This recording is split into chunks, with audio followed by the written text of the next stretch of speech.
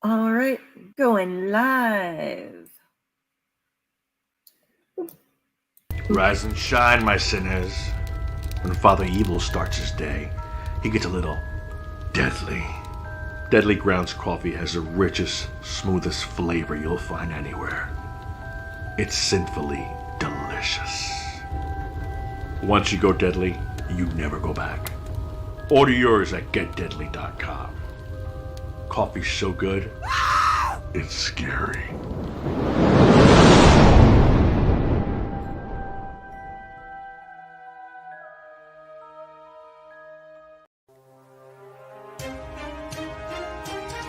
The Dorkening and all affiliated shows are not intended for anyone under the age of 18.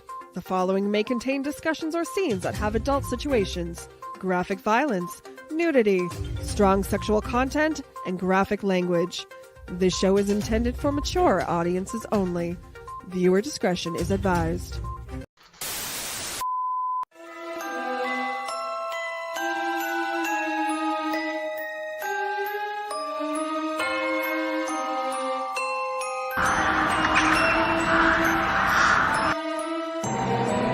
Steve Van Samson, Curtis M. Lawson, Paul Christian Glenn, Joshua Rex, Raz, Rob Smales.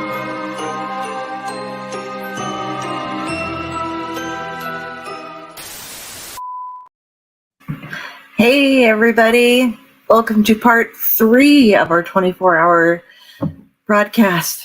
I got a bit of a nap in after reading Alice and recovered my voice a little bit. Beautiful evening soup.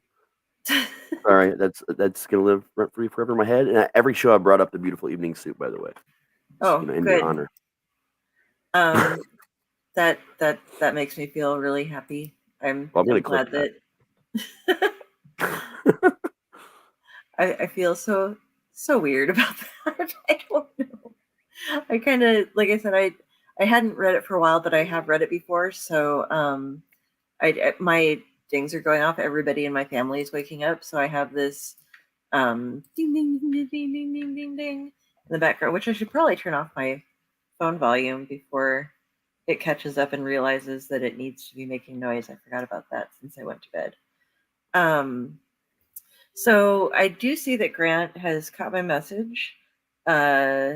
He's going to be hopping on in a second here. We are doing the Clutch Personalities. That's the show where we interview authors and other storytellers and let you guys hear about the projects that they're working on. They'll promote them. We have some giveaways going on with them. The author we have on today is Grant Hinton, and he is in Australia, so we arranged it so that it would work out time-wise, and we're just kind of waiting. There's a little bit of a delay going on here. So he's in the future. This happens with time travel. Yep. Okay. Oh, wait just a second. Sorry. Forgive my typing sounds here. He is just finishing up dinner because, yeah, he's in the future. So I don't even know what time it is his time. Apparently dinner time is what time it is. So Raz and I, though, we've both known Grant for a while, a couple of years, actually, and have seen him go from writing on No Sleep and writing a couple of things to being a published author and writing not just stories for anthologies, not that there's anything wrong with just stories for anthologies, but also to publishing a couple of novels of his own. Let's see, what do we have going on? We got comics. Oh, hi, Jody. Thank you. I love the beautiful evening soup as well. We all love the beautiful evening soup. I didn't think it was going to be that big of a deal. I may try and make a beautiful evening soup T-shirt with like just a screenshot of your face singing the song. Please don't. You made that Drew pillow, so I'm gonna make a pillow of. I was gonna say, nobody wants to have their face on something. You know what? It'll be an apron, a cooking apron.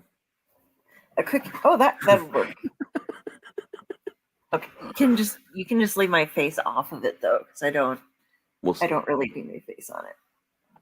But yeah, actually, this is kind of fun to have Grant on because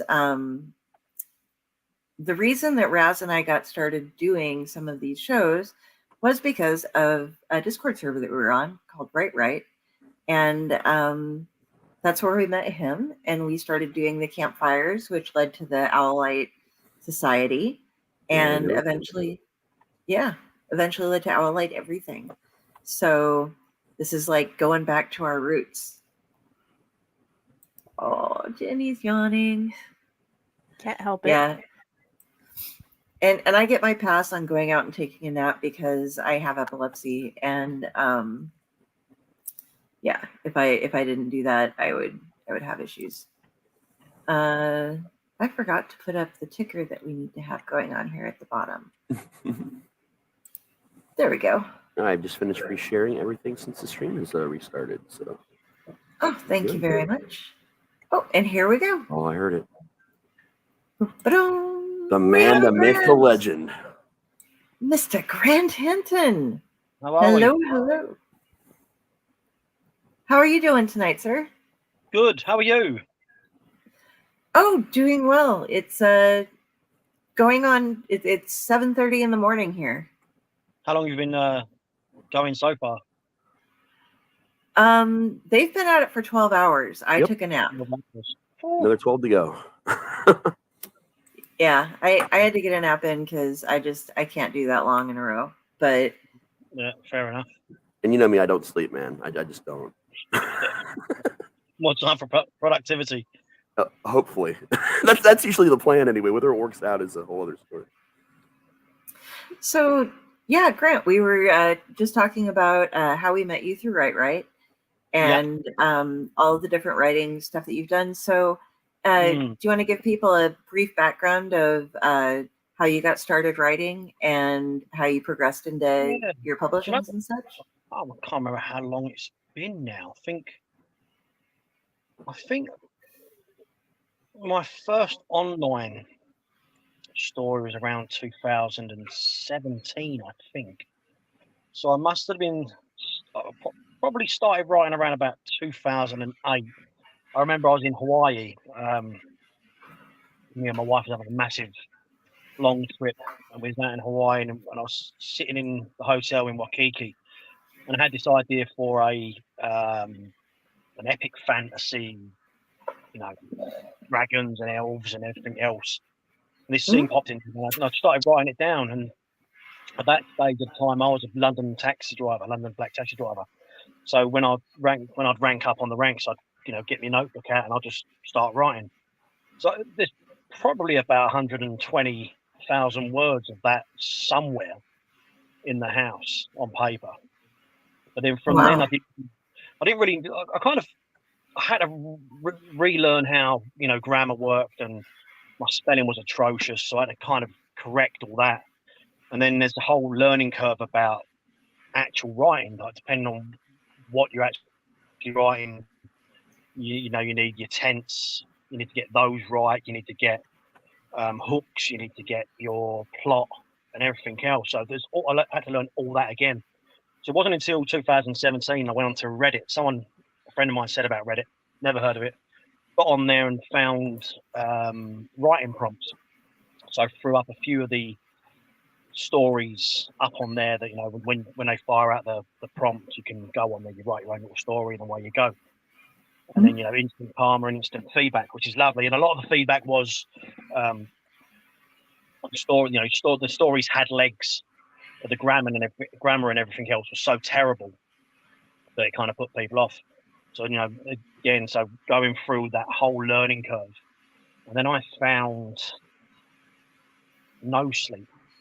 So that probably was about 8 months into that journey, and I found no sleep, and I don't know where the idea came from. I think it was called I see things I shouldn't be able to see. And essentially, I remember that one. Yes, essentially the story was about, it was told in the POV of this guy who gets into an accident and then wakes up in hospital, and then there's a person sitting in front of him and there's no interaction. Then the nurse comes in, he's like, why is that person sitting there, blah, blah, blah. And she's like, there's no one there, sort of stuff. And it all kind of goes on and on and on. And then it turns out to be his grandfather but it isn't until the father's laying ill in bed after this guy's been healed and everything that he actually, the father dies, and then the grandfather's there to embrace the father and take him away. So yeah, that was the first one I put up. Got some really great feedback on that.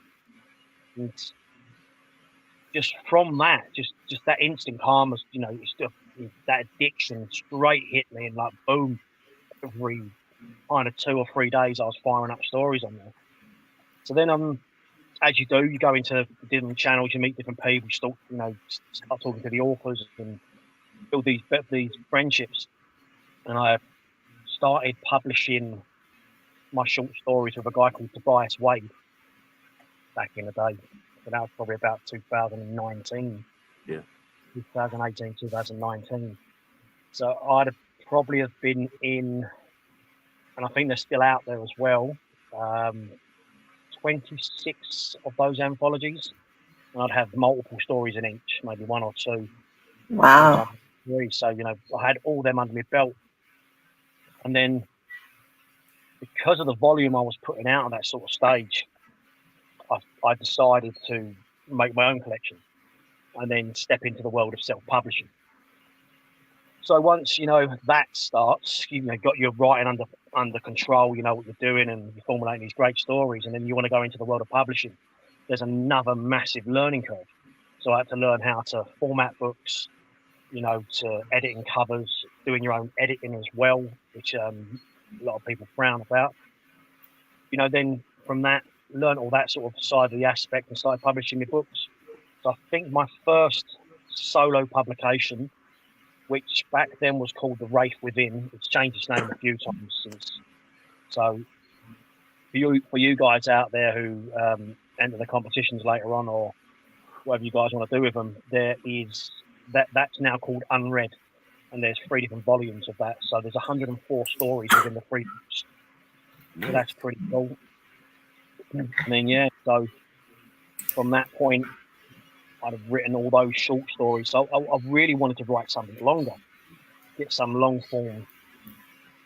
And again, writing short stories and getting into that mentality, you're writing 3,000 to 5,000 word stories. I found that I couldn't push past that benchmark. Even though I tried and I wanted to, I couldn't see how to, build a bigger plot, build more engagement. So I read a few of the books out there. One of them was called Save the Cat, Writes a Novel. That's a good one. Yeah, so good little game changer. And, for layman's terms, it shows you the way stories are built, different in different genres as well, and how you go about making your long form stuff. But from that point there, I wrote a detective thriller. So at that point in time, I'd actually moved from London to England, from England to Australia, where I now live. And I wanted to do something that was based in and around where I grew up. So a lot of the book takes place in places that are local to where I lived, and there's even one place in the church within the book which is actually next door to the house I grew up in. So that's pretty cool. But then I started writing one, and that turned out to be in the range of a novello. So I think it's possibly 22,000 words, that one. So that was my first kind of attempt at long form. And then I wanted to build upon that, so I wrote the sequel, which again features this retired detective, Harry Cross. He's a broken man like we all are. He's got his good side, he's got his bad sides. He's not perfect. And I think just such a grunt of a character that kind of carried through within the first book and the second book to build a really good kind of powerful story. So from that point then, probably around about 2021, maybe 2022. And then I decided I wanted to go, sorry, my light's gone off. Then I decided I wanted to go into a bit more long form. I wanted to push past the novello and get into the novel range. And as Raz knows, we've done a few of the NaNoWriMos together. Yep. But within them occasions, I used any word count that I wrote to fill the nano. So even though I made the 50,000 words, it wasn't one whole piece. Yeah. It wasn't until that year when I decided I wanted to do something that I wrote. Oh no, do you know what? Actually, I'll go back because because I think you was part of the collaboration as well, the pair of you. We did actually 3 actual collaborations and 1 that didn't finish. Actually, 2 that did, other ones didn't finish because we did Serenity Falls was when I first met you and Kyle. Like I had known you guys for literally 2 weeks. I had just joined Right, and Kyle's like, "Hey," and you and Kyle were 2 of the first people that ever spoke to me. Like you guys brought me into, and then Natalie, like you guys brought me into everything, and then it was Serenity, it was the arcade. We all did the arcade together. Then it was oh my god, there was another one we did. I can't remember which one it was now. Hotel, and Nandemont. I still have the videos for that up on YouTube actually. That's right. Yeah, you went out and done that big old walk around that place and got all them pictures up for the video. And all the drone, all that. So yeah, and then we started. That's when I got into things with you guys. Was Hotel. Yep, that's when you came in. That's when we first met you. And then was it the Kelpie story? Was that your one? The Kelpie story was mine, and all of the Elizabeth Bathory stories were mine too. Yep, that's right. Yep, and then we were all going to do Writer Futures, and then we didn't continue with that one. And then there was the tarot card one we just kind of talked about and never actually got around, I think, working on it. I think Bright Fuse had two seasons of that.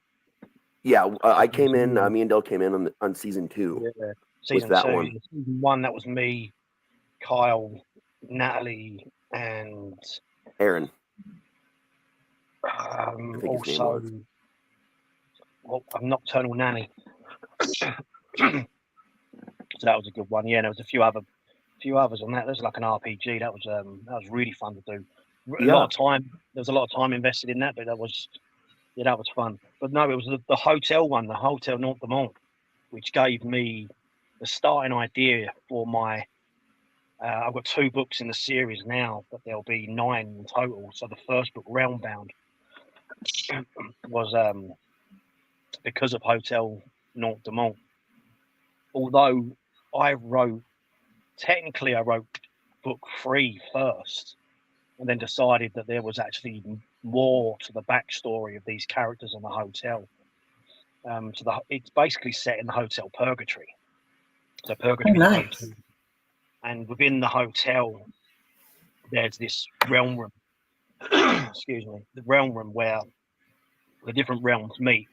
So you have, the hotel realm, the soul realm, so that reincarnation, hell, heaven, and earth, and then the demons kind of spill out of hell, overtake, guests, possessing and stuff like that. So the hotel needed these service people to evict these demons or keep the other realms intact.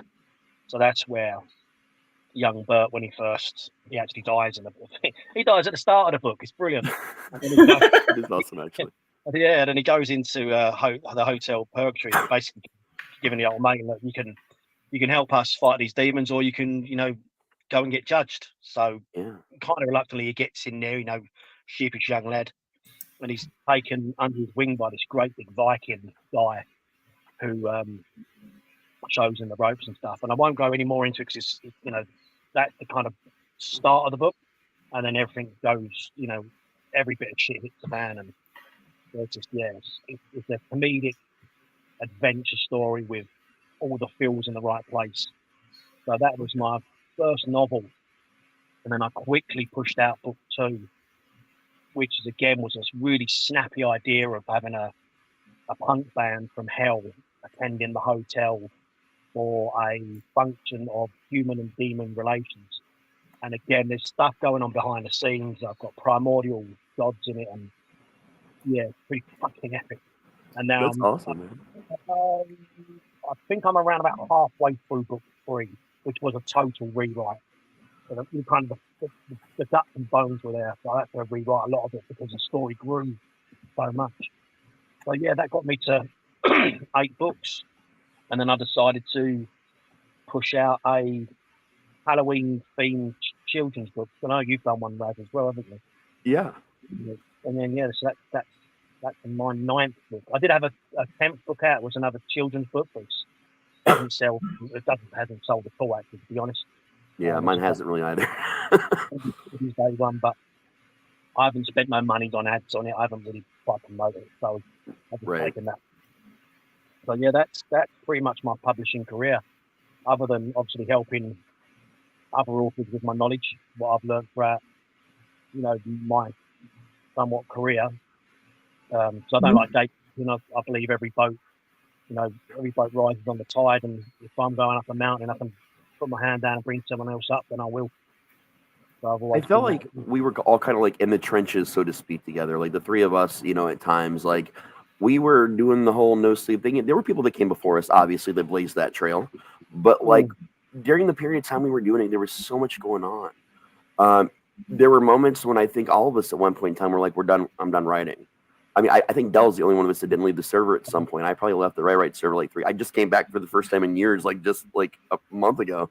But like there were times when we all went through so much together, man, that we were the ones lifting each other up. Like we were the ones like, you got this. The story was great. Like just if we didn't talk for a while, we'd all contact each other, and then life just got really crazy. I think for everybody after a certain point. It's just a lonely career. I mean, at the end of the day, it's you, the screen or the paper, and if you don't get it down, no one else is going to do it for you. I mean, even if you go into these writing groups where you all meet up into a location, which I'm not knocking. I think it's great to break the ball. So essentially, you are there in your own head, writing out the story. So it's still a lonely experience. It is. So having these, I've always liked to be around other writers, because when you speak about your books or your stories, whatever you want to put down onto that paper, just that energy there from telling someone about, can reawaken any of them dull ambers, and then you go, right, as soon as you finish these conversations, you open up your work doc and away you go. So I think it's a good source of what's the word I'm looking for? Inspiration, yeah, definitely. Kicking the balls, that works too. I was going to show real quick, this is Grant has what we're doing all these giveaways through these shows, and the books that you set up that people can win from this episode. We have all 3 of the Unread, Scary Tales, and the first of each of the other series. So, so make sure that you guys go ahead and just make a comment. If you are a member of the network, you are not eligible to win them. So we've had a lot of people in the network entering things, and they just were trying to trying to give away a prize at the last end of the last show, and it was like, you can't win. 11 of it was us commenting to each other. Yeah. But prizes, there's one I got to handle because it's the hour on the hour, and we got to do it real quick. And we actually have an entry. So for those of you guys who are just popping in, every hour on the hour, the haunt that I do the acting management for, Hell's Dungeon, our owner for it is wanting me to give tickets away to anyone who wants to travel to Dayton, Ohio, or is in the area. You get a free pair of tickets for entering, and you can enter by hitting #haunt. I've got one on that list right now. You have until this video promo for our Valentine's event finishes playing in about 30 seconds to get your hashtag in to be considered a winner. So let my lazy ass scroll on down here. There's the button.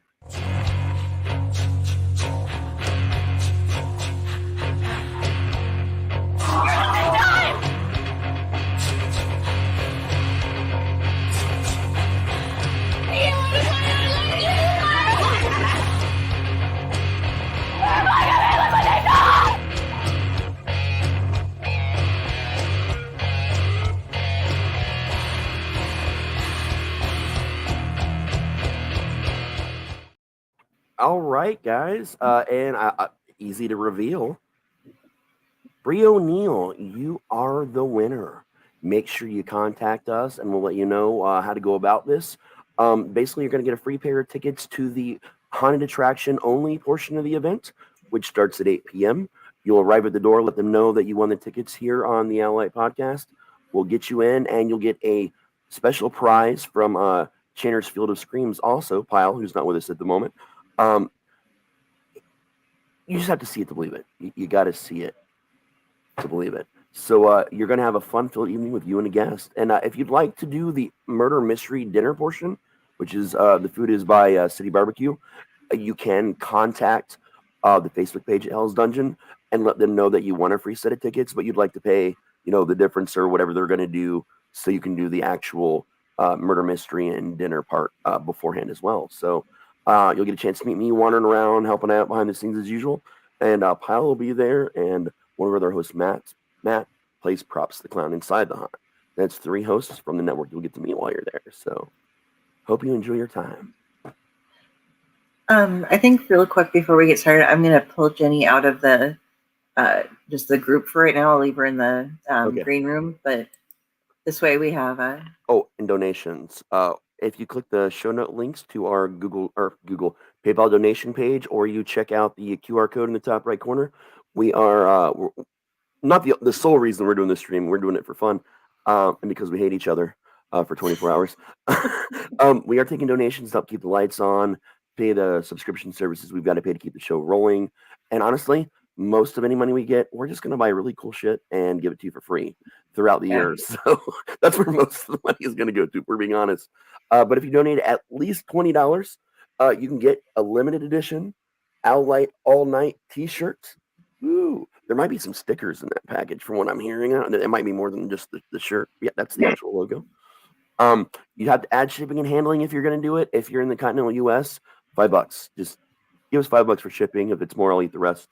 Otherwise, we'll figure things out. But yeah, a donation of at least $20 will get you the shirt.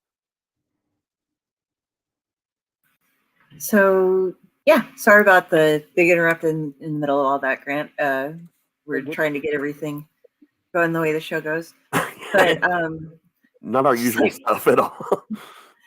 Little different style, but I'm so glad that we finally got to have you on, because we've been wanting to try to get you on for quite some time, but it's very hard with the time zones. And this I thought was a perfect time, because it's on the weekends, and we were going to be on in the morning for us, which is because you live in the future. I do, and then I work hospitality as well, which is hard again to get these weekend.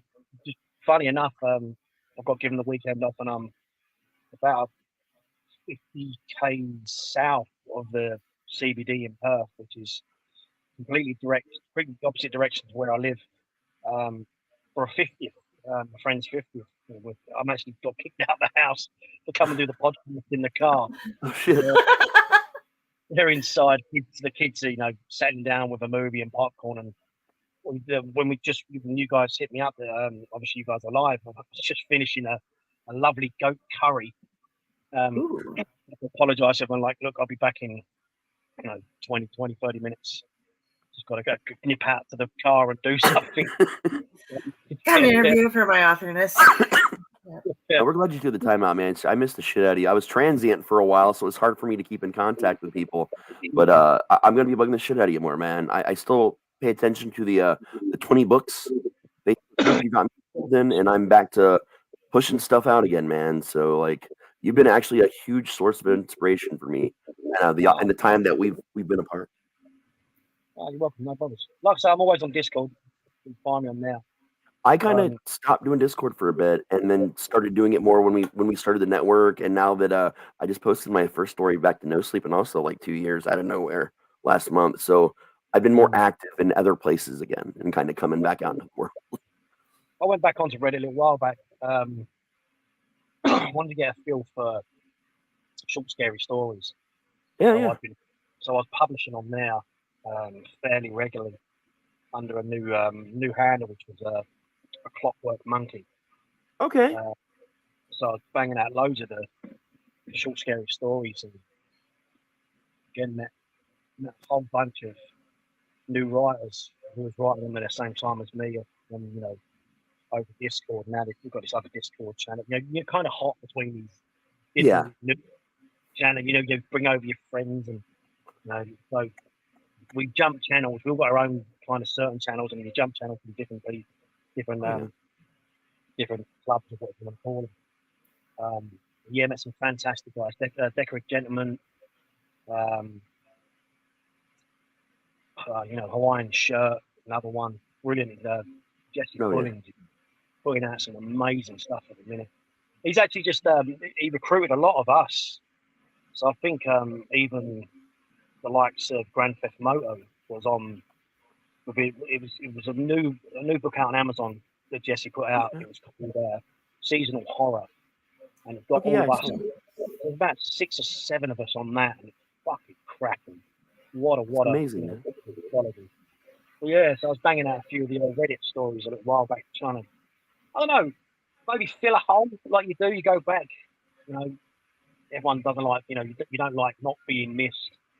So yeah, try to rekindle that fire for Reddit. And I think it blew out again in about 8 months. I was like, yeah, no, done. It was weird because I came back and I did a story for notes because the whole guard just came to sleep. LG is the head mod there now. She's also a really good friend of ours, you know, from Right. Yeah, the whole landscape has really changed on No Sleep in a lot of surprising ways. I did the best I've ever done. Like, I got my story's like 288 upvotes, and I don't think I'd ever, like, I think 103 was the best I'd ever done.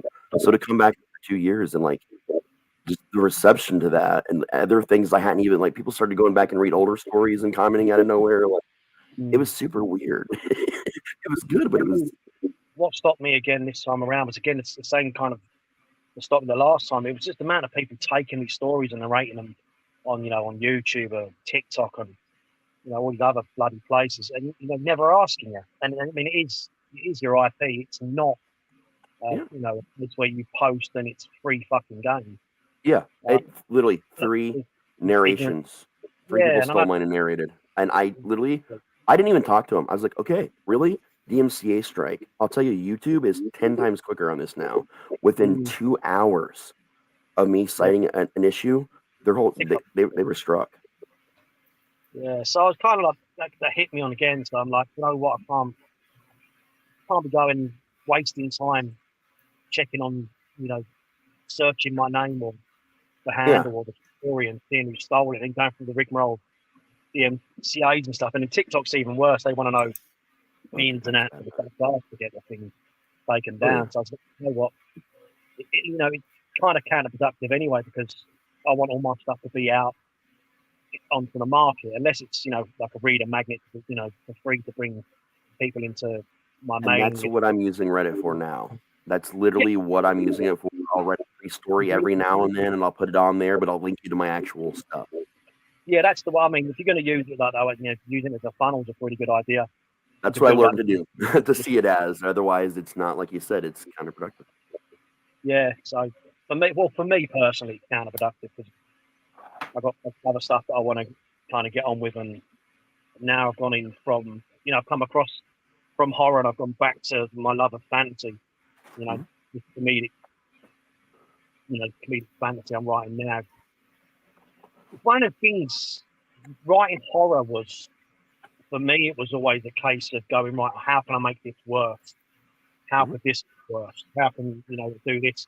And it kind of brings your tongue down. Well, for me anyway, gets into that kind of dark places where I'm writing comedic fantasy.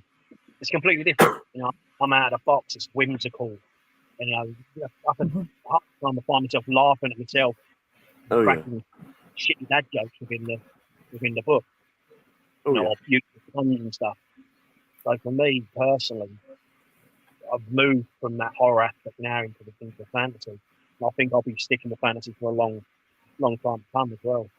You actually got me writing comedic urban fantasy. I started with one short story, and now I'm literally building a whole world based around a modern day bard. So like I've been having so much fun, like tooling around. Like I still haven't released anything like really other than that one story in an anthology. It's mostly just horror in the kids' book, but like I'm tinkering with it a lot behind the scenes, man. It's a welcome change. Stretching their muscles as well. You never know. You could write. not saying you would, but you could probably go into trying your hand at romance and find you really like it. But you won't know until you stretch those muscles. Yeah, I found out the Dresden Files is actually considered a paranormal romance and urban fantasy at the same time. I had no idea it was considered romance, and I'm like, dude, like that's the and the Dresden Files like style is what I'm doing right now with that. So it's like maybe I'm also kind of weirdly also writing paranormal romance without realizing. Yeah, I was thinking about rewriting the Counting Corpses into a more like Dresden-esque kind of book style. Yeah. You really put Harry through the ringer in those, man. I know when you were saying it was dark, but that guy. You know, that in every aspect of Harry's faults and demeanor, that's me thinking about how I would be without my child. Do you know what I mean? So that's it's raw. My raw emotions is what Harry's going through. So I think that's what, and a lot of people said it, that you can feel that rawness, and it really, like you say, I put him through that ringer, and he doesn't come out any better on the other side. And it's not a fucking happy ending story either. Which a lot of people don't. No, you don't. Yeah, you always think there's going to be.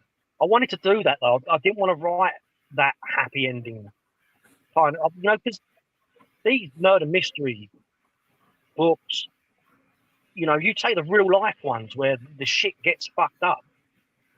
There's so much more than the ones that you can go, oh god, yeah, it's all good in the end. So yeah, but again, that was hard, and I've only read it back 2 or 3 times within the editing process, and it gets me every single time. I fucking wrote it. So yeah, I did some of the editing with you on that. I think beta reading anyway for it, and that was that really drew me in because Grant, by the way, is a fabulous author. You guys, make sure you're commenting so you can get a chance at winning his books because you're gonna love everything you read.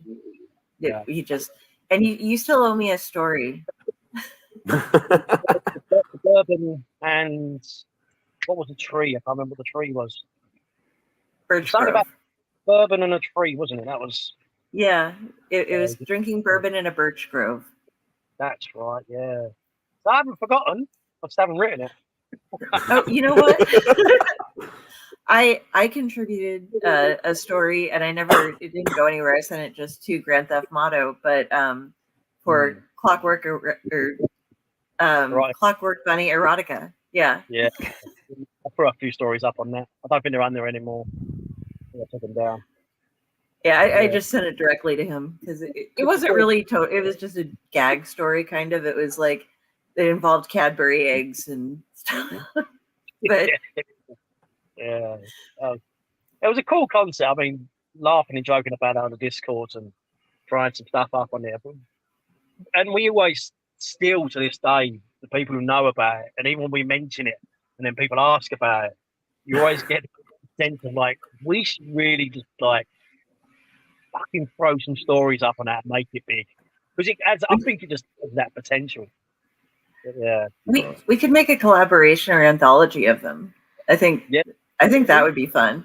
It would be the weirdest anthology in the world, but well, maybe not. I mean, Reddit exists. We all know this. Yeah, I mean, there's a story called The Pumpkin Fucker, so I don't think we're gonna truly outdo any of that story. And then there was the penguin fucker as well. I think Darius wrote that one. Yep. There sure was. So, guys, this is what happens when you get a bunch of authors into a group together and brainstorm and like, what is the weirdest shit we can come up with today? Oh, The weirdest one I wrote recently was that Triple X won the Valentine's competition. And it was called World Orgy, and it's literally just people fucking their brains out and dying. Oh, just zombie. Like, I don't know where our concepts come from sometimes. I think the weirdest collective pitch we actually almost did once, and I just remembered this one. This was just me and you and Kyle at one point. We were going to do a story It was about a demon ran company that hunted the paranormal for some reason, like Ghostbusters, but they were a corporation ran by demons. And we talked about how we were going to push that off to, they had other businesses. They had like their own wrestling federation. They had the paranormal business. They had all these businesses, but they were literally just demons possessing people and going to like a corporate job every day and we were going to do different stories from different like employees at different levels of the businesses. It was the weirdest pitch we ever all like got excited about for like 5 seconds. I think I actually wrote a story in line with that. You ended up writing us, yeah. You ended up writing one, but then we ended up not doing it. But you like, we ended up not doing it, but you liked it so much that you did a story, like kind of based on it. I think Kyle wrote one about the bank. Yep. That was the bank one. Yep. Yeah, and then I wrote the one about the salesman, Yep. earning something or other $200K a year as a spirit bomb salesman. That was the one. Yes. So yeah, essentially repossess someone's home. Remember that one? I don't remember writing what happened. Think about bringing the dead into servitude, like making them pay another mortgage or something. Yeah, it was kind of like a Repo the Genetic Opera thing where but your spirit got repossessed and you were put to work in the company. Yeah, that's it. Yep. Yeah, That's the thing when you get writers together that are like old, Redditors. Like we know where our story bodies are buried. That's the thing. Like you write so many. Like I'm nowhere near Kyle. Kyle's probably written 2 million a week. I guess like maybe 800, maybe 1,000 stories, short stories he's written. And all from his phone. Every one of them from his phone. That drives me nuts. I write on my phone. Do you really? Yeah. I only go onto the computer if I'm editing or doing. Well, no. Technically, I actually designed some of my covers on my phone as well on Canva, but I will use the computer mostly for that. But yeah, Holy shit, man. I'm quicker with the thumbs than I am with the fingers. Oh, I'm terrible. I can only afford the phones that are slightly too small for my giant hands. So like trying to text on them, I can type a message to like a paragraph to you in like a second. It'll take me like 3 or 4 minutes to type a sentence to you on text. These covers are gorgeous. You doing those on your phone? Yeah. I do all my editing and stuff on my phone. So, well, no, like I said, I can do it on my phone. It is a lot harder. You have kind of with Canva, you get this kind of zoom feature where you can zoom in and adjust what you need to be adjusted. Photoshop, I've never even tried that solely on computer. But yeah, when I'm getting at stage, it'll tend to be on. I kind of put things on a Wednesday, Thursday, or when my wife's at work and my kids at school. Then I'll get on the computer and go, right, this is what I need to get accomplished today because it's on the computer, and I kind of whack as much as that out as I can. So yeah, fine. Yeah, we have this weird thing going on. I do all my illustration stuff on GIMP, and everybody else apparently in the world except for me uses Canva. So it's kind of a weird. Like I make all these things, and then it's like, but you can't get them over there because you can only use certain fonts on there. And I do, I went out and bought different fonts and things. So the fonts are pretty good. I mean, like I said, the Photoshop's very good, but building the actual cover, because Amazon Publishing has they now have the Canva feature into it. So you either load up there. So back when I was doing it, when I started doing it, I would download their template, bring that over to Canva, and then build the book, the cover within those templates. So I'd have the front cover, and then sometimes I'd have to underlay the back cover of the spine, different kind of ways and forwards, and then all the fonts and graphics sometimes will have to be done on Canva as well, so I can adjust when I go back to download that, upload it to Amazon for the book, and then you go through the process of launching their preview, and then the preview goes, this is fucking wrong, your margins are this, or text over the other side. You're like, so go back on the Canva and just tweak that little bit, download, upload, away you go. So yeah, just that for me. So I was doing that before they integrated Canva onto the Amazon. So now I think there's a button you can click on when you're doing your books, and you can load up straight to the book file, straight to Canva, and away you go. But I mean, I'm old school. I learned that way, and that's what I like to do. So yeah. Oh, it's Yeah, good. I've tried playing with that and I can't do it. And Jenny's great at it. She's Mm-hmm. I have trouble with GIMP. I ended up with 15 layers and half of it was wrong. So oh yeah, I save everything. I have like some things I have 20 layers because some of them are turned on, some of them are turned off. I want to use something again, so I can like I made a design for us that has all the different owls that we use, and some of them we don't use in this one. So I just turned them off and left them there in case I want to make it again. I can turn them back on, and they're all ready for me. I do audio and video. I don't do still pictures very well. I did 15 layers again. So I was gonna ask, did you have anything available that you can do? I know you're like at a party and trying to get back in, but do you have a reading available that you could do? Or no, I don't have anything at the minute. I'm a little bit underprepared, to be honest, because this whole, I was actually supposed to be at work, and then I was going to finish and then get home and get all this on the computer, and then this whole thing happened today that I got the day off, and I end up staying down here instead of being at home. At the house. So everything I had was, on the back of there. So okay, I'm afraid your readers and listeners will have to go on the books and read for themselves. mhm. and that is fine. I just was checking because I wasn't sure since everything got changed up and such. And next time, here, everyone, Australia is huge. Mhm. Make sure you know exactly where you're getting someone in, because I don't know where different towns are. So I didn't even think, I'm like, oh, Maps of the rest of the world inside of it. Have you seen them? No, I haven't. Does it all fit? But most of Europe fits inside Australia. I'm not too sure about the States. I think we're of similar size, but I could be wrong. Okay. Yeah, I just looked up Sydney, and he lives in Perth. And Which is actually, it would take me longer to fly to Perth from Perth to Sydney. It takes longer. It takes longer to fly from Perth to Sydney than it does to fly from Perth to Bali, which is a different continent.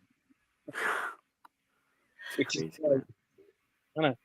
I think it's like 5 or 6 hours from Perth to Sydney, and it's like 4 to 5 hours from there to Bali, or here to Bali, I should say. Wow.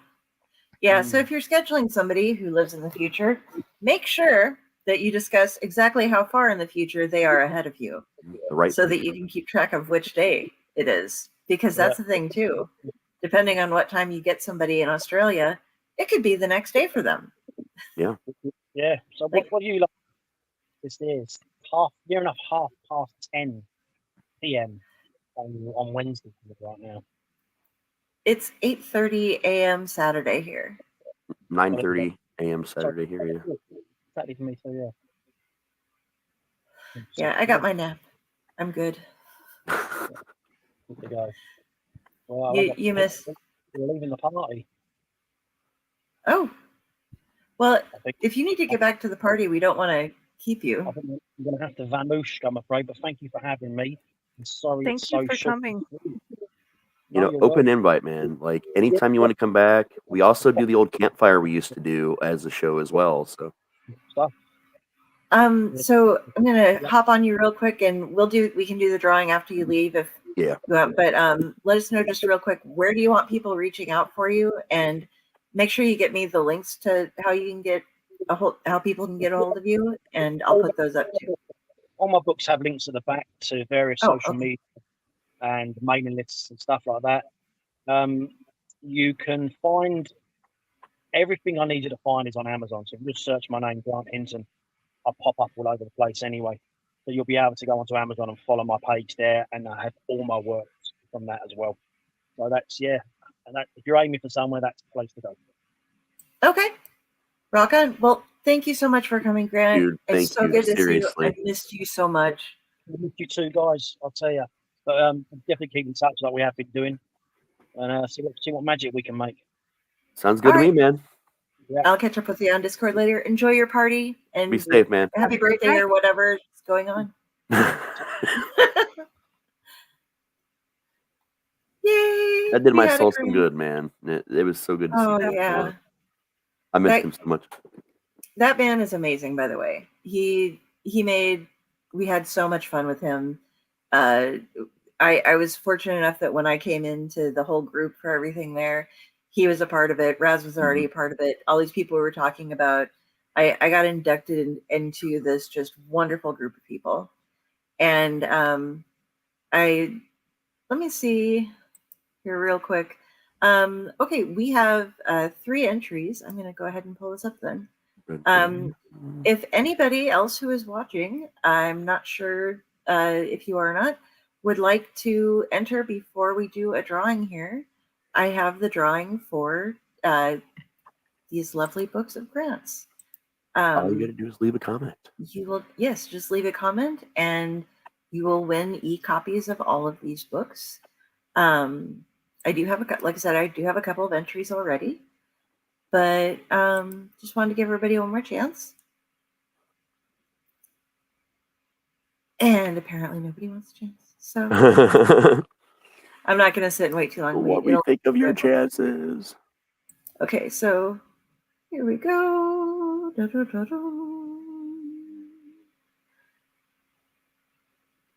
Boom. Boom. Jody, you win everything. Holy crap, Jody. All right. Nice. Jody does love books, we found so- out, so this is going to be perfect for Jody. Good. Yes. And one of the things here on the clutch is that we have been, since we started doing this, we give away books or something every time. We've had a couple people on who don't have books, but we do giveaways. And I think that we've been building some personal libraries for people. You definitely have, yeah.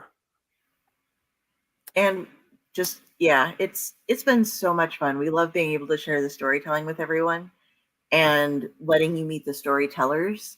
For those of you who are watching, if you would like to be a guest on the show and you're a storyteller, get a hold of us through the Owlite Network. All of our links are above or below, depending on where you're looking. And also, if you have anybody that you would like us to try to get on the show or that you can help us to get on the show, we would always appreciate it. We love getting people out there. We do focus a lot on horror, it seems, here, but you do not have to be a horror author. Yeah. Grant writes some horror, but obviously he also does the fantasy, as you were saying, where it's lighter hearted, and he enjoys doing that. So make sure you go ahead and just let us know. Give us feedback. We like to hear from people. We love to interact with people. Well, we love to have Jenny tell us that we're interacting with people. Yes. Very fun. Mark, we told Fred we loved him earlier. I hope you don't mind. Me? Why would I mind? Yeah. Okay, I No, I love didn't Fred. think you would. Okay. Yeah. I assume you mean Haunt Fred, right? Fred Hearn? Yeah, haunt Fred. Yeah, no, we love Fred. Fred's fucking amazing. Honestly, I've worked at some good haunts and some bad haunts, but he's the best haunt boss, I'll tell you right now, that I've ever had. Like, again, this is my 30th season. He's the best one I've ever had. You know, he listens, he cares about his people, he treats us like we're his family. Like, even especially when times are tough. But like, it's a great situation, man. I'm really happy. So yeah, definitely show your love to Fred. He made a lot of things possible. Nice. Yes, Fred. We like Fred. I have sent the links to my two, and I know one has answered. So Okay. Yeah, coming up right after this, we have Unprinted Pages with Friday and Jeremy, Brundage, and Ember Holt will be our guests. Yeah, it's going to come up in a half an hour. So we have half an hour left to kind of reset and talk and bullshit a little bit, which is nice. It's been a hell of a time. It's been a hell of an evening, Soup, man. I'll tell you. I've enjoyed you all. You're never gonna escape evening Soup. I'm sorry, it's just never gonna happen. Damn Lewis Carroll. the more I started thinking about Evening Soup, all the shows we were doing, and then by the time we hit that last, the padded cell, my brain is toast, man. I'm not gonna lie, my brain is kind of toast. I don't ever drink, and here I am still finishing. I don't know, number 4 or 5. Oh boy. Yeah, no, I decided. Yeah, I'm glad I was going to break out. I have these pretty blue, they're like wine glasses, but they're almost shaped like mini daiquiri glasses. And I was going to break those out for Alice in Wonderland because I thought it was pretty, but it's like, then I'd have to put wine in it. And then I'd be drinking before I go to bed to wake up to do an interview. So that would be bad. That would not be a good thing. So I decided not to do that. But I am glad, even though, and you guys have been through that. You guys have been on so much longer than I have for this, but just after all of the organization that we put into the organized disorganization of things going on, and the communication with everything has just been, this has been exhausting, guys. It is, but I mean, I'm going to be honest. We haven't gone over. We've been right somehow magically, and this should never have happened. We have been right on target with pretty much every single thing across the board. Like, I'm impressed. Like, this has been tough, but like, I'm really impressed. And even the small things that we found out later would have made certain things a lot easier, we know, for next time. Like, it's been a learning process, but like, I mean, we're nailing it so far. So fingers crossed on that. Yeah. And I thought earlier tonight we did one of the first things we did after Tomb of the Terrible was the Owlite Society. And I was like, oh my gosh, we have to fill in like 2 hours. I hope that we have enough people, or some of us can have to tell 2 or 3 stories. And it was like, everybody told their one, and it just fit perfectly. It did. Like, it's been magic, man. I had one hilarious screw up earlier today. I'm going to tell myself. So the cats, or one of the cats, HPL, turned off my modem. So I poofed. And I came back, right? And I'm trying to, I'm struggling, flipping through tabs, trying to look at my search history. And the giveaways did not come up in my history. And I've never had something not appear in my history. And I was driving myself nuts. So I pop over to the stream, and I think that I'm in private chat. Because I've checked. I clicked private chat, but then I guess I accidentally clicked out a private chat in the comments, and I typed, I lost the link to the giveaway. And then, boom, 4 times it pops up. And I'm like, that was not private chat. So I go into private chat, I'm like, yeah, that's a big blunder for the day. Hope I don't make another one. That was pretty embarrassing. That was shitty. But I totally did that, and that was my enormous fuck up today. So that's the only one I do in 24 hours. I'll be okay with it, I guess. Yeah, that's not too bad. I mean, you didn't go off the rails on anything, Yeah. Oh yeah, definitely not. Yeah, we've had our learning curve here. We learned that you can only go up to 8 hours solid on Facebook before it will turn you off. So we had to break it up into segments after we'd made plans for everything. But that's probably good for us.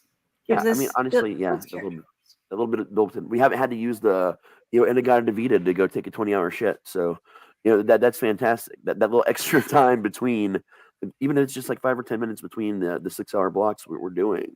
I mean, mostly, for the most part, that's been enough for me. I think I've only had to get up maybe 2 or 3 times, when we've been on for a couple minutes to go do something real quick. Well, I drink multiple baths at a time, so I was surprised I made it through Alice. To be honest, and my throat, but you could tell by the end of it, after the soup song and it started going on, when I'd get to the turtle again, I was like, nope. That's not working. I can't keep those voices anymore. Yeah. And some of them I accidentally started. Like the Mad Hatter was really squeaky and he wasn't supposed to be, but my voice cracked. So I had to keep him that way. So you just rolled with it. Nice. Yeah. So guys, sorry for some of those voices. The things I do. Maybe sometime I'll sit down and do a non-live reading of it. I can record myself and over a little bit of time and get you guys a better version of it for bedtime stories. I enjoyed every single second. It's like Jenny always tells us, you get what you get and you don't get upset. I'm good with that. Yeah. Also, well, my Uber Eats driver loves me. Oh, nice. Hey. check out Craigslist later for the misconnection section. Just I did catch him at the door. He was sending this. No, I'm here. Jenny yawned. You terrible human being. You yawned on camera. There's no yawning in baseball. There's no yawning in a 24-hour show. That's what your guys like. Took out because I was sharing everything and I didn't want the clicking to be heard. So He's judging you. I am very judged. I know I'm fully judged. I am probably found wanting, but at the end of the day, I'm just Jenny. Dell's judging you. Well, you haven't kicked me out yet, so we're good. And apparently my cemetery is, technically it's closer to Pyle. Yeah, Pyle's, technically it would be Pyle's cemetery because it has a lot of his family members in it. Yeah. But these are the ones he gave me because last time we used my family cemetery, this time we're using his family cemetery. And speaking of Pyle, if you go back to check out the somewhere between Legends by Night and Padded Cell, I can't even remember what time slot it happened anymore. He did this thing where he just disappeared for a second, and he comes back on screen, and his face is just like, and then he disappeared. And each time he would come back, he'd be closer and closer. His face was like right up in the camera. I laughed so hard I cried. Like my face still kind of hurts from laughing that hard. Like it was the most random thing, but it was hilarious. Well, while we're scrolling off here, I had a friend who used to do this thing.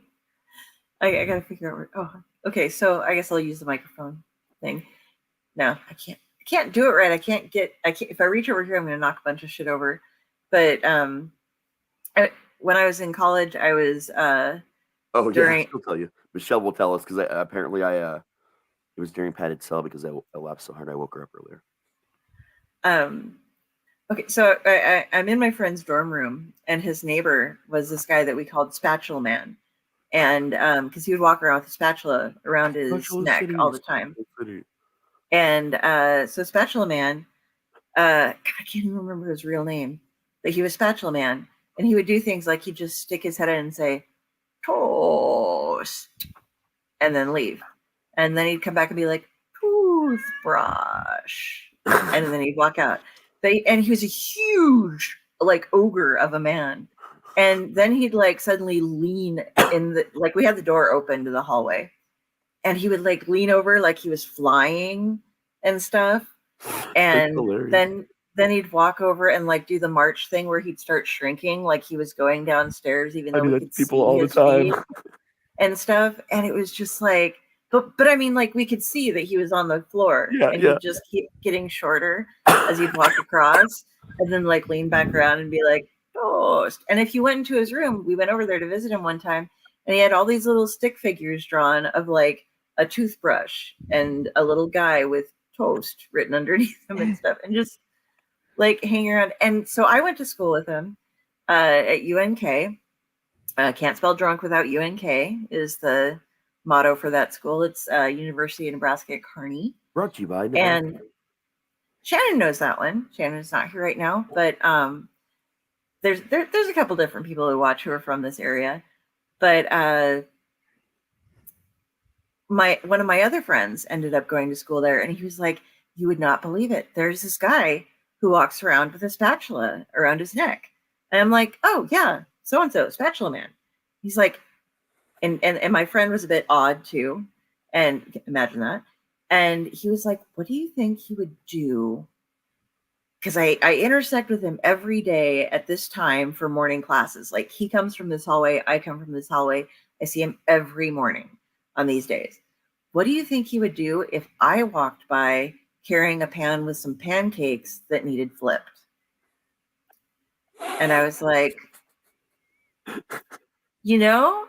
honestly, I think he would flip them for you. I think if you just kind of, he would do it. He wouldn't say anything, maybe toast, even though they're pancakes, but either, or toothbrush.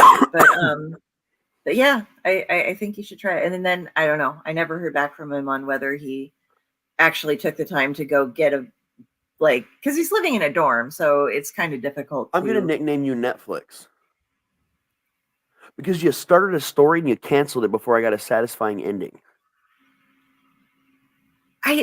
I can't help it that my friend. But you're gonna start this story and lead me into this thing like, so did it happen? And you're like, meh. The world may never know. Now I don't know whether to call you Evening Soup or Netflix. I don't know. It's gonna be a toss-up. Netflix presents Evening Soup. There we go. That way we can get the whole title in there. Evening soup. Beautiful evenings. Beautiful evening soup. Yeah, now I'm gonna have a new song because I didn't know that song existed. Those.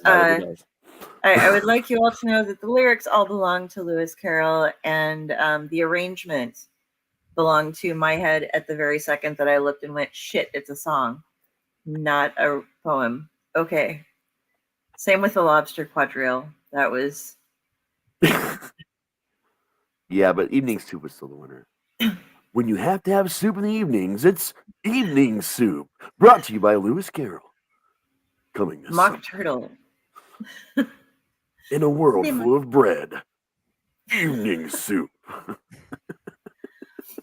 And see, Disney changed it totally. So I think some people will have never realized that some of the things like Tweedledee and Tweedledum were not in the original Alice's Adventures in Wonderland. Right. That comes on later.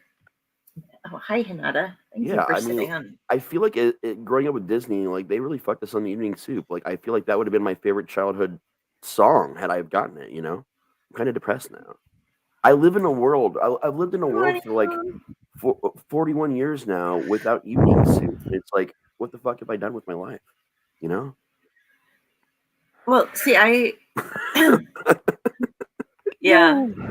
Up at that point, I'm sorry. This is not going to change anytime soon. Dr. Slasher is going to be. I don't even know how the fuck that's going to happen. I like her version more than I liked Miss Marple's version. Let me put it this way. I enjoyed the lady who played Miss Marple playing Miss Marple, and I enjoyed her reading to Dante and I, but Dell did it better. Aw, thank you. You did. Oh, and Michelle says, I'll find out the answer when I turn 42 this year. Youngin'. Answer to life, universe, and everything. I swear to God, the whole year that once I hit 42, I'm going to just carry a towel everywhere for the whole year just to see who gets it, you know? I thought I would too, and then I didn't. But I'm fucking crazy, and that is 100% something that I will probably actually do because I'm me, and you can't spell crazy without Raz. So yeah, I had fun with that, and like Facebook keeps trying to give me tips now. I'm like, oh, you're writing something about something? Let me tell you how to write it. No, thank you. Are you AI explaining me? Not need AI to explain to us how to write our posts. Yeah, I'm coining that phrase, AI explaining. That's mine. Pay me, people. Donate your monies, for the show, by the way, with the QR code or the link that we have, $20 at least or more, get you the Owlite All Night t-shirt.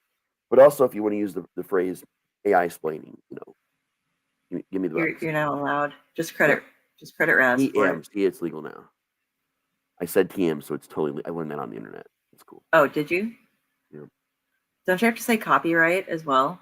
I don't know. I can just say TM with the trademark. It's cool. It's Oh, okay. It's good. I got you. It's same thing. Yeah. In this instance, it's the same thing. A trademark is actually different than a copyright. I learned this by going through all this shit previously. So trademark involves a symbol or a logo. Whereas you can copyright a logo, but you also have to, if it's got words in it, you can copyright it, but you also have to trademark it. So but if it's just writing or a script or whatever, that doesn't have a logo or a picture with it, then you can only copyright it. Yeah. Do you remember when the company, was it Heathen, tried to trademark or copyright that word? And it was something like that. And so they anything else in the world that had that word. You can't just trademark a word that's existed for hundreds of years. Paris Hilton tried to get a trademark or a copyright on that. I don't remember what she used to say. That's hot. That's what it was. She tried to do something with that at one point in time, from what I recall. I could be wildly inaccurate on this, but I swear I remember this. So either it was just a rumor that was so heavily pronounced by and used by people that I just thought it was real, or but it seems like something she'd have done. Yeah. No, I don't know that I'm much about to about fact her. check so- myself with the internet because I keep forgetting I have this magical device in front of me that answers all my questions. I just remember that after that, some company outside of the U.S., it was a Viking type product company, was trying to then trademark certain other words so that they could and then say, okay, we're going to trademark this, but we're going to open it up to the public so that they can use them. We're just doing it so that nobody else can take away these words from people. Apparently, go ahead. Yeah. I was gonna say go ahead. I'm sorry. Go ahead. Okay. Well, because people who had band names and Hi, Mom. and other things, or any merchandise, or they were retro suing them for having used the word before they used it. Yeah. Before they got the thing on. It's you can't do that. What are you going to sue Shakespeare because he used a word that? And by the way, I'm going to have to look this up. This was one of my Dell's thoughts of the trying to go to sleep period the other night. So Shakespeare's Hamlet, why is he named after a small town? Would you name a child Village? Yeah. That was just a Dell thought. I was saying I'm like Hamlet. So apparently she did try and copyright all kinds of things, or trademark. One is she filed a trademark of her name as an entertainment personality and performer. She also trademarked her catchphrase, "That's hot." So she actually did it on April 11th, 2013. But then I guess in 2022, some other things happened. She invented some kind of word in 2019 called sliving. That was a combination of the word slaying and living. And then she copyrighted that. So I guess she's a big trademarker, copywriter of things. But it's how she does. That's hot. That trademark only covered alcoholic beverages, namely wine, champagne, and Prosecco. For some reason. So she trademarks things, but she does it in very interesting ways and in very interesting fields. So I guess that's how she gets away with still being able to make money off the phrase, which is pretty ingenious from a business standpoint. If I'm going to be honest, that's kind of smart. I mean, I guess if you're, I can get your name, making sure so that you own your name. Yeah. But I mean, I figure I already do own my name because I'm me. If somebody tried to take my name, I'd just be like, and that you okay? Is identity fraud. Yes. Did we miss the half-hour mark for the commercial? The half-hour mark. We do the hour mark. We're doing the hour mark. Okay, sorry. It's always been the hour mark. It was just that in the very beginning, the first one that we did was a little bit wonky, but no, it's the hour mark. Okay. We got 12 minutes for y'all to hashtag haunt. Yeah. If anyone's going through this time around, but it's a weird time in the morning. It's early morning still, so we have given away 3 pairs though.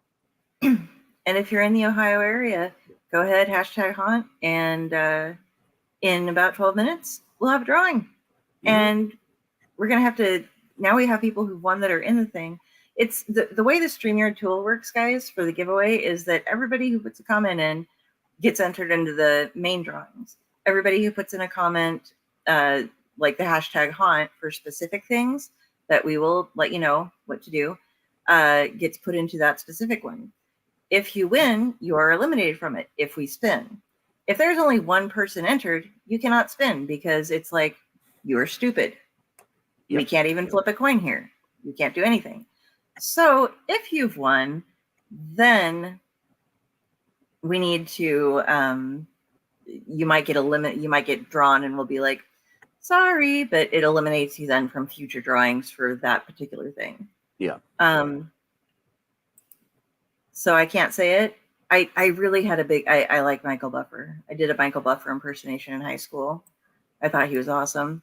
He gets paid last I heard, and this was, 2 or 3 decades ago, $10,000 to show up somewhere and say that, because he would come down here where we have hockey and he would say that phrase.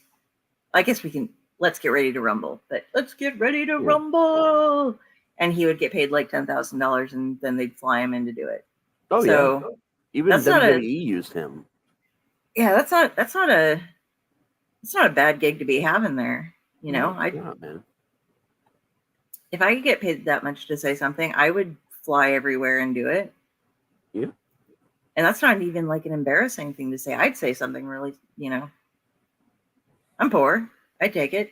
Yeah. Do it for a couple of years. Go ahead, sit back, and then have cash and actually write shit for a bit. Yeah, no kidding. That'd be lovely. I say as if it's like I have a job or something. But there's a lot of real life, stresses, complexities, things that are going on, moving parts, things you're trying to get off the ground. Like, there's a difference between having no worries and being able to go somewhere and just hide out for a while and just write and only focus on writing versus having to juggle all that and still have the energy or time to write. Yeah. I mean, it doesn't matter that it doesn't matter that you don't have a normal 9-to-5 job. It's, it's about your life situation is what it is. And everybody's different. Being able to organize, not having to count on people for rides or being able to pay for a ride when I need one and stuff, that'd be nice. Yeah. I do want, while we're sitting here kind of scrolling out, waiting for the next show to go, update on Dell's life. This wasn't one of those like New Year's resolution things, but one of the white elephant gifts at one of our family Christmases, we do at both of them, was one of those gut busters from like you have little feet with stirrups that are like held together in a rod like this big, this far apart, and they have little holders over them. And then there's this really tight spring like that connects, and then you have handles that you hold on to. Yeah. And we had these way back in the day, and you can still get them. I think I remember these. That was one of the gifts. And I was like, I'm old now, and my knee, you're old, Father William, you're old, little Dell, and your knees sure ache, and it's hard to stand up from the floor. So I started using my gut buster, and I went and bought one because I saw it there. I didn't want to like ask for the used one from the, because you never know. You don't want to use somebody's. What? Maybe it was magic, man. Like you just could have had a magic exercise machine, and you judged the book by its cover, dude. And now you're never gonna have a magic workout machine. Well, considering that you put your feet into it and things that can get on people's feet, I decided to get my own new one because they're like $12. I mean, what if they'd have done that and Frosty would have never existed? Without old things, old used things, Frosty would not have come to life that day. But what I was going to say is I have maintained, and even before I went to bed last night, I'm like, okay, do the thing, gotta get up in a couple hours. I did all my reps. I do my arm reps, I do my leg reps, I do my sit-up reps. I do this weird thing that makes my legs shake, and I'm like, it does, you put your legs straight up in the air while you're laying on your back, and you make them go up and down. And it's for your lower abdomen. It's kind of weird, but I'm proud of myself. I have not missed a day yet. So, yay, Dell. And speaking of magic, weird things and old things, when I woke up this morning, and this was not there when I went to bed last night, the dresser people visited me overnight and left a multi-toned gray windbreaker at the end of my bed. Interesting. Yeah. If you guys don't know about the dresser people, they're the people that come and take your shit, or at least my shit, and they hide it or move it, and then they give you other shit that you didn't know that you had because they took it from somebody else's house and gave it to you. Yep. So if you're missing a gray windbreaker, hit me up. Yep. They brought it to my house. Hashtag windbreaker to win it is a prize. I was just like, I sat up and I was like, okay, here's close up it, because I wanted to wear the all light thing again. So I'm like, here's where I put everything. What the hell is this? This is not, I don't own this. This is not mine. So there was just a random new windbreaker in my clothes that wasn't there when I went to bed. So yeah, that's what happens when you hang out with this crew. Strange shit starts to happen, and then it continues. If you're ever a victim of the dresser people, you're welcome. And the next thing you know, the sun sets and suddenly you're having some evening soup that you didn't even know you needed in the first place until you found out about it, and then that became all you could think of, this evening soup. Soup, evening soup. We're going to. Beautiful evening soup. Hello, Hello, hello. Ember. Hi. We're just singing about evening soup. Don't mind us. No big deal. Being what?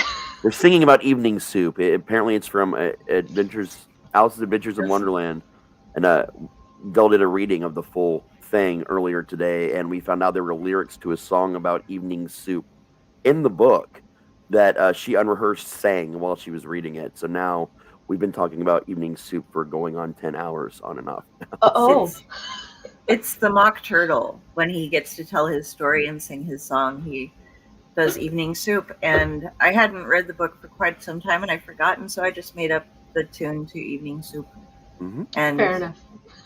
yeah, it was, middle of the night, and then I went to bed, and apparently these guys have been talking about it. Well, I've been Ever talking. since. I've been pushing it for. Actually, I think it's more like 8 hours. I've been talking on and off about evening soup since then. So it's just in my Okay. brain now.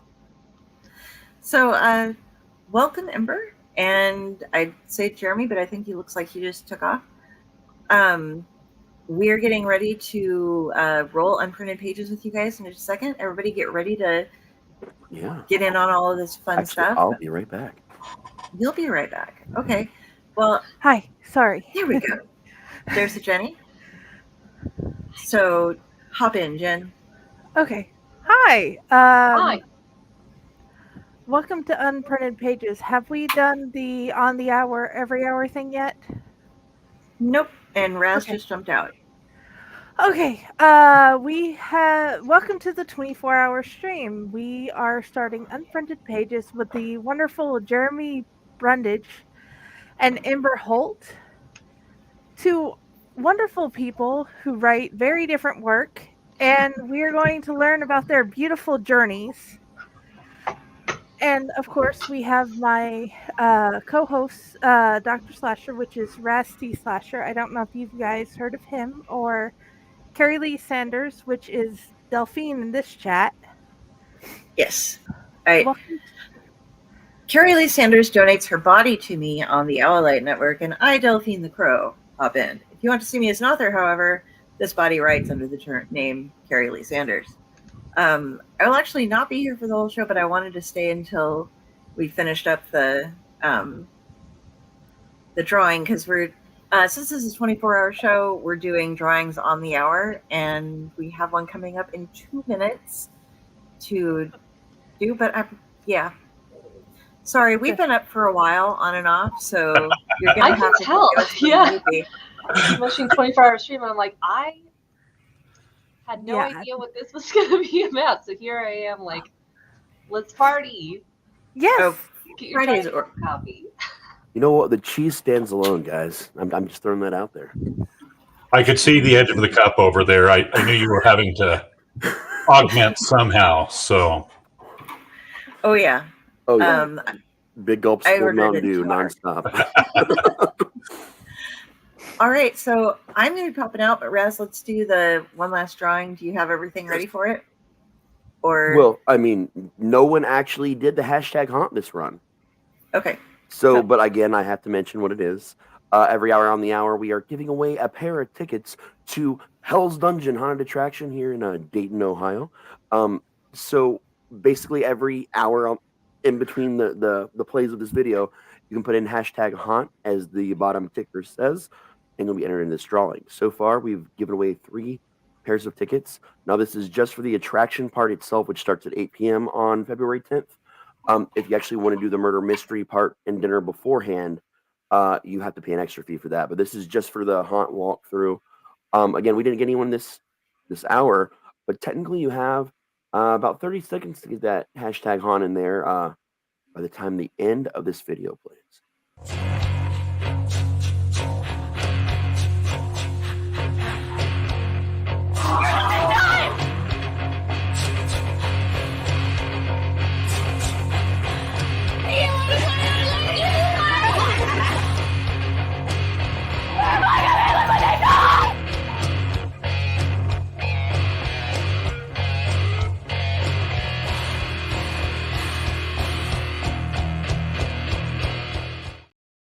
Okay, guys, like I said, no winner this hour, but we got plenty more hours, way too many more hours to go with this. So thank you, Fred Hearn, and thank you, Hell's Dungeon, for sponsoring us for this whole every hour on the hour thing. The last thing we want to mention before we move on is we are accepting donations during this whole 24-hour stream. Every penny you give us is going to pay for subscription services we have to endure in order to keep the lights on. It also goes to things like all the amazing prizes we just randomly give away for free. And I can assure you that most of that money is going to go directly to things to give you for free. You can give us any sort of donation by using the QR code in the upper right corner or going to the show links and actually clicking the PayPal donation. If you donate 20 or more, you get this lovely special edition Owl Light All Night t-shirt, which is exclusive just to the 24-hour stream. We're also given, yep, that's the actual graphic itself. I have a crappy, grainy camera right now because I'm in the dark. But yeah, guys, you're going to want this t-shirt. It's absolutely amazing. We still have 2 more to give away between now and 8 hours, however many hours it is until we're done. I'm chained to the desk here. I'm not allowed to move, so they don't give me a clock anymore. So there's that. Yeah. All right, so I'm going to pop out to give you guys more room because we'll actually be able to see you when I leave. But have a great show. Wanted to say hello before I took off. And I will be back with these guys later. Take care. Bye, Del. Bye, Del. Okay. Guys, we are going to do the beginning of the show. We do a coffee ad, a 18 or older ad, and then we do the beginning of the show, and then we will do the full intro into the show. And thank you again for being here, both of you. You're welcome. Everyone thinks because you're a zombie, you don't know good coffee. Well, they're wrong. There's only one brew that gets my seal of approval. Deadly Grounds coffee is my guilty pleasure. The aroma is so intoxicating. It brings all of my neighbors out of the woodwork. Deadly Grounds coffee. Coffee to die for and zombie approved. It's good to get a little deadly. Use the front door! Oh, they're so disgusting.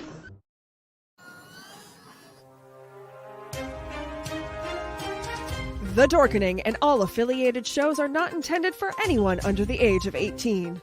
The following may contain discussions or scenes that have adult situations, graphic violence, nudity, strong sexual content, and graphic language.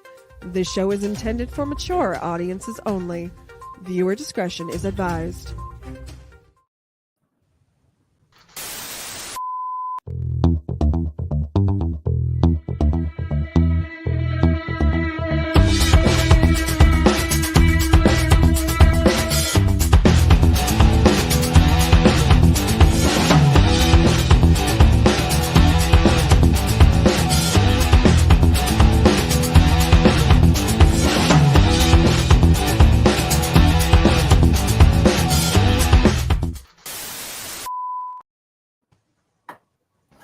Hello, and welcome back to Unprinted Pages, where we talk about authors' journeys and what we can learn from them.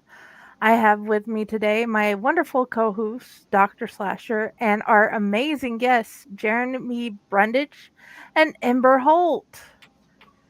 And we get to learn about how they got to where they are and hopefully learn. So welcome to the show, guys. Howdy. Thanks for having me. So let's start with Jeremy. Will you please tell us a little bit about yourself? About myself? Yeah. Well, you have that disclaimer at the beginning that says you might have nudity. You're not getting it from me because I don't do horror. I hope not. The thing is, we've never actually displayed anything with it at all. It's just the boilerplate, the Dorkening. I know. Just giving you a hard time. I appreciate that joke. I caught it. I've been awake for way too long, man. That's my problem. But yeah, that would be Outlight After Dark, which is a whole other, experience. Yeah, if you're doing this 24 hours, when does that actually come on? Just curious. I don't know. Send a note to the producers. Have them let me know, because again, I have no idea what's going on. I think at this point, none of us know what's going on. It's all great. Okay, awesome. Yeah, pretty much. I have been working in the publishing industry for a long time. My brother James Owen has done comics, so I've been helping him with his comic Star Child and other books. He does the Here There Be Dragons series, Chronicles of the Imaginary Geographica, and I've been like the editor and manager, keeping his business running for probably close to 30 years. My book that I'm actually coming on to talk about is actually the first one that I've written myself. So this is my first. Yeah. Congratulations! I had wondered about that. Yeah, I've got a couple of other things that I've actually done. Articles. I worked with a magazine for a while, but I've never actually written my own novel before. Actually, it's kind of like a lot of novelists. I've got a novel that I've been writing for 15 years that I have no idea when I'm going to actually finish. But this one, I don't know, the idea just struck me, and I just couldn't stop writing when I was actually doing it. So that is awesome. Yeah. I don't know. What else do you want to know? We will find out as we go. I figured we'd ask you both to tell us a little bit about you guys, and then we'd start asking questions about the publishing journey so far. So, okay. Ember, you have I don't know if you wanted to tell about both your pen names, but you have a very interesting publishing journey as well. A very interesting journey, for sure. Like I said, 24 hours. Yeah, so I'm Ember Holt, also JD Astra, also Jess. That's my name that I like to go by, so you can call me it. It's okay. Okay, cool. Yeah, totally fine. Yes. Yeah, so man, I've been writing like my whole life, ever since I could string more than 2 words together. I was telling little stories. Storytelling has been really important to me for forever, but it wasn't until about 2015 when I decided that it was going to be my life. And ever since then, I've been pursuing independent publishing and small press publishing. And I've got about 26 books to my name. I have not counted recently, so yeah. It's amazing. So you still work with Shadow Alley, and you publish independently? Yeah, I don't have any books on the roster for them, but they keep telling me, they're like, if you want to write a book, we'd be happy to take one of your books. I'm like, you know that my books don't sell well. You don't want my books. So yeah, I mean, I sell a lot better independently as Ember than I do as GD Astra. Oh, okay, cool. Mm-hmm. So, okay, one of my big questions was, what would you say is the difference between working with comic books and working with actual novels?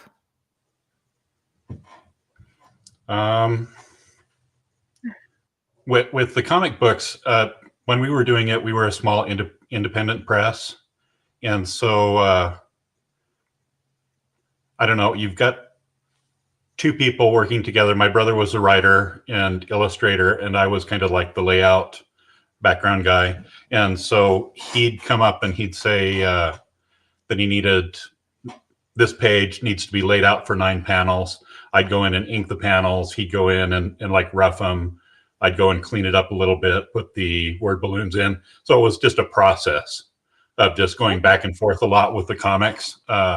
When we were really working at the top of our form, we could get 2 pages done a day. So it's, in some ways, it's a faster process than writing a novel. In other ways, it takes more time because, I don't know, it's hard to compare the 2 of them. They're very, very different. Writing for comics is way different than writing for a novel, because in comics you don't actually ever have any of the you don't have the action described. It's almost like writing a screenplay, right? Yeah, it is. Letting a lot of the visuals do the work. Yeah. A lot of times when we actually started, we'd been doing it long enough that we started getting into computers. I mean, computers weren't the main tool that we actually used when we started everything. And so one of the first things that we actually used for writing the manuscripts for the comics was a screenplay program. It is a lot different than writing a screenplay. When I turned in my novel to my editor, Kelly Colby, she actually said, "You're writing a screenplay." Yeah. You know, I could see that. I did a lot of head hopping, where I'd go from character to character instead of actually having one perspective through an entire chapter. That was I had to shift my way of thinking to actually do that. It's a way different process. Third person omniscient, that's totally okay to head hop. Yeah. Just depends on what kind of style you're writing in. I wasn't writing in that style. Oh, okay. Yeah. I had a similar issue going back and forth between like short stories, novels, and screenplays a lot, and I found that it was a lot. It's easier to take something from a screenplay, or I'm sorry, it's easy to take like a novel or a story and go to the screenplay universe than it is to take a screenplay and adapt it down back to a novel. Because depending on what mood I'm in, if I'm writing a longer work, sometimes I will accidentally start writing a novel in screenplay form, and it takes me like some major brain switching to be like, oh, I see what I'm doing. I've just written 5 chapters. So sometimes I'll put that on the back burner for like a year or two. Like, I can't look at this right now. I can't believe I did that. And then I'll go to something else for a while until my head is back in that phase again. Yeah, it's a different headspace. Definitely. Okay. That I can definitely see. I've never actually had to write a screenplay, but that is one of my favorite things about this type of setup. I have Raz who's done multiple movies and you who have done comic books, and we can connect the two and see where it meets in the middle. Yeah. And Jess, is it easier to write the stories without having to add the boxes of information for like the game setup with the different magic and whatever, having to explain that bit by bit? Sure. So writing lit RPG as JD Astra is definitely a different beast than writing smut as Ember. While I do have a one game lit series as Ember Holt, it was much it was not crunchy. The stats were important, but they were not the focal point of the story, which is why lit RPG can become such a pain in the ass. So yeah, I mean, for most of my series, I have spreadsheet upon spreadsheet of like what my sawtooth progression curve should look like for each character, the kinds of monsters they encounter, how they should level up, like what levels mean, how the powers should increase in scale. Oh God, economy. I hate building economies. I hate it so much. But those were essential too. So yeah, it's not even about the boxes. Like building the boxes is fun because I'm a graphic designer, so I like to make them look cute and neat and interesting and have the information flow well. It's the filling out of the boxes that is the huge pain in the ass. Oh my God. So I spend probably a good third of the novel writing making the stat stuff work because I'm building a video game essentially. And it has to be balanced. It has to work right because for the people who care about that sort of thing, they're going to notice if it's just like I put numbers in a box and was like, there we go. Like they're going to know. They're going to be like, that doesn't make sense. No, collectively, I have found that at Shadow Alley, the different authors have gotten it built to where you actually get to feel like you're the one opening up the little tabs to look at what each thing means. But I also knew you would and you understand what each piece means to make it work. And I've seen, like in your Chimera series, you have little pieces where like the magic object or the magic sort of talks to her and she gets a new insight, but you don't have any of the game boxes, which I've enjoyed that too. The jumping from there, but I can still see the little pieces, but how it works differently. And in some places, it seems like it works better. Does it feel like it rolls easier in the romance genre you've joined? And I know you found it easier to find the right crowd too. Yeah, well, not so much for the Chimera Bounty series. I don't think romance is ready for lit RPG or game lit. They just, Yeah. while there are plenty of female gamers out there who enjoy this sort of thing, and the feedback I've received for those who have picked it up are like, it's great. I really enjoyed the gamification of the magic system. I just can't. I don't know. I can't like find. I can't find the people to draw them in. I know they're there. I just don't know if it's like my cover or my blurb or my whatever that's messing it all up. But okay, the question though, yes, I think it flows better, especially in audio. Like, my goodness, listening to someone read a stat box on audio is like pure freaking torture. So I definitely think it flows a lot better when it's more like condensed, simplified information that's still like, yeah, this is kind of a pop-up screen, but sorry, this is my little squeezy toy hanging onto my little strawberry. That's okay. But yeah, so it definitely flows better. And like I mentioned, the people who have read the Chimera Bounty were like, wow, it was really interesting. I've never seen this before, which is funny because lit RPG has been a genre for a long time. It's not, there's not a lot of female readership in the genre. It's almost entirely male writers as well. I know like 4 females who write in the genre other than myself. I feel awkward saying females. Sorry, Yeah. women. That's fine. Women. I had an odd shock because I do a lot of different dabbling in different genres, and I really started getting into writing urban fantasy about a year or so ago. And one of my things is I'm a big fan of setups like the Dresden Files. And I actually had someone that does a lot of comp title work in the romance industry say, well, you want to write paranormal romance? I said, no, I'm writing urban fantasy like Dresden Files. And she said, honey, listen, Dresden Files is paranormal romance for men. This is what you're writing. You're already really good at writing romance, so why don't you just call it what it is? And then I immediately stopped the project. I did one short story in an anthology of it and set it aside for like 3 months, thinking, oh my god, am I going from horror to what is wrong? What have I done to myself? And then I realized, you know what? No, I'm just writing speculative fiction. Let everyone else decide what it's called or what it is. This is what I'm doing. So now I've gotten over it and I've picked it back up again. What's wrong with writing romance? There's nothing wrong with it. It's not because there's anything wrong with it. It's just that I'm a very neurodivergent person who doesn't process or always understand human emotions very well. And I did not realize that I was capable of writing it. So it wasn't that there was anything wrong with writing it. I discovered something that I could do that I didn't know I could even connect with to do. And it was such like a shock to me and my brain that I just it had to be away from me for a little bit.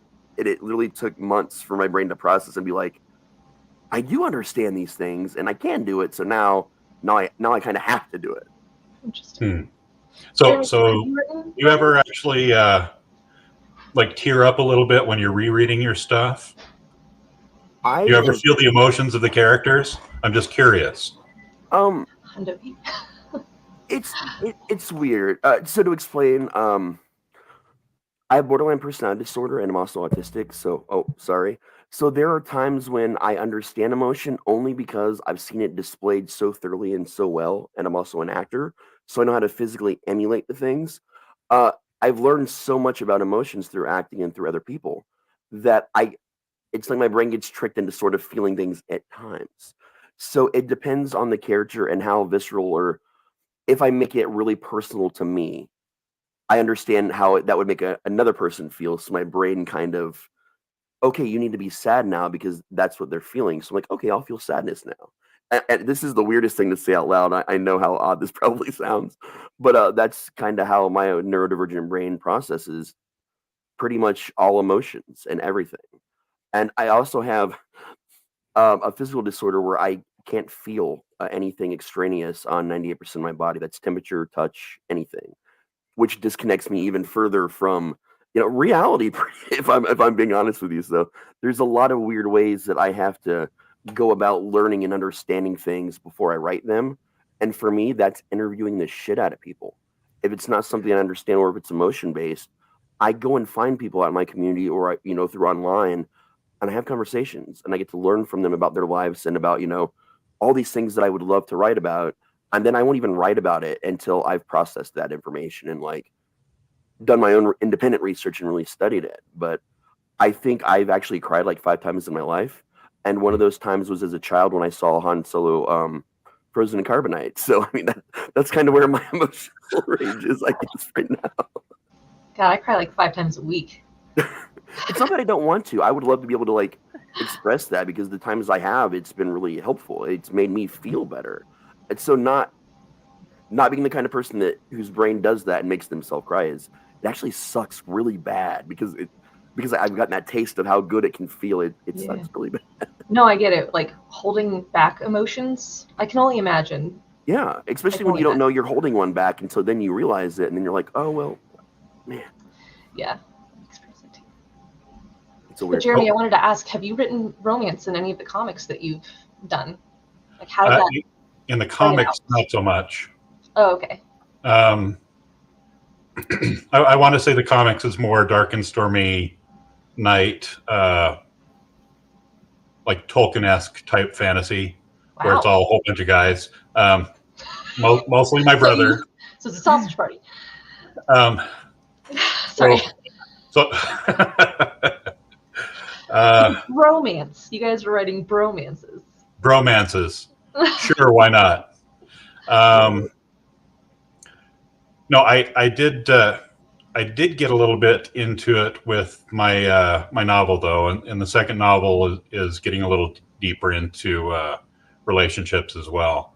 And it's hard. I actually, talking about the neurodivergent stuff, and you have to basically feel everything else through somebody else's perspective then. Right. Yeah. Oh, yeah. That's also where writing helps too. I mean, yeah, that's actually one of the things that I love working with my editors, because when you've got an editor that's actually looking over your stuff, you realize just how singular your perspective is. Your editors are epic. I love them. She'd come up with, Kelly would look over my stuff and she's like, you can't do this because this is going to have multiple meanings. And she actually said, this sounds a lot like bestiality, and it wasn't the furthest thing from my mind. Oh boy. I have this scene where it's ridiculous. It is just totally absurd. I've got this little dog that has been cursed by a nymph or something, and so the dog cannot go to the bathroom. Oh, wow. The dog is backed up. It actually has to have a special medicine given to it so it can actually void its bowels. Like I said, it's a really weird, I've got a weird sense of humor. But when I was writing this initially, I sent this initial scene to Kelly, and she's like, you can't do that. I'm like, what? And she's like, how you actually deliver the medicine to the animal, you can't do that. I'm like, why? I think it's funny. And she's like, okay, you've got the guy coming in. The medicine that they give to the dog is a suppository. Yeah. You know, yeah, figured as much. Yeah. Yep. And I had, this is set in ancient Greece, but I have somebody on pan flutes, and they start actually playing a tune that's done by Barry White. Yeah, no. And she's like, this is getting, you know, you're setting mood music. You're talking about him actually inserting something into the dog. This is bestiality. And I'm like, that never even crossed my mind. I'm so glad she was there to actually say, maybe this could be taken wrong by certain people reading it, because that's not what I wanted. I wanted the humor aspect of it, not, yeah. So editors are great. I love having somebody else's perspective there. And she saved me from being embarrassed later on. I'm not sure Yeah. that you would have been embarrassed. I've actually read some books that had that level of like humor that like you're thinking, oh, wait a minute, with the moon music and everything. I know Shane Silvers that does the Nate Temple series, also very Dresden-ish, very paranormal romance, urban fantasy. He's had some moments that where you're like, Shane, no, and then it happens, and you're like, oh my god, I cannot believe that this. I'm very I'm similar aiming more situation. for like a teenage sensibility. So I'm not trying to get too overly adult with these things. I want the humor to actually be something that, you know, like a 14-year-old boy would be able to read without his mother blowing her stack. Right, that is epic though. I love it. But Kelly has friends like Jess and a bunch of other wonderful people. She gets the whole entire world of where everything can go from everything she's read and what. Crazy. Well, they've given some interesting things in their D&D sessions that could lead to that. But the question I wanted to ask next is, you have this ancient Greece world. Can you tell us a little bit about it? Because I haven't been able to. I'm not saying give us like a whole bunch away to take away the plot, but tell us a little bit about your book to let us know why we want to get it when it comes out, because I'm so curious. And you even give a map. Give a map. I decided to do the map because maps are so pivotal in a lot of ancient adventures. And instead of actually putting Greek words up there, because I'm sorry, Greek is pretty hard to actually understand. And it's Greek to me. It is. I have one character in there that if you actually read it and you're an English speaker, you're going to say that his name is Kestibios. But if you read it in the way that it's supposed to be read in Greek, it is Kasibius. You start to understand how some of it works if you do enough of it. But anyhow, I thought that the Greek wording was going to be a little bit more confusing. And so I actually put, instead of actually putting the words up there, each of those little icons I've got on the map is a different task that he actually has to accomplish. So the map was fun. I enjoyed actually making the map. I've done other artwork like that before, and did a map book with my brother. And maps are fun. It gives a visual way for people to actually connect with it, that they don't have to read. The little scene there, I didn't actually get to do the cover of the book. Kelly actually hired somebody to do that. So that's actually my main character, Doug, sitting there talking to the dog. That I don't know it's an accurate representation of the dog, because I was writing it about my mother's dog named Honey, but and that doesn't quite fit Honey's profile, but that's fine. That doesn't matter. It still also doesn't make the story we heard any better at all. I'm just messing with you. I never did anything with my mother's dog. The cover is stunning, though. I really like it. It's representative of the time period that you want to. Sorry, I'm an art director also, so I'm instantly evaluating every cover I see. Good. I'm glad you like it. We actually got the initial cover, and they had a couple more elements in there. And I've been doing art all my life too, and so I'm like, this part's not going to work. I switched a few things around. So we had the preview cover that the artist sent us, and I edited it quite a bit. You wouldn't think that people could actually edit art, but it happens all the time. And we came up with something that I like. I think it's you can recognize the character. It's almost iconic right off the bat. So I really love my cover. As to ancient Greece, the reason that I chose ancient Greece is because I just love Greek myths. When I was a kid, we had Dulier's Book of Greek Myths in our school library, and I would go in and check it out, and then my brother would go in and check it out, and then I would go in. So the little checkout slip just read James Owen, Jeremy Owen, James Owen, Jeremy Owen. But really, it was perfect for that time in my life. And then the way that this came about is one day my brother and I were sitting here and we were joking. It was a Friday. We were tired. You say stuff and sometimes all the filters come off, so it just gets funnier and funnier and funnier. And I was imagining Patrick Warburton. I love him so much, man. Yeah. I mean, the stuff he did as David Putty was great. I loved him as the Tick. I love his voice and his delivery. And we imagined Patrick Warburton as Zeus. And every time a woman would walk by, he'd just go back and go, yeah, I do that. And it just made me laugh. It was just such a stupid thing. It made me laugh. And so it started out, my entire novel started out with one bad joke. And it just kind of evolved from there. I hope Disney is listening, because listen, we have an opening for Zeus going forward and Percy Jackson from an unfortunate death. Can we cast Patrick Warburton? I love me some Percy Jackson, and I've got to see it. So, he's already been Kronk. He's already worked for Disney. So, I mean, he's on the payroll. That would be great. I'd love that.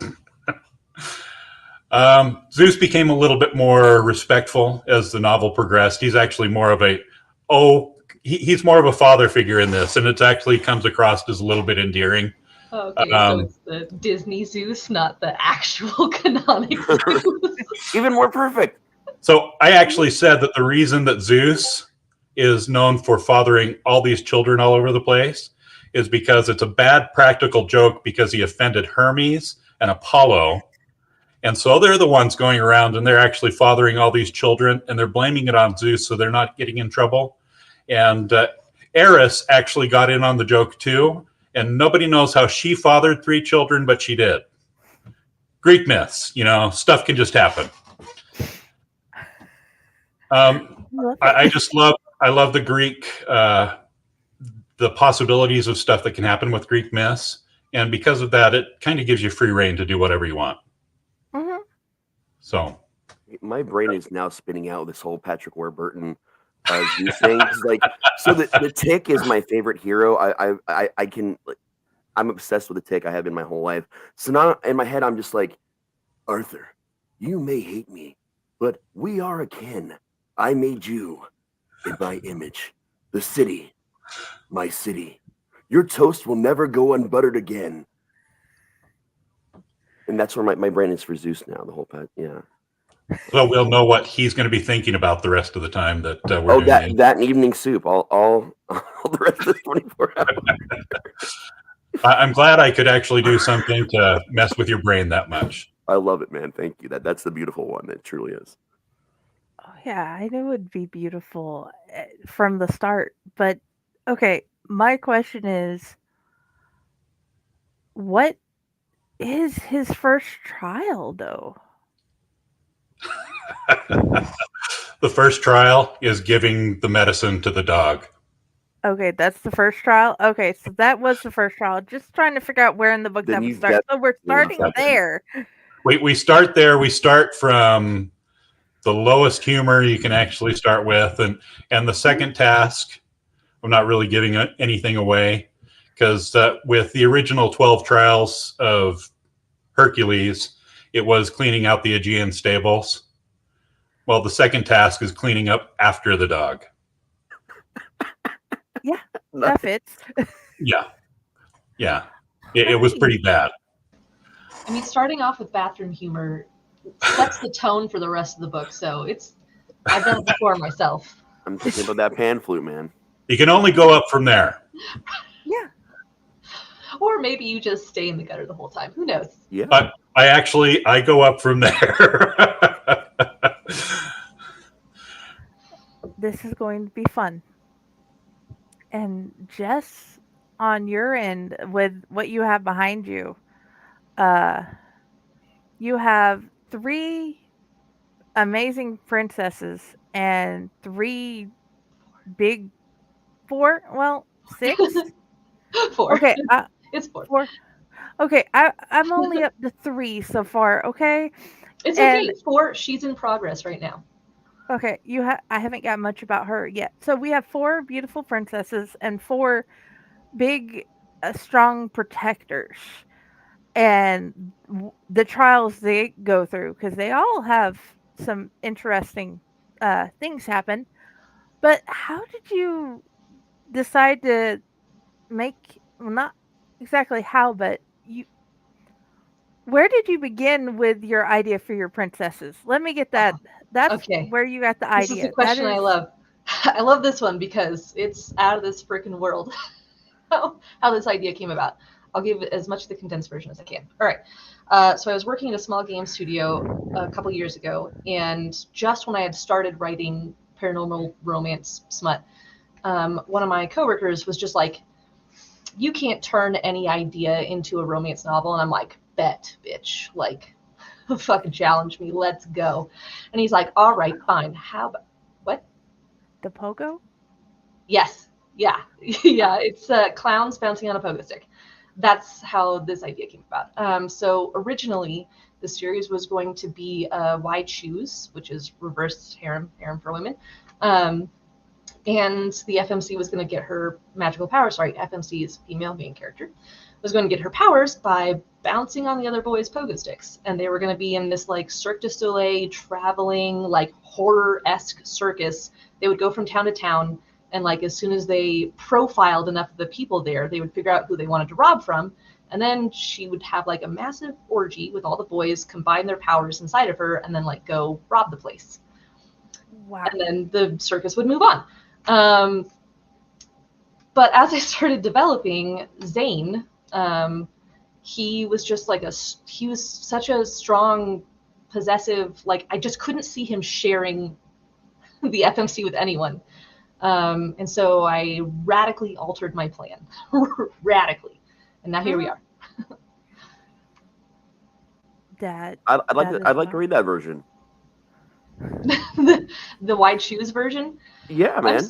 I'm still thinking about it, but so I mean I kept her power. So she like absorbs magical powers from other people by like cum and blood and flesh. So So yeah, if I were to do that again, I don't know, it would feel a little bit cheap, but I don't know. I was really interested in the way that I could use her power to essentially like combine different powers and make different power-ups by mixing them together. It would have been a game lit RPG, because you would have been able to like see and detect how she was combining the things.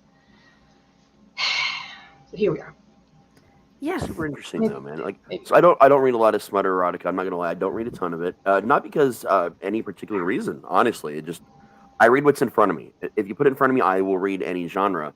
But what I found is, even in some of the hardest core erotica that has come across my desk, there's still been a story in there that I actually really enjoyed checking out. With the exception of one, it was a dino erotica called Horns in the Dark, and that was one that made me kind of feel like there are some things that I should have a line on, and that was one. That was a line that I found that I didn't know exists, because I didn't know that existed until it did. And yeah, I still have nightmares once in a while. Every time it's just totally dark and I hear the sound of a triceratops in the background, I'm just, I'm done for life. No, don't put the horn there. Jess is really great at giving you a good, solid story with the smut, and she's just great at giving you a good, solid story in general. So yeah, she already knows how much I love Otto and how much I. Do you know how many people shipped Otto and Abby? Like, what? I'm sorry. So many people I had messaging me. They're like, are Abby? Yeah, that's their together name. Otto and Abby gonna get together? I'm like, bro, have you read the other books? Like, Abby's with Jack. People don't care about that. People wanted some monster erotica out of me already, and I'm like, want to do that yet. You know, people are still shipping Sam and Castiel and Supernatural to this day. So, like, people will ship anything that they just want to see happen, even if they know it's not. It's just, it's in their nature, man. That's what fan fiction's for. Exactly. So, okay, what Sorry, about? didn't mean to cut you off. Sorry.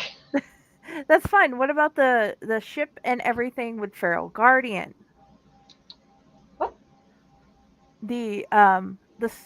You have the Feral Guardian Princess and Protector. What about that world? It's the same. So everything just sort of came out of that one idea. The whole. So yeah, as I was going along, I really liked the idea of standalone romances with a continuous story.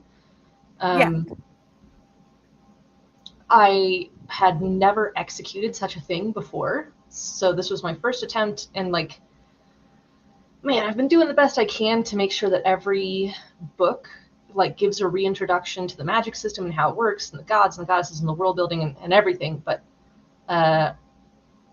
it's not enough world building for some people, but when read continuously, it does start to build up. So I guess I failed-ish, but I'm still having a good time. So some other people are too.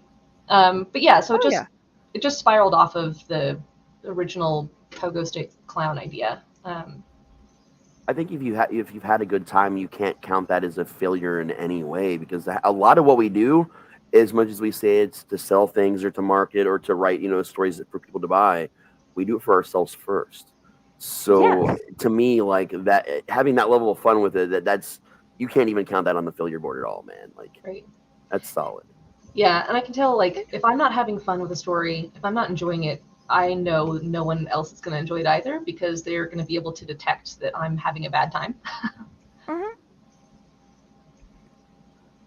Exactly. That is very odd, interesting, and parts of it, of what I've read so far, are very beautiful. So, yeah. Oh, you're reading Feral Guardian? You gave me the arc. Yeah, I just didn't know. I mean, like, people read in their own time. So yeah, I've had I work with Fae Corps, so there's a whole lot of other stuff that have been thrown at me, and the Owlite and the stream. So I'm buying and I'm behind on reading everything else with the arcs. But just Astra, I want to read everything, so I collect everything of both. But Kelly always gives me amazing authors. That is like the tween here, because both of you are very different people, very different what you write. So that's how this happened. I'm like, yay, Kelly authors. I want to see if they'll join me for the 24-hour stream and make it extra special. And you guys are making it superbly special today. And I want to let you know how grateful I am for that. But I also want to learn. So you've went from having your own publishing company, Jeremy, to publishing with your first novel with Cursed Dragon Ship with Kelly and Zafo Colby. Mhm. What you have a team behind you now, a great team. What has been your favorite parts of this journey of switching over, and is there anything you can teach us that would help with going from your own company to working with others? I think the main thing is learning how to work with an editor. We've got a lot of people that go out and they do a lot of self-publishing, and there's nothing wrong with that. I know people that are very fulfilled by just publishing their own stuff and not actually having like a story editor actually go through and say you're missing something here or here. But I was pretty blind to those other perspectives. I mean, in the second novel that I'm working on now, Kelly wanted to actually ramp up the relationship a bit. She wanted to have this be more something that would connect better with the readers. And she's like, I want this character, Maud, and Medusa is the other character. I want them to have kind of like a crisis. I want them to both be searching for deeper emotions. And I have this scene that I wrote where they actually come together, and Maud is actually saying what he feels, and Kelly off in the side there says, "You are mansplaining. I've never known a woman that is going to actually react positively to this kind of discussion."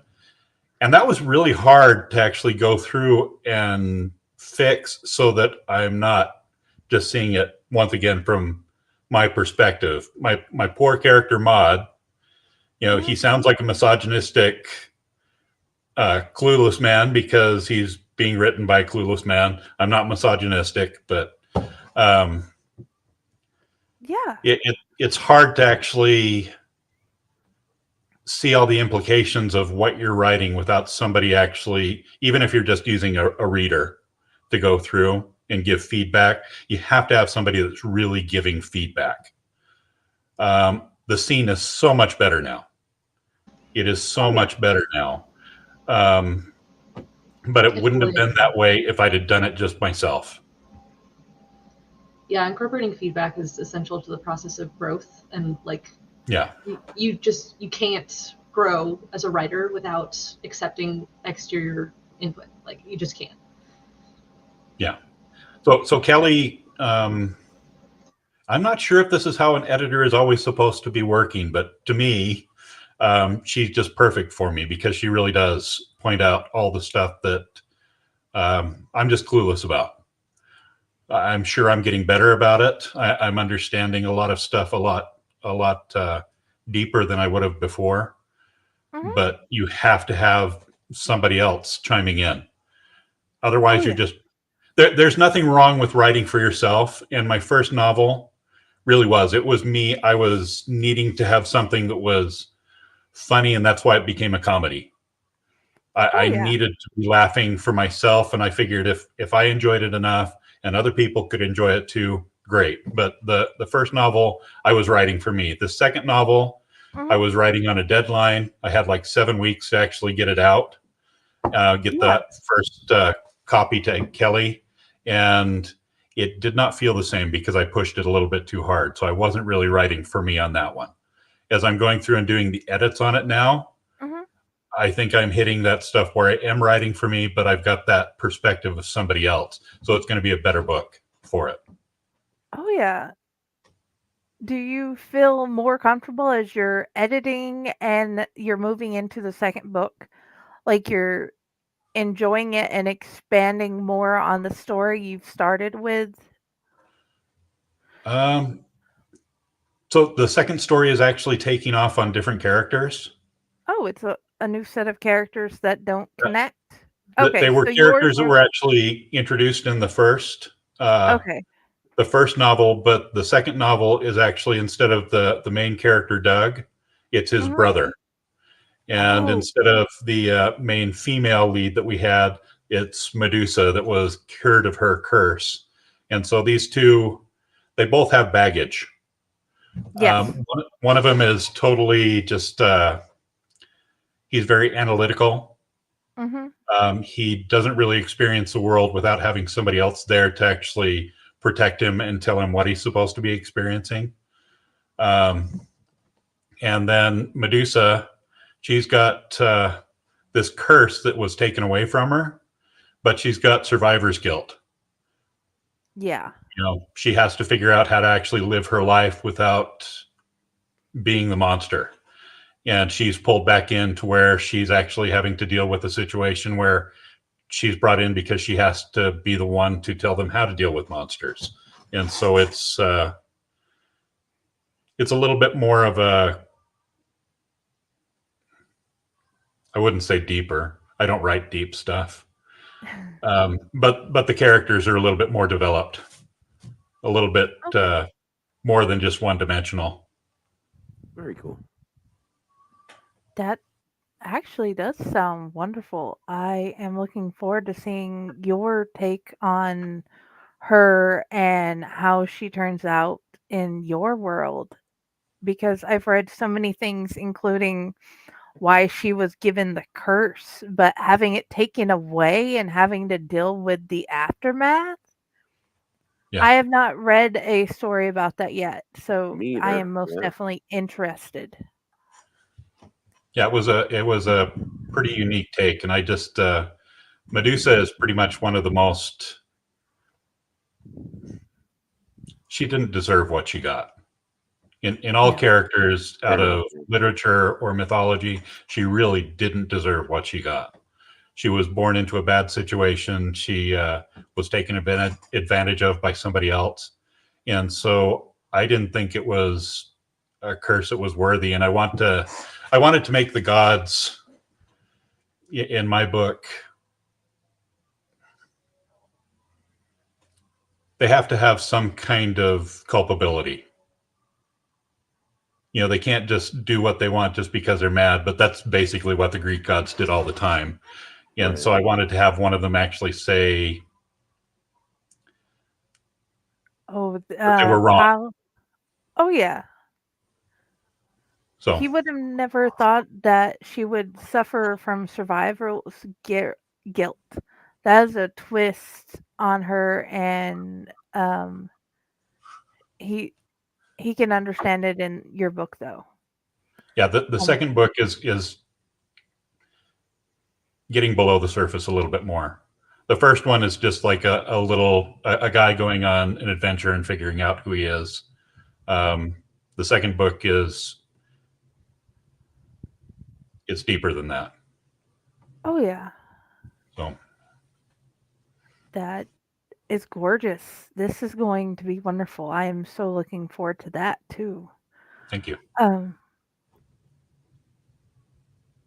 You both have an opposing journey in this, where one feels like they're finally able to open up and be a better author now that they have got an editor and got with a publishing company, and the other feels like they're finally finding their own with the readers they found and the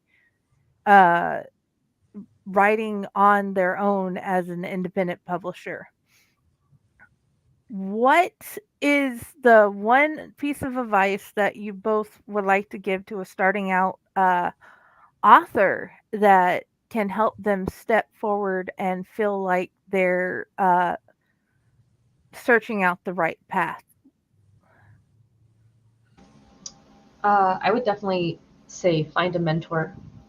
Find someone who's already done it in the space that you want to write in, and get them to kind of guide you along. I mean, that's exactly what happened to me, is that I found Shadow Alley Press a couple years into my self-publishing journey, and I had several mentors in Shadow Alley that helped me grow and gave me that super detailed feedback in my manuscripts that helped me develop my own style and come into my own voice. So I definitely wouldn't be here where I'm at now, enjoying self-publishing as Ember Holtz, if I had not first been with them. And that's not to say, like, I have alpha readers and developmental editors that I work with as a self-publisher, so I definitely still don't do this on my own. I think my one piece of advice is get out of your own way. We have, I mean, I've gone around and I've talked to a lot of people that are writers. They've been writing for a long time, and they just never push to the point where they actually get something published. They never push to the point where they actually finish anything. And I told you earlier that I've been writing, it's a series of novels. I've been working on it for 15 years. I love the story. I've grown so much while I've been writing it that I don't think I'll ever be able to finish it without actually going back and rewriting the whole thing. And a lot of people don't want to do that. But if you really want to write, the person that's actually holding you back from writing is you. And you know, everybody's got challenges, everybody's got scheduling conflicts, everybody's got excuses that they can come up with. The thing you need to do is get out of your own way. If you're going to write, you write. Sometimes that takes 35 years to get. Yeah. What did you say, Jess? Priorities. Mm-hmm. It's all about priorities. Pyle asks if you're going to do what you have with Medusa to any of the other characters in your stories. He's collecting Greek mythology and studying as well. Well, what I'm actually writing is a trilogy, and I do have a few minor characters in the first book that I mess around with the mythology a little bit. The second book, obviously, is going to be focusing more on Medusa, and I pull in some people from, well, gods from other mythologies as well. But the third book, that's actually going to be an interesting one because I'm going to have basically another world-ending threat that's coming in, and the character that's going to be wielding this threat is going to be Narcissus. And interesting. What I'm trying to do with the story to actually make this something where they can actually overcome the threat, it's going to be Echo that's actually going to be the hero. Oh, wow. So instead of having Echo just fade into the background, she's going to be the one that can actually resist this power that Narcissus is actually wielding that could end the world. So, yeah, I'm messing around with mythology quite a bit. I don't know that this is ever going to be taken as canon for anything, but it's going to be beautiful fun. Either way. Pyle says he likes that we as creative storytellers, Tellers. He's speech to text right now. So yeah, it's storytellers. Are the ones that get in our own ways and are the ones that hold ourselves back because we don't think we're good enough. He agrees to get out of your own way. It's the best thing you can do for yourself. Oh yeah. Both of you, thank you for that, because I agree with both of you, because I had to find my own mentors, one of them beside me, on how to move forward and what to do, and just let myself be and then work with me to figure out how it's supposed to work. That is good. You've been on a beautiful journey, man. It's really being able to watch you since you really started writing and to where you're at now. Even just anytime I get to be a part of anything that anybody's writing, even if it's just a conversation about the what we're doing right now, that's what means the world to me. I think I live on stories. That is my real fuel in life. Is I collect stories, and that's what I feed from. And it's the only time that I'm happy and I'm being myself is when I'm involved in storytelling in any capacity. So it's awesome.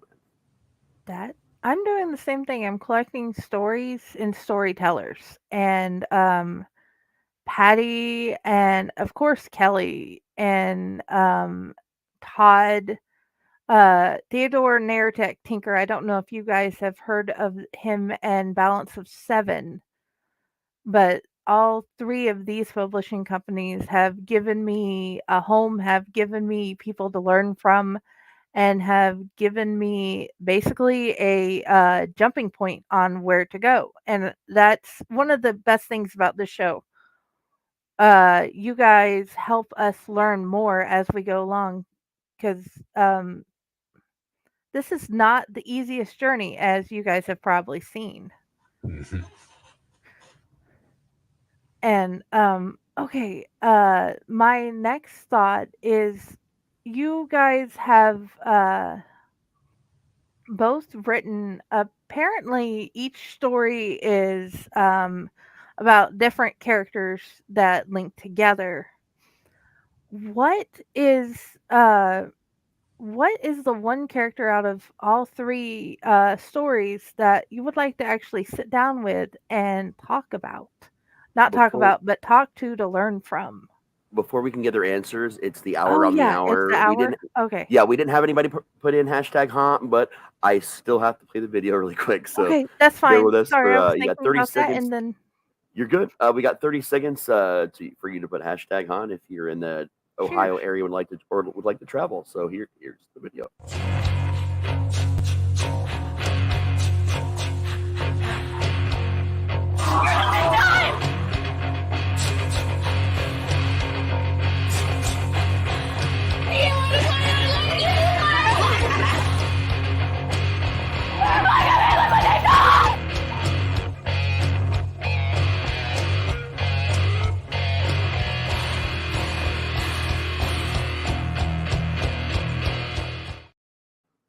All right, guys, don't forget to put that hashtag haunt in there every hour to be entered into a drawing for a pair of tickets to Hell's Dungeon in Dayton, Ohio.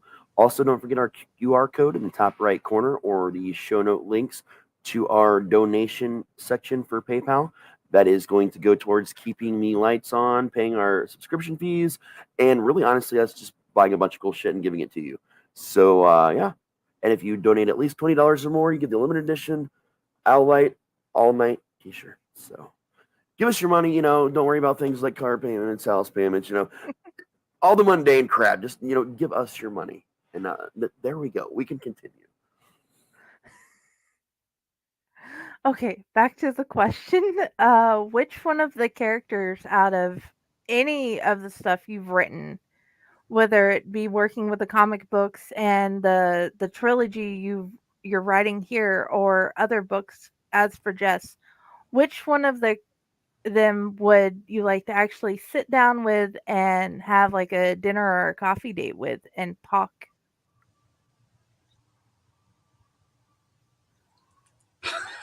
Apparently you first, Jeremy, because she has You've been volunteer distribute. I don't know. That's are we just talking main characters? It can be side characters.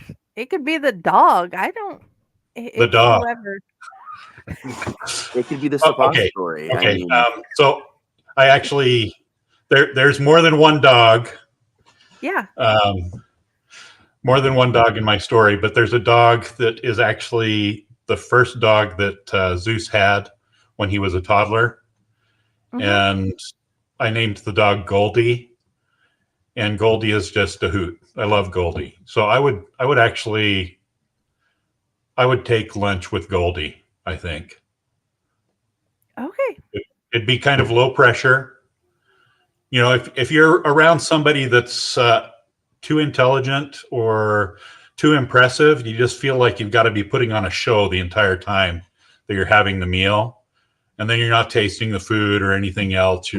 But with Goldie, it'd be like, hey, yeah, let's just sit out on the back of this pickup truck tailgate and share a sandwich, and it would be a nice meal. That is awesome. Did I give you enough time to think? Yeah, I mean, sorry, I was like going through this giant catalog of characters, and I'm like, I don't know, man. Like, there's so many, and there's so many different. I mean, like I could have a conversation with someone about something very introspective and very deep and meaningful, or I could just like have a Goldie lunch, right, where you're just like having fun, just having a good time. All of those things have their own merits, and I guess the mood I'm in right now, I would definitely prefer to have fun. So I would probably take Jakira from Deathless Dungeoneers out on a dinner date, because she's a good time. Oh yeah, that would be so much fun. That whole entire team was so much fun. Yeah, they were a great little family. The fish. I did not expect to see a fish mining, okay? He's not a fish, he's a cephalopod. But yes, okay. He's a cephalopod. The cephalopod, the squid That's mining, normal. Okay? That is beautiful. I gotta say, as many times as you've asked this question, I have a new answer to this one. I have a new answer? Awesome. Yeah. I've been writing this character lately and a little bit of their history, secretly without telling anybody about it until now. Seth is the bard in the Dresden Files-esque series that I'm writing modern day, and no one's ever really done anything with a bard, and that's my favorite class in Dungeons and Dragons, so I thought, why not? His car is actually a mimic, because you find out through the lore that mimics had to find a way to adapt to modern society over time, and after hitting on someone one night at a bar and going on a grand adventure, which is the story that was published in an anthology, he ends up with the ownership of this car. And you get to learn a lot more about the car's history, how old it is, why it made the transition, and why a car. And I come to find out that he's a very above average intelligent mimic. And the mimic actually identifies as a he, which is something actually really strange and odd in the mimic world, because most mimics don't identify one way or another. So he's kind of a cast-off for his people. So I got to learn this really weird, deep side of him, but also his level of like absurd dad humor is worse than Seth's. Like it is worse. It's me in real life level, and I think I wrote myself as a mimic car.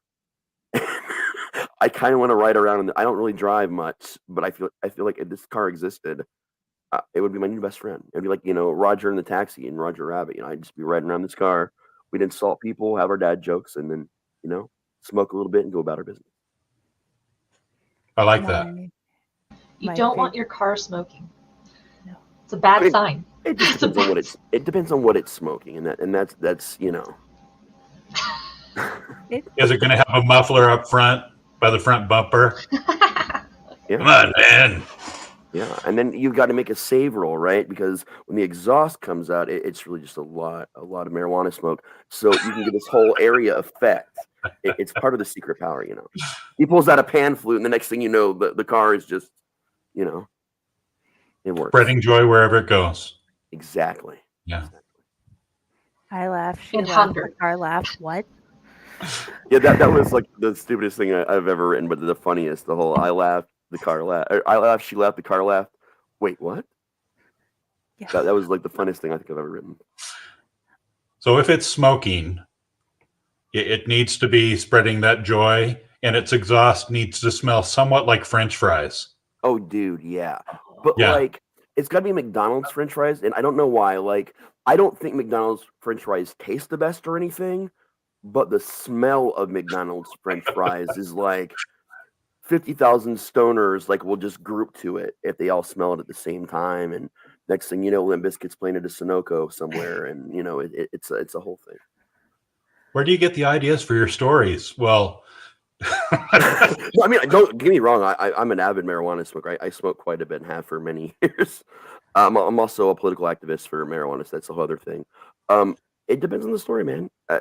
I played D&D since 1990, so a lot of my fantasy stuff comes from that. But I've also played Call of Cthulhu, Vampire the Masquerade. If there's an RPG, I've played it. Just You plain played and simple. Vampire the Masquerade? Dude, I've LARPed on and off for years. I just LARPed again a couple years ago, and they've been trying to pull me back in. But yeah, I've played everything. Nice. Vampire the Masquerade is one that like most people have never heard of, but I've played, so it's always just fun to find another person out there who's played it. Yeah, I've actually gone and played at Origins a number of times when it's been in Ohio, and I've actually won awards for my Malkavians. One for a Ravnos at one point in time, but mostly I'm Malkavian all the time. But yeah, a lot of different places, man.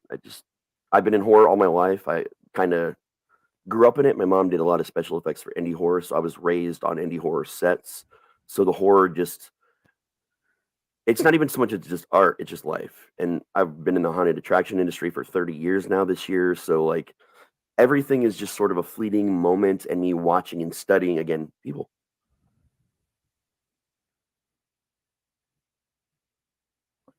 Have you guys played any other D&D games, tabletop games? Or have you played any, Jeremy?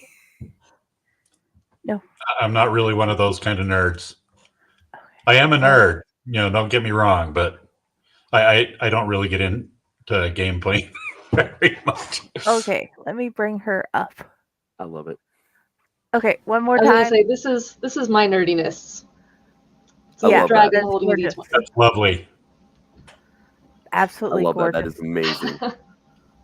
I am I'm not too, Brandon nerd, man. but I wasn't one until he. I think my only ink nerdage is my Deathly Hallows. Yeah, you can kind of see it. Nice. I have yet to get any Harry Potter worlds ink on me, but I've got like Star Trek on my back. Yeah, I weirdly got I'm a Star Trek nerd. It's good. I love Trek and Wars. I can't make up my mind. I'm right in the middle. Love them both pretty much. Yeah. But yeah, I got that tattoo for free because a friend of mine dared me that I wouldn't get a tattoo of a camel tattooed on my big toe. And oh man. And they're like, and I'll pay for it. I'm like, you know what? Smoke me up. So we smoked a lot. She took me down there, and they're like, we're gonna have to charge you $100. because that's our minimum price to put this little, and it's the original Camel from Camel Oh, cigarettes. like Camel cigarettes? Nice. Yeah. So it's on my big toe, so I have permanent Camel toe. But they felt so bad. They're like, "Can you come up with another small design?" And my friend had already left, was going to pick me up later. I'm like, "Yeah, you can give me a Harry Potter tattoo. Let's go." Nice. That is awesome. But as for other tabletop games, yeah, I've played a fair number fleetingly. I played a lot of computer games because I don't know, I was growing up in that era when like PC cafes were really popular, so I went to the PC cafe. They're making a comeback now. Internet cafes are starting to make a comeback. Yeah, there's Very a nice. big one opening up like 30 minutes near me, like sometime the next month or two. Cool. It's crazy. Yeah, I used to go and hustle the boys there. I would play Scouts and Knives with them, and I would beat the pants off them, and they would look at me like this tiny. I was like 100 pounds soaking wet, 5'5", 15-year-old girl, and they're just like, she can't scout me, and I was just like, let's go, let's go, $20. Game choice. Yeah, we usually just bet hours because it was $3 an hour, so we just be like, I bet you 2 hours. But it was a good time. Yeah, that is epic, man. That I think probably the coolest RPG I've gotten the chance to play was called Chill. It's a lesser known tabletop RPG. It's a horror based, but they found a way to legally through rights and paying fees to incorporate every horror trope, every horror character from films, from books, from everything. And they put out so many modules over the years. But the whole point of the game is you're a paranormal investigator of some kind going in to figure out what the hell is going on. It was really a unique one. And then more recently, Kids on Bikes. It's a very small, I think the whole core manual for it, the original manual of version was maybe 40, 50 pages. But you basically have to make the characters together as a group. And the whole setting and the plot of the whole game you're playing is decided with questions from the whole group and then jammed together. So you're literally kids in like the Midwest back in like the 80s, riding around on bikes like Stephen King style and discovering all these things. And that's another like really cool, inventive one it's not combat really related much at all. It's storytelling. That is awesome.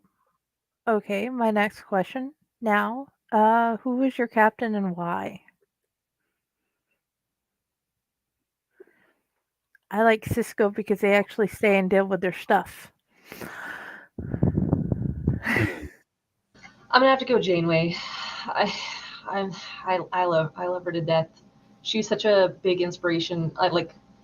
So Voyager came out when I was like 8, and I never missed an episode. And she was just my gal. She was so strong, and like never. She stayed single like pretty much throughout the whole series, which I felt was really important to be like she can be strong and independent and like she don't need no man. But I bet, as an adult, I'm like, I know what she was doing in that holodeck on her off hours. Like, because, man, you don't survive deep space 7 years without a little hanky-panky. Like, you just don't. Anyways, Jamie. I'd have to say Janeway, too.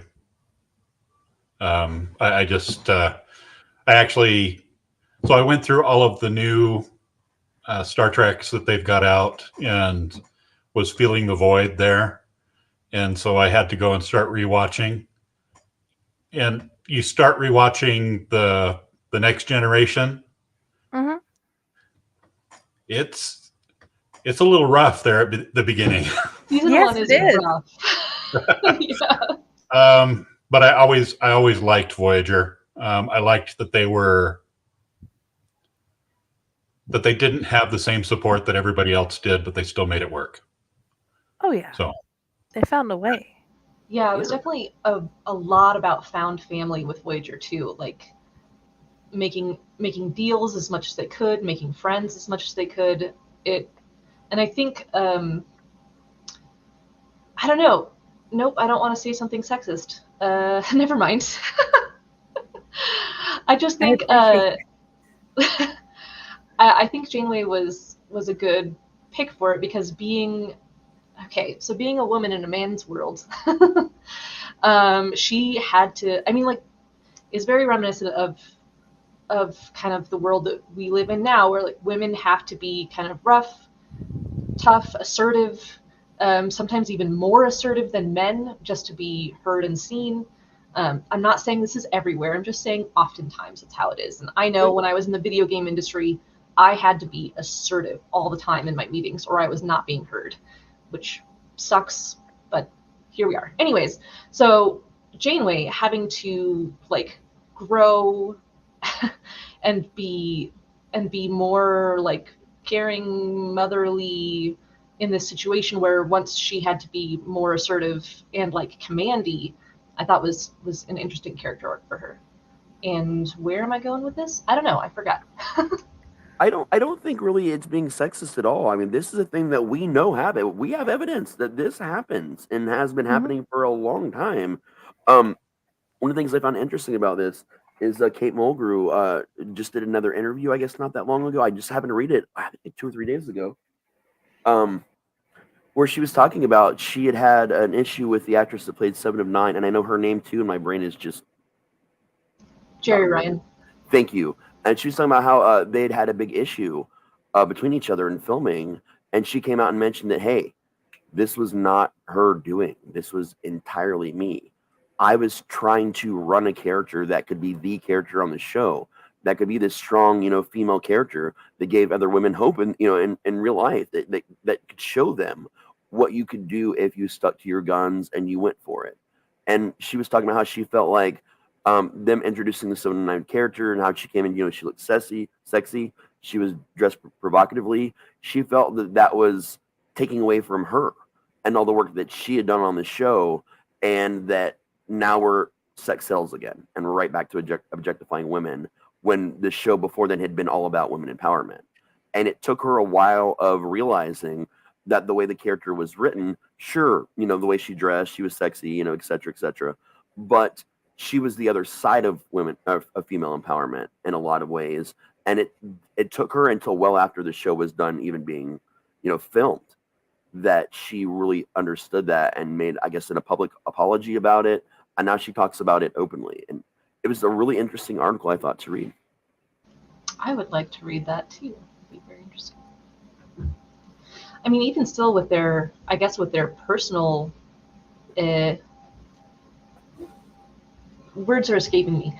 Words are hard. Combativeness, personal combativeness. I think they made a great pair on the show. Wow, now we're like wildly off topic. Sorry.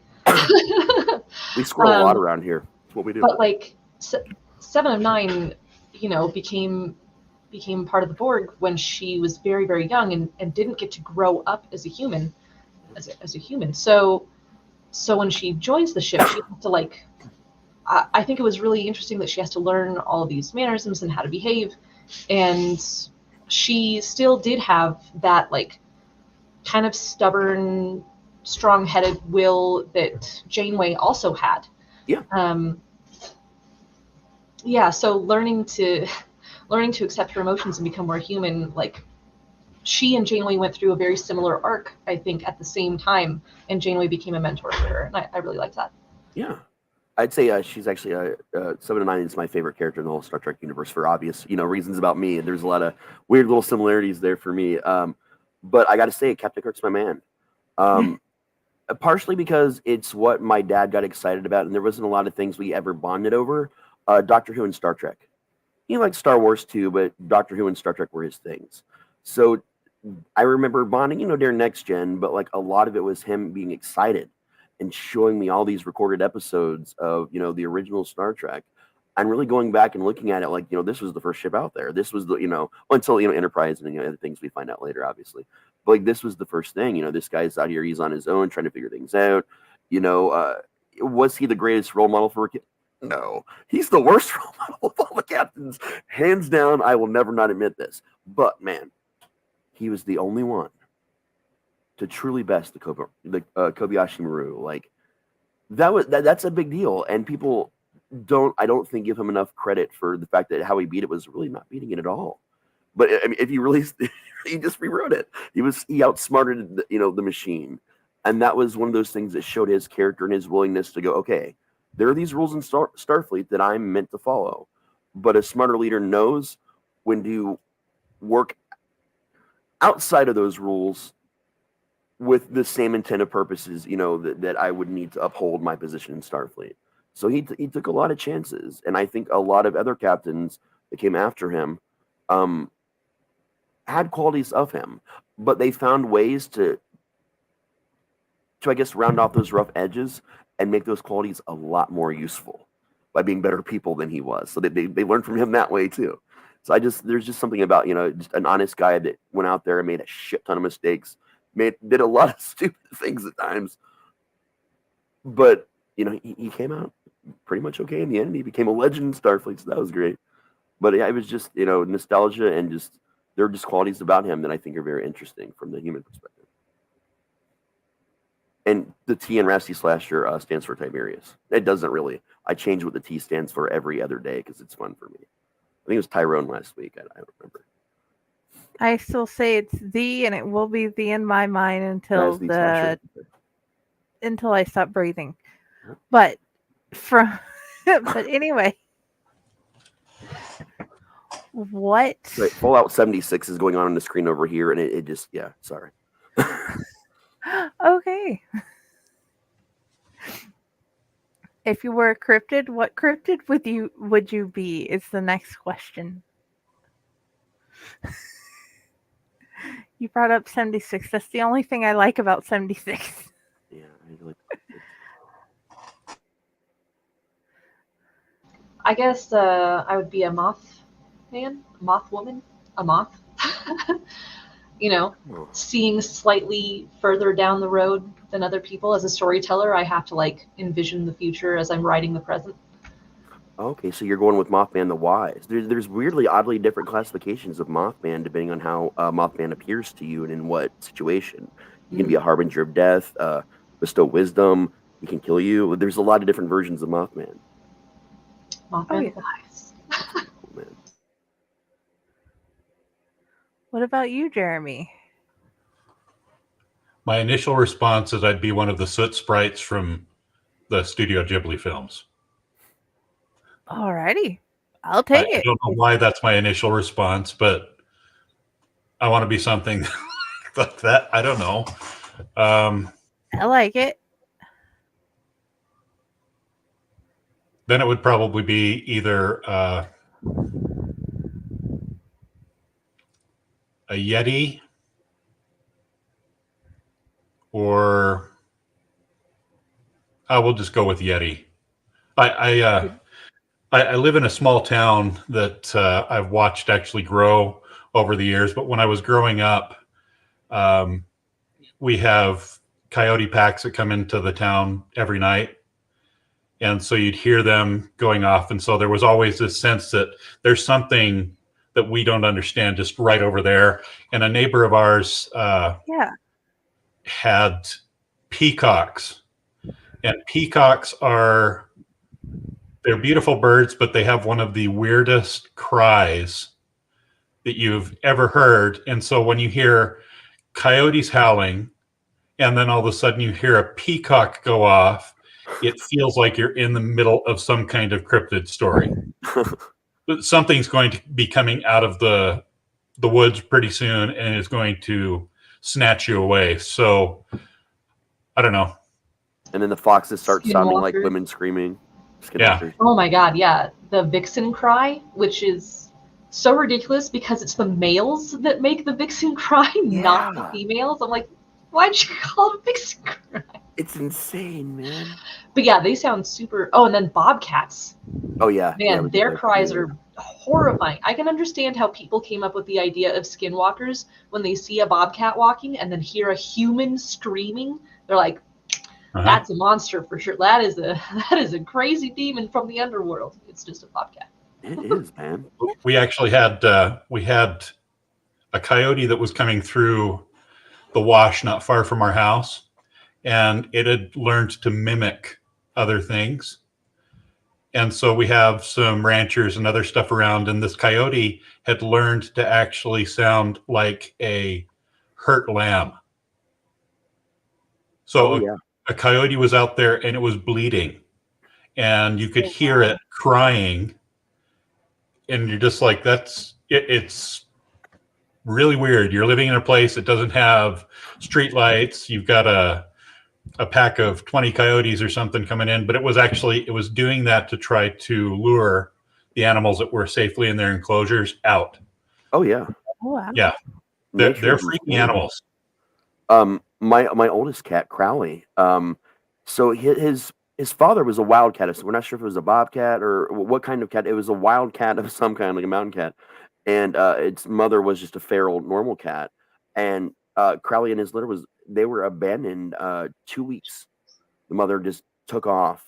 So we had to bottle feed this cat. It almost died a couple times. But as it grew up, it still never understood. Even though it lives with cats, it's never understood how to be a cat. Like when it plays, it goes after Achilles. Like it knows, what to do. Like it hunts. It trills. It doesn't. He purrs quietly, but he trills when he's trying to get like almost like echolocation. It's totally weird, but he's learned to mimic human speech to a really creepy ass degree. Where our room is down in the basement, and it's normal for me to have headset on, and I'll see the shadow of the door opening, or I'll hear the creak of the door, and I'll say hello. If I don't say it, Crowley does. So here, hello, hello. Or if he wants my wife's attention, he'll go, Mom. And it's not like a pet owner thinking, oh my God, it sounds like a voice. It's creepy. It's unsettling. Mm-hmm. Other people have heard it in the background and asked me about it. Like, he's got human voices like down. I didn't know you had a kid. Yeah, I mean, I don't have a kid. It's that creepy. Like, and the first couple times that he did it, Michelle and I were both like, we're looking around trying to figure out like where the sound is coming from, and we look down, and this was back when Crowley was really little. Like, I could put him in the pocket of my shirt and carry him around. He was so tiny. Now, he's huge now. But it was so crazy to see that, but I've seen that a lot in nature too. Just different animals, like knowing it'll get the attention or what it needs if it does something, a crazy sound to lure you in or whatever. It's creepy, man. Hi, Serena. Welcome to the interview. This is Serena Mossgraves. My other question about your Yeti is, in your mind canon, does your Yeti teleport?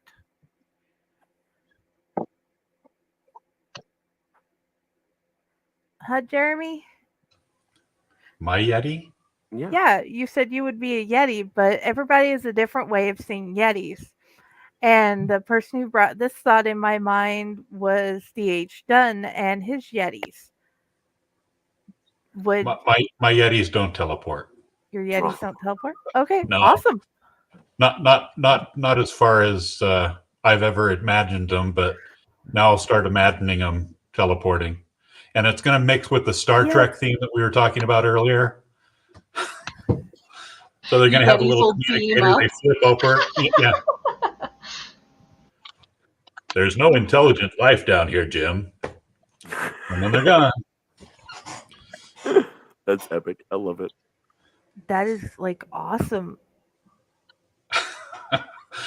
I suddenly picture Chewbacca in Star Trek with a communicator. That's okay. I love it. Like, seriously, if like we can count Wookiees as cryptids, I'm a Wookiee. Like 100,000,000%. That's what I'll even rip your arms off if you beat me at chess. Like, it's done. What cryptid would you be, Serena? A publisher. That is not a question I've ever thought about. I think my favorite cryptid has to be the Mothman, but that has to be because I'm close to the Mothman. Point Pleasant's only about an hour away from me. So,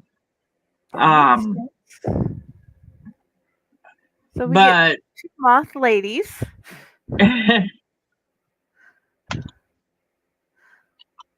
That is awesome. I'm still trying to figure out which one I like most. It keeps swirling in my head. So yeah. Oh, this has been a very interesting interview. Amazing. and I'm trying to my When do you question. want me to leave? You can Never. leave at any When do point. you want me to leave? You want to leave now? Okay, we can. No. I'm not saying I want to leave. I'm just saying when you're like, it's like when you're over at a friend's house and they're like, okay, like. Here's the thing. Wow. No, we're going to be up until like 8 tonight. So my thought was I'm trying to make my brain work because I've somehow lost the list of questions I had in getting ready for this event because I've scheduled so many things on multiple pages and multiple TikToks and multiple everything, but I've got to have some of the most interesting conversations I've had.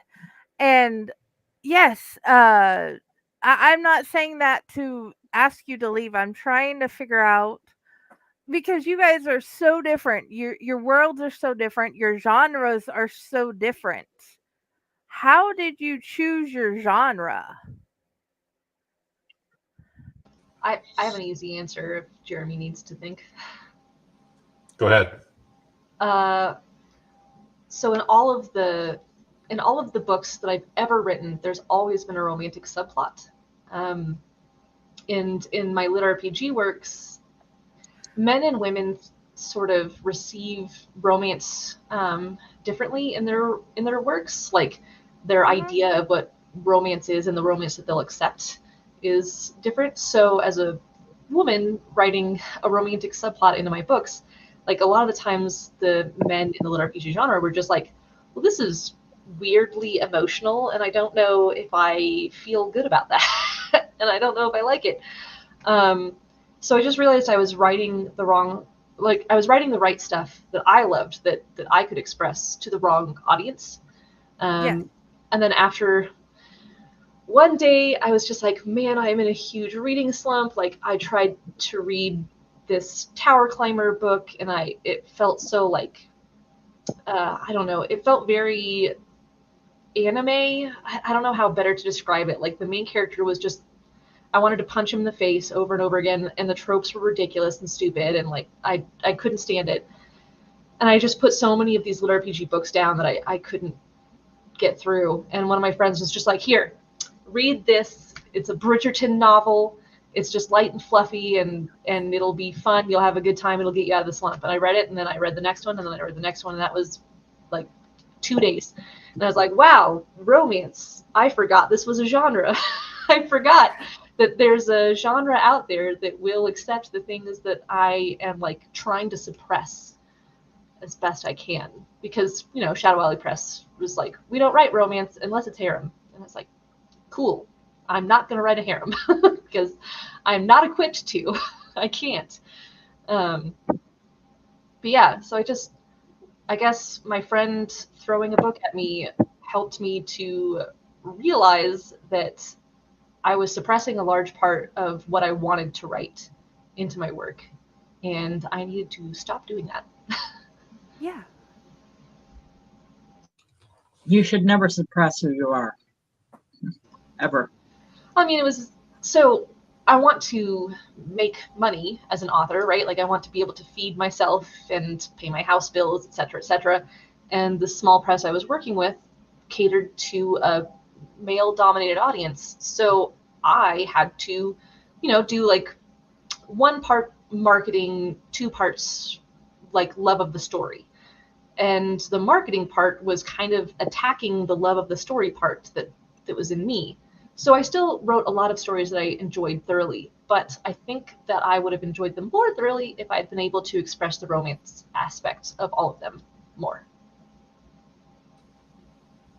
That's actually one of the things that's nice about our modern readership is you can actually write the stuff that you want to write, and there is going to be a market out there for it. It's finding the market is kind of a little bit of a challenge sometimes, but if you really find the stuff you enjoy writing, and then you actually get it written, like I said, get out of your own way, then you're going to be able to find somebody that's going to like that too. It's one of the size of the market matters. If you want to make an income, and actually live. The size of the market matters for sure. So you might have to shift a little bit. I mean, there's people with all the fanfic and stuff that we've got out there. There's people that are writing just because they've got a couple of friends that are going to be reading it. If you're trying to make a living at it, then yeah, you have to be a little bit more broad than that. You do have to find something that's going to support you. But I think you can really write what you want to write, and you will find somebody out there that enjoys what you're doing. That's my hope, at least. How did I choose what I wanted to write? Yes. I wrote something that I really enjoyed. I'd written other things before, and this one, when I hit on it, it just flowed. And so I don't know that I really chose the genre, it chose me. That is awesome.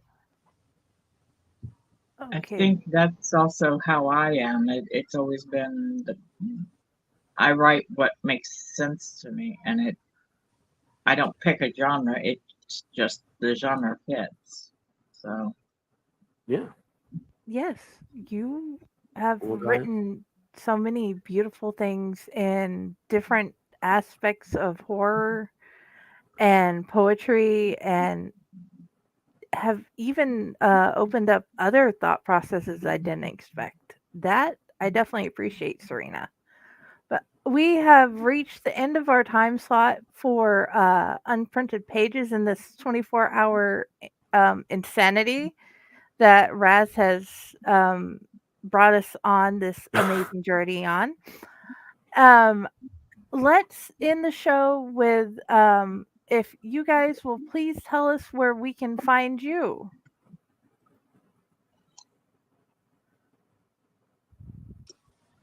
Oh, it's me. Sorry, Yeah. it took a second for screen to pop. You can find me a lot of places. So Ember Holt, you can find me at www.emberholtwrites.com. On all my socials, I'm at Ember Holt Writes. I'm Ember Holt Writes LLC now because I applied for an LLC. Yes. Yay! And now I am one. And as JD Astra, well, you can find me at shadowalleypress.com. You can find me on Amazon as JD Astra as well. That's like my sci-fi fantasy stuff with like a tiny bit of romance, but absolutely no smut.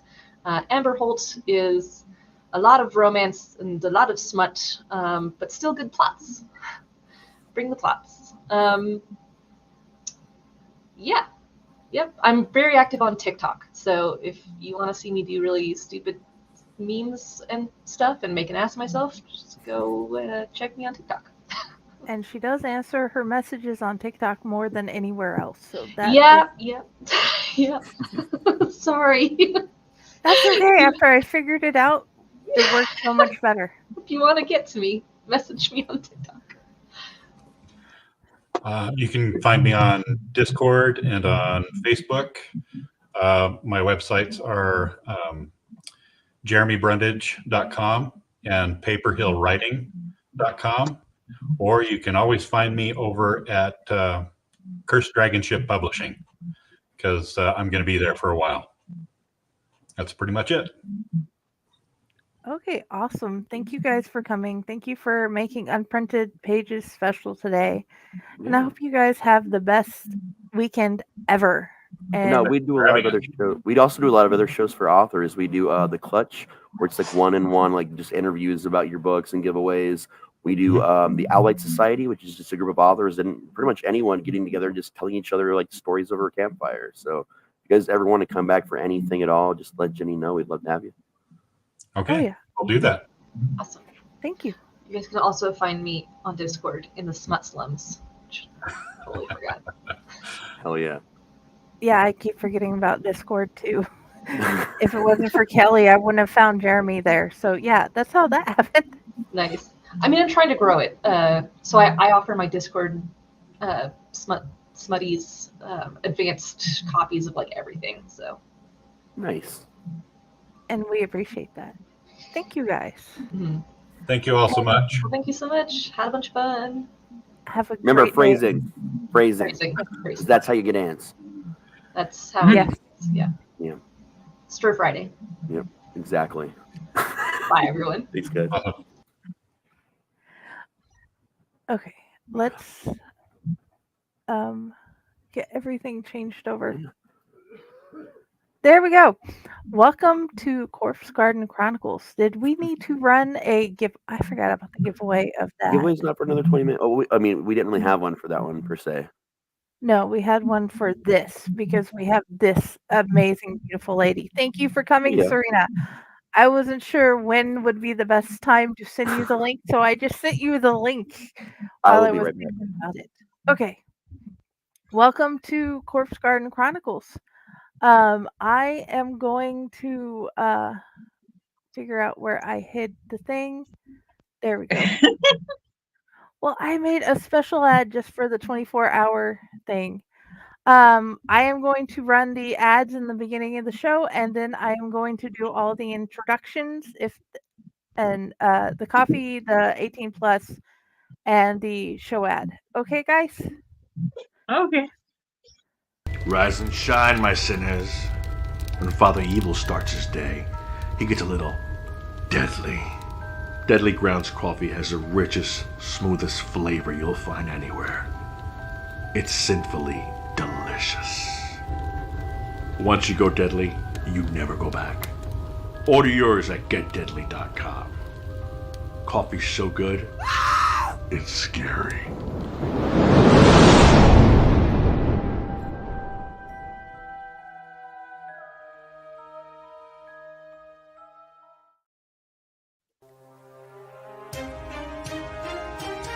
The Dorkening and all affiliated shows are not intended for anyone under the age of 18. The following may contain discussions or scenes that have adult situations, graphic violence, nudity, strong sexual content, and graphic language. This show is intended for mature audiences only. Viewer discretion is advised.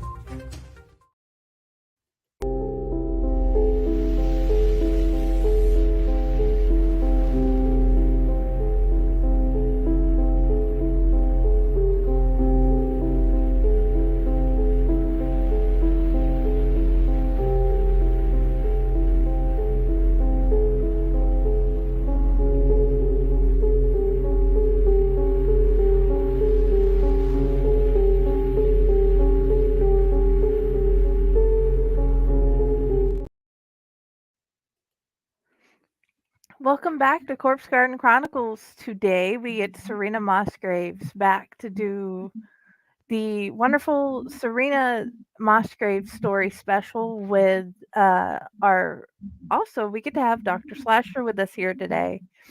And we are also going to read 2 children's stories with these 2 beautiful people. Pip is brave, and Lincoln's Halloween Adventure are the name of the 2 beautiful kid stories, because we had these 2 wonderful children, it was Dante and Sophia, that asked if we could read to them today. So Serena, hi, welcome back. How are you doing today? I'm doing fine. I am having trouble with the time zone. I forgot 11:30. It's 11:30 his time, not 10:30. So, yeah. The show moving along is hard. But yeah, we finally reached this part of the show. So, Yeah, I did not want to get up this morning, admittedly. I had like 4 alarms set. It was like, oh, what time was the show? Okay, I'll have 9 o'clock alarm set, so I have time for coffee. No, I ain't getting out of bed. Not yet. I got hours yet. I did not want to get up yet. I don't blame you. I haven't even been to bed yet. At some point I'm gonna stick my head out and ask for coffee. But we've hit my block where I am hosting. So Jody says hi, What And is she's sleep happy anyway? she caught Really, Serena. there is no sleep. There is only Zool. Well, they changed my meds, so I am actually getting sleep now. I normally would, but they put me on a half of a pill that I'm crashing for 8 hours at a time and waking up so sleepy. So That it's better because I'm sleeping, but at the same time I'm waking up groggy. is it Yeah. helping otherwise? Yeah, because I'm actually sleeping. Sleep is Okay. actually required by the body. It is something the mean- body does need. Can you tell this to my body, please? 'Cause I keep trying to, and it's just totally not having it. I just don't think it believes me anymore. I put it through so much trauma, you know. Yeah, the same. But no, the doctor put me on a new med, and she's like, only take half of it. And by the time the pill cutter gets done with it, I'm taking about a quarter of it, and it's knocking me out for 8 hours. So I think I'm fine with that. Okay, that's awesome. Nice. But okay, I have with me the Apocalypse Anthony. I cannot. Please tell me how to say this word correctly. I know it means library. You did explain that. Athenum. Athenum. Okay. Apocalypse Athenum. It is your collection of Various stories that have been in other anthologies, and then I added a couple that were just not really anywhere, but they kind of fit in. They hadn't been published. Other than the Peter Pan book, Death of Neverland, I think it's my second favorite of the books that you have out now, because I get to have so many stories together in one place. And you had said that you were going to read Rowan for us. What inspired that story before we move into it? Well, Rowan, I was in a writing group, Creative Central, on Facebook, and this was before Fae Corps was even a thing. There was somebody on there who was posting I want to say it was a daily prompt for a week. And one of her prompts was, the old tree is moving again. Oh. Which was the first line I used in the story. But that's what prompted it. And then once I wrote that, it was what prompted the whole creation of Under the Mists, the anthology that created Fae Corps. Oh, wow. So this is the basis of Fae Corps, this whole story, in a lot of ways. That is because amazing. we wanted to do an anthology, me and Cindy, that everybody could, get into. Everybody had access to. The only basis of it was the story had to be worthwhile. It had to be a good story.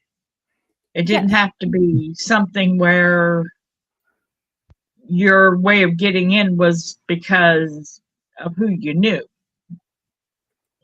And so we did that, and Under the Mist came to be, and it was like 6 of us that put together stories for it. And then after that, we decided we had to have a company name to do it. So I came up with Fae Corps. And then once Fae Corps was in existence, well, I didn't want to stop it. I wanted more anthologies. And it just kind of snowballed. We're grateful. And we're It's very glad it snowballed. did.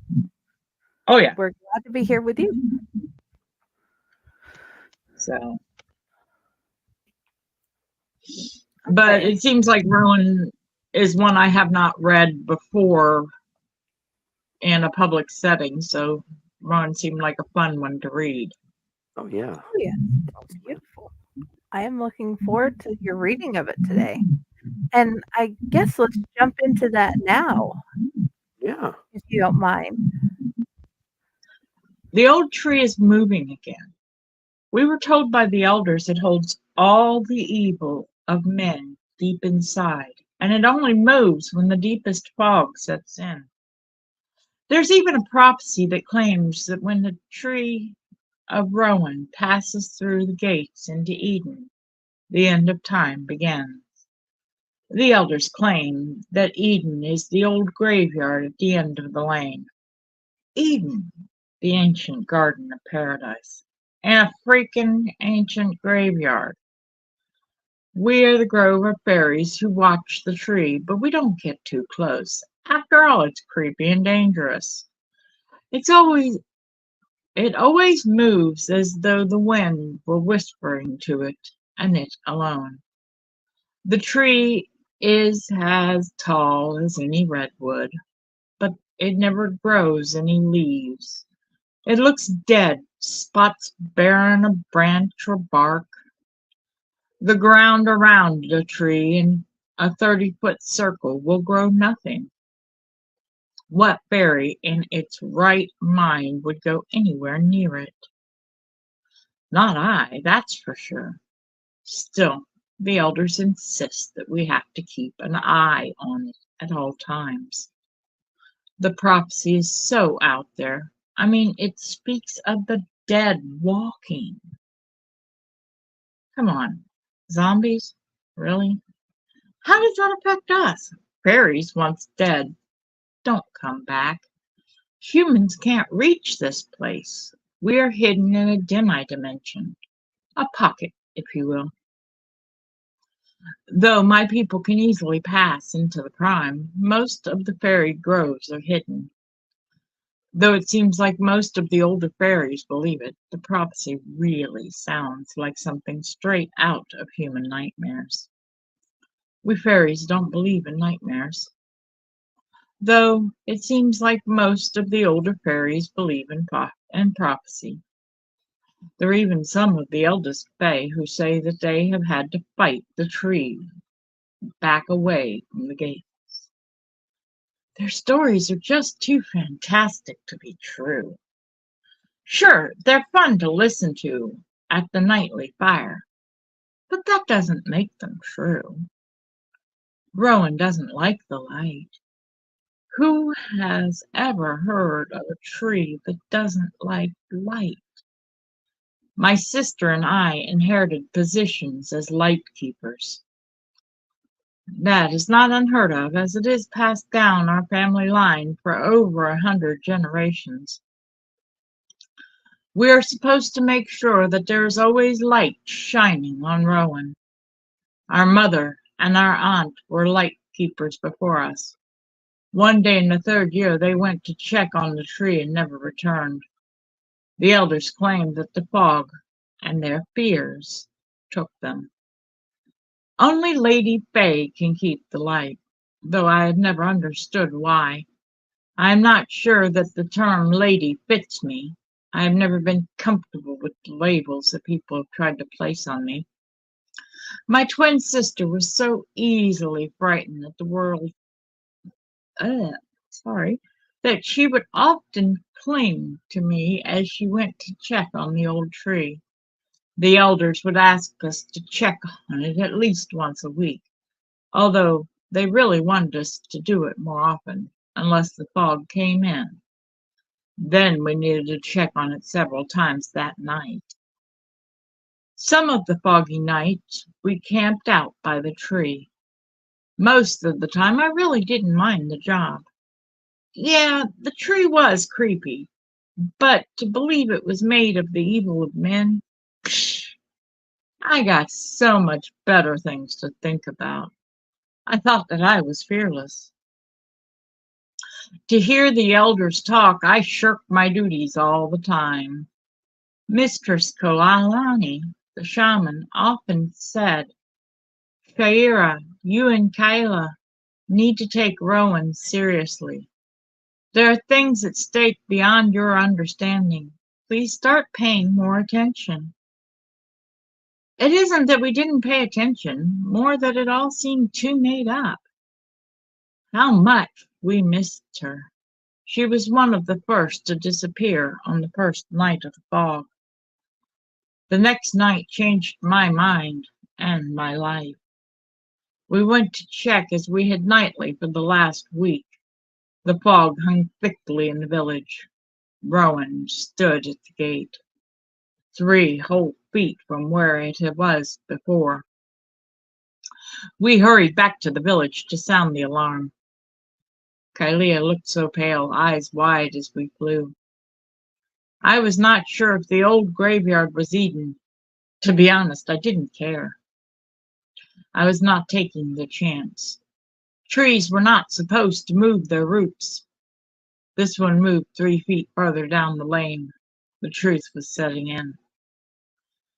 The remaining elders laughed at our urgency. I didn't understand why they suddenly didn't seem to care. The fairies are supposed to just watch, Rowan. We are not supposed to stop it. Not until it crossed through the gate. They say that I am a traitor for calling for the village to fight. Maybe I am. I spoke the truth that they were unwilling to hear. I did what I had to do. It had moved again. It was my responsibility to stop it. Rowan is supposed to end the world, and I am not willing to allow that to happen. So I will be a traitor. I refuse to watch as Rowan enters the gate. I proceeded to gather those who were willing to help me defeat the tree. It took me half the week to get them gathered, far longer than I wanted it to. The elders did nothing to stop or to assist me in my actions. The sudden apathy was confusing, and I was not sure how to deal with it. There had been so many fairies disappearing from the village on a daily basis lately. The last week has seen half of the fairies of our village missing. Whispers of them running into the human world, though I think it was to keep the calm more than being true. Only half of the elders were still in the village, and a good many of the remaining fairies were scared to leave their houses. Chaos had set in quickly. The last 2 days before Rowan moved, the fog was too thick to even see a foot in front of your face. I cannot say that I would blame the fairies that did run. At least I hoped they ran. I didn't know for sure either way. If they had not run, I was left to wonder what had happened to them. One of the fighters whispered tales of the seduction of evil. How the weak-hearted would gladly accept the gifts offered. Rowan was my responsibility. The fairies were not. I felt the weight of that responsibility, gathering up fighters, checking on Rowan nightly. I was trying not to hear the tales whispered by the ones who fought last time. I added extra light, for I did not want to be lax in the duty I was given. Seeing the tree move scared me. The light was for me a shield, though in truth, by this point, it was no more than a finger in a bursting dike. I need to pause you here, please. We need to do the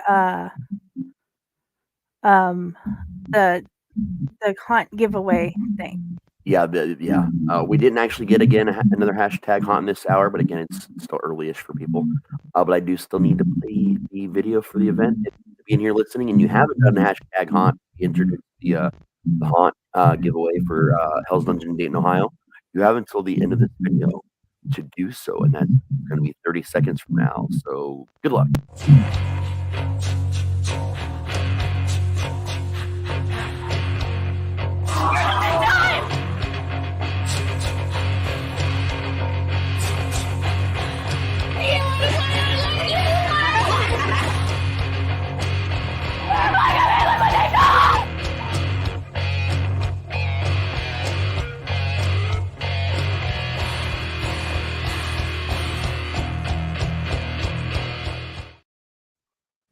And there you have it. We'll do this again at 1 p.m. my time, Eastern time. So make sure you get that hashtag haunt, and just of course commenting in general get you in the running to win all kinds of cool random prizes we're doing in this stream. And finally, the QR code in the top right, as long as there's a link as well in our show notes, we'll send you to the donation page, because we are taking donations for this stream so we can buy really cool things to give you guys as prizes throughout the year and keep our lights on by paying different subscription fees we have to handle as the podcast network. So if you donate at least $20, one of these special edition Outlight All Night t-shirts. So that's for $20 enough donation. So yeah, give us all your hard-earned money. Don't worry about that car payment, house payment. It'll also be there when you get back. Just send us all your money. Other than that, we now return to your regularly scheduled program. Now back to this wonderful story. The day before the battle, Kalia disappeared. I felt the frustration and the fear that her loss brought. I tried not to think about what it meant. She was always afraid, after all. She ran. She had to have. The alternative was just too hard for me to accept. For the fight, I put her out of my mind. Each day more were gone. By the time we were ready to fight, the fighters were all that remained in the village. The total fairies to face the danger ahead. 10 of them. Not a fairy one brought up this fact that was carved deeply on every face there. We were the warriors for the light. We would fight Rowan back from the gate this very night. The non-fighters were all gone. We were armed with swords, whips, or mace. Instead, we were armed not with swords, whips, or mace. Instead, we carried torch and magical light. One of the strongest of us carried a flaming axe. I don't know if Rowan could be cut down, or what the consequences would be if we even managed such. How do you kill the evil that resides within the hearts of men? Our fight would be light and goodness versus the darkness of evil. But would it be enough? The half-rotten branches swung wildly at the light, though there was no breeze to cause the movement. It had to be the tree. The tree seemed nearly dead, rotting away, half-eaten, though no animal or insect would go near it. Though it swung wildly, all its branches managed to catch a fairy. It flung her and her light towards the setting sun. That tree was so damned accurate. How was it able to tell where we were is beyond my comprehension. I mean, how can a tree see? We couldn't fight until nearly dusk. The rules of encounter forbade approaching any earlier. I argued that the rules bound us and gave Rowan the upper hand. The older fighters refused to hear, saying only that by following the rules would light triumph. I was overruled, and it was nearly dusk as we flew to the fight.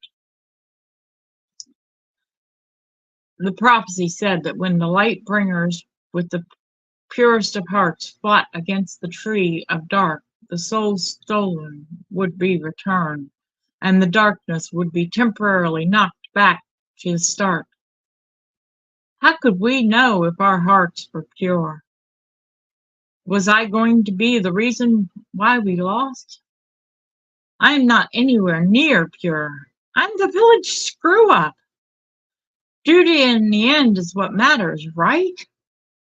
So I swallowed my doubt. I cast another light spell into the ever-growing darkness. I prayed internally that my choices wouldn't damn everyone. The fairy with the flaming axe swung at the base of the tree. He missed, something that he had never done up till then. The axe passed through Rowan as though it were not even there. The tree dropped off 2 branches, and 3 others blackened. Not from the axe. I think it was from my light. Realization is painful sometimes. The fight was not for all of my fairies. It was for me and Rowan. And us alone. Fear crawled through my belly, tearing my guts up with an almost callous indifference. Swallowing it, I yelled for the rest of my fairies to form a light circle around us. I brought myself up even with the tree and prepared all of my light to shine through the darkness. I wanted to bring it all to an end. I put all of my energy into the light spell I was casting. I believed that the spell would end it, and I was willing to be ended in the process. My sacrifice would make it safe for those I was there to protect, and I was fine with this. The spell went off with a blinding flash, knocking me back. I landed out of the circle, taking my axe Fae backwards with me.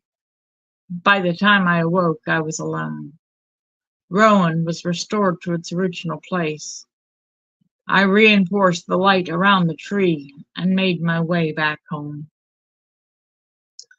The village was completely back to its old self. I cried when I saw Mistress Caroline.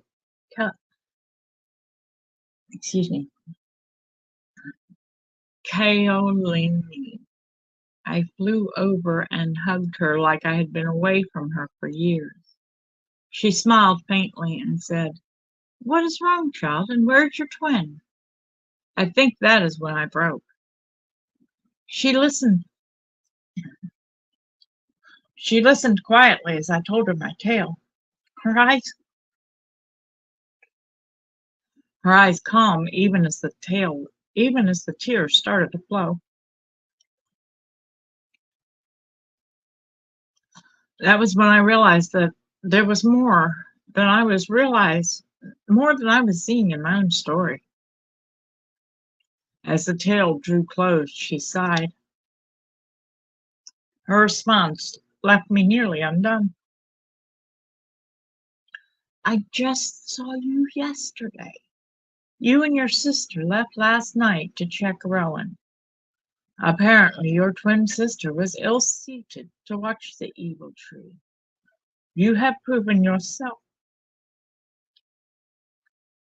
Come and break your fast, child. We will mourn her together." So, all of it was in my head. Somehow, I was not surprised. That tree would eventually end the world.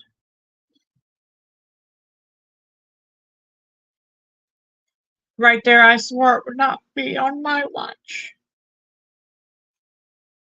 I felt that I owed Kylia that much.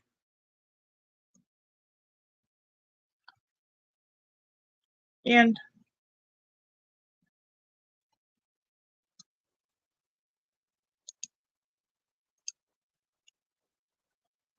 I can tell that's a very emotional story for you, man. I don't know why it got emotional for me at the end. Sometimes our words do that, you know. We read something back, even if we've read it 100 times, it just catches us on a different day, because every day is a different day, you know, and it has a different power all of a sudden. That's okay. you can feel that one in your soul, that loss and that understanding of what's fixing to happen. Definitely.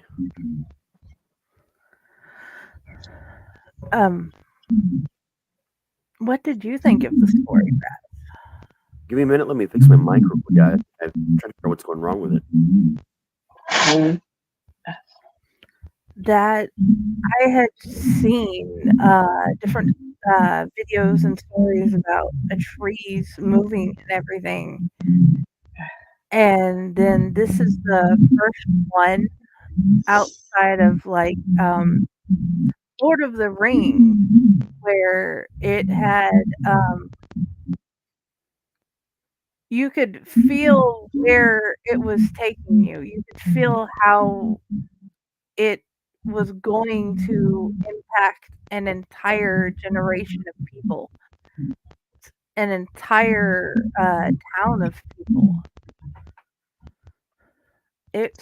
You did beautifully.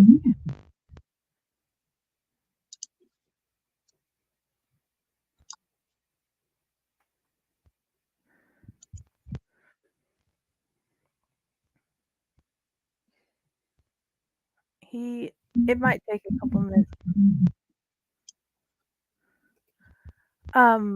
What about the nothing?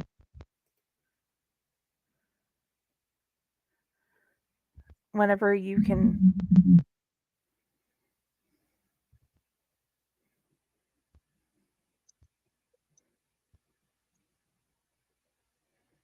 The nothing?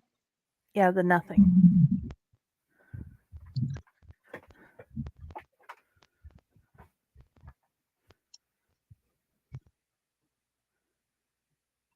What do you mean? What about your story?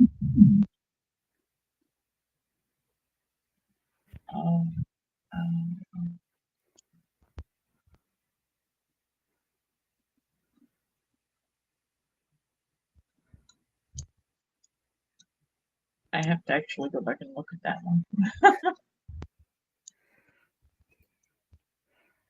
one. Originally in Whisper Quiet.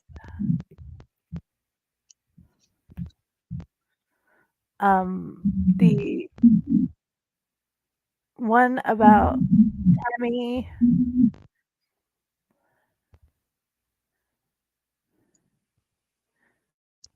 and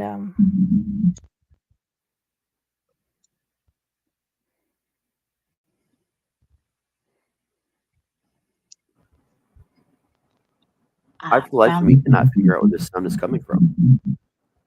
I can't either because I'm hearing them while you're gone too. It's not me then. It's 100% not me because I've checked so many times and it's not. I literally shut off my whole mic system and had just my speakers for my sound on my computer, and it's coming from the chat, but it's not for me. Okay, I just took out my mic. Check. Hello. Hello. Check. It's like that's my voice on a delay. There's someone else's setup. Okay, I wonder if it's your end, Serena. I'm checking by changing my mic up a bit because right now I do not have it on a headset. Check. Hello. Jenny, talk first and see if it does after you talk. How does it sound? One more time. Mary had a little lamb. Whose fleece was white as snow. Yeah, it's still happening. Technical difficulties, folks. This is normal. Don't worry. It's a 24-hour stream. We're going to have bugs. Yes. Is it better now? I can't hear it. Okay. I switched mine to a headset instead of leaving it on just my phone. So maybe that's what was doing it.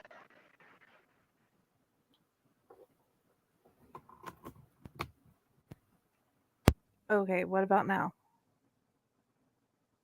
Check, check. Mary had a little laugh.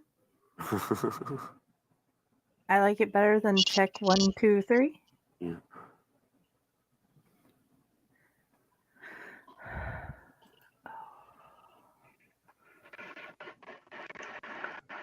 Yeah, I think it might have been mine. Okay. But your mic is cutting in and out a lot when you're talking now too. That's why I didn't have it on to start with. Yeah.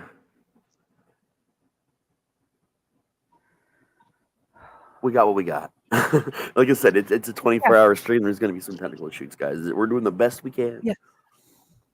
Yeah. But I am definitely glad you're here either way. But if know you heard that same sound earlier, that means earlier it wasn't coming from my mic either. Yeah. It's just Like we I'm thought not it sure was, where yeah. it was coming from. Yeah, that's so Because odd. it's coming because it's constant for a bit, then it's gone. So Yeah. I don't know. Weird. I'm sorry, Serena. I know You were asking about the nothing. Yes, I know I love the story. I am just so tired. I can't tell you why other than that I like So- it, and it has something to do with Tammy's house. So the issue is I can't understand what she's saying at all. So I'm gonna have you go back to the other way, and because the other way isn't as bad as this for being able to hear you, because it's like every other syllable you're cutting out in your mic. So we'll just go back to the other way, and that sound issue is not quite as bad, I don't think, as this one. Okay.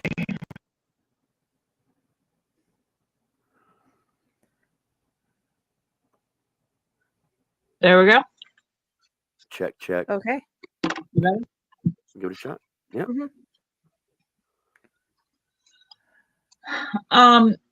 The nothing are dream eaters. They're no-eyed people that live in the little girl's dollhouse. They lived in the And dollhouse. Tammy is the baby. Yeah, Tammy's the babysitter. Yes. And the reason why Tammy is involved is because the father is dreaming about being with Tammy instead of being with his own family, and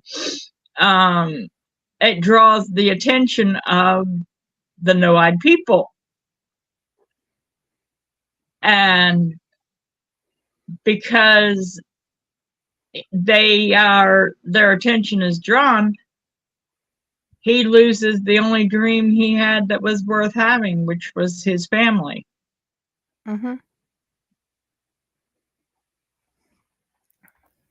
Instead of having everything he had that was worthwhile,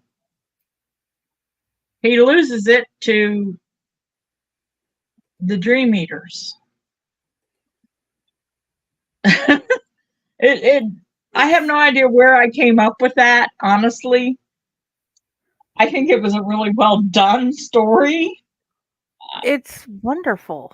Yeah. It's beautiful. You had chose. Sorry, go ahead. If you've ever like really paid attention to T.S. Elliott's The Hollow Man, not just the this is how the world ends, not with a bang but a whimper. All the other verses are actually more powerful in a lot of ways, and I get the same vibe from that story that the bulk of the T.S. Elliott's Hollow Man gives to me every single time I read it. And it was the same kind of. I can't explain it. It was just the kind of same sort of vibe for me. That sense that pretty much everything is fucked. If you really think about it, everything is fucked. But there's different ways you can look at things so they seem less fucked. But at the end of the day, that's just you telling yourself that to survive, to get through. Yeah. You know what I mean? Honestly, he made his bed in that one because he had everything that he should have been happy for, and he had a wife, he had a child, he was this absolute lucky man, but all he wanted was something else. Yes. Right. You also chose a nightmare that can scare me as much as an adult as a kid. The things in my kid's dollhouse. Well, now that I do know where it comes from. My grandmother on my dad's side made dollhouse furniture. Okay. Mhm. And she had this townhouse that she lived in, and it had 2 living rooms. Okay. One in the back and one in the front. And in the back, she had a dollhouse permanently set up. And we weren't allowed to play with it. We weren't allowed to touch it.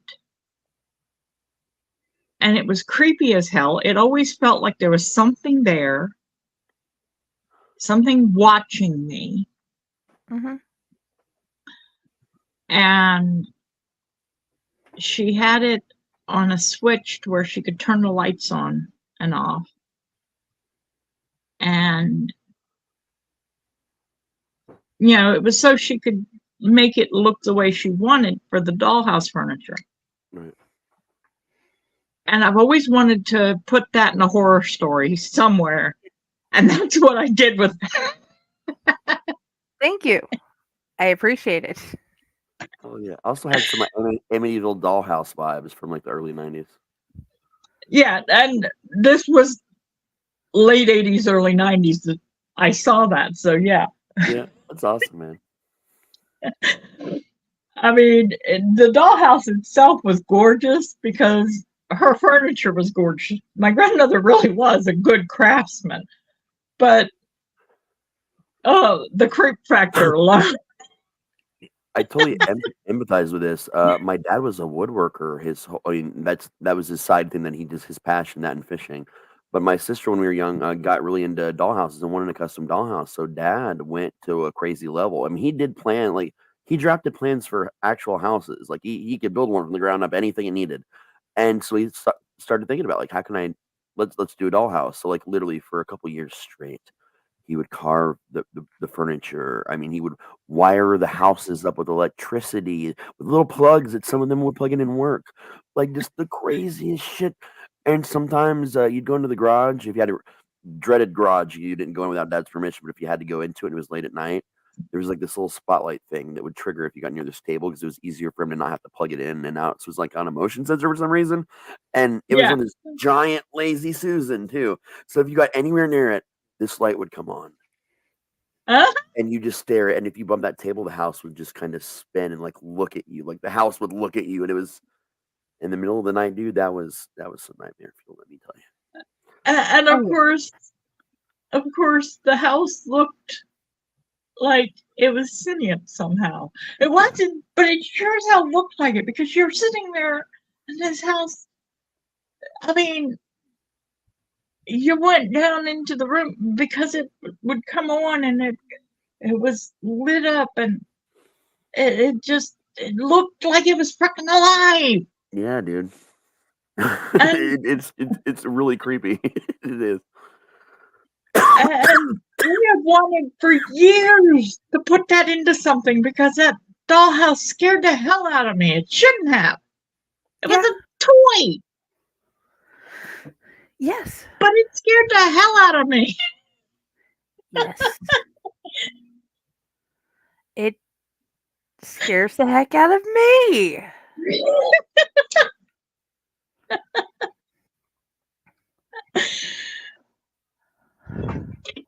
And it's wonderful, but my dad used to do leatherworking. My mom used to do quilts. She still does. But all of my family have been incredibly creative. So most of them, the creativity wasn't really scary. Mm-hmm. But that particular grandma, her house she had one shelf that was nothing but unfinished statuary because she painted porcelain statues. And then she had that dollhouse. And then, of course, there was the piano that I wasn't allowed to touch because she was afraid I would end up doing damage to it. Her house was just the creep factor. And I have looked for ways to turn each of those objects, and I haven't found all of them a place yet, but I have looked for ways to turn each of those objects into the creepiest horror item that they were. I've always wanted to do like a killer doll story. My great aunt, when we'd go down and stay in parts of Tennessee, we'd stay on the farm. We had to sleep in the doll room because that was also the guest room. So it had giant cases full of antique dolls. And every night you lay in this room, you just stayed awake, staring at the dolls while they stared at you. And it was like an understanding. As long as you stayed awake, didn't fuck with them, they wouldn't fuck with you. But like, you still didn't trust it in the back of your mind. You just had to stay awake and make sure, like it was kind of terrifying to stay on the farm because it was always in the doll room. And as I got a little older, I asked, "Can I just sleep out in the, in the living room couch?" And like, yeah, you're not gonna get into nothing. You're fine. And I got it to escape the doll room, but for years that doll room terrified me, like years.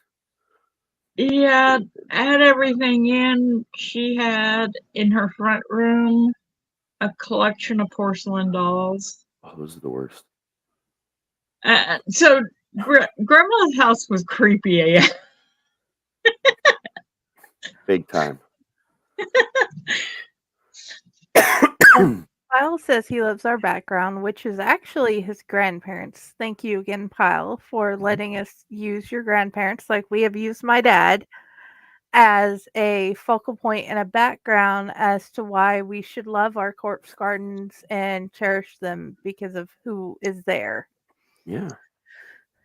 But here, let's read this story and then come back afterwards and talk some more and get into the children's books that we have to read next.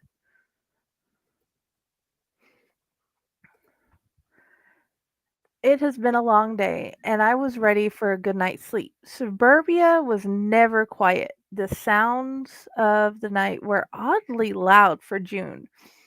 It made it harder to sleep, so I was awake later than usual.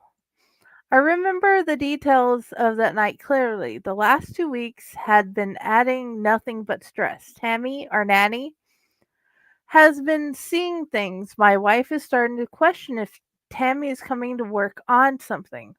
I had been defending her. I really couldn't believe that Tammy would do that. She kept claiming that she was seeing people around the backyard.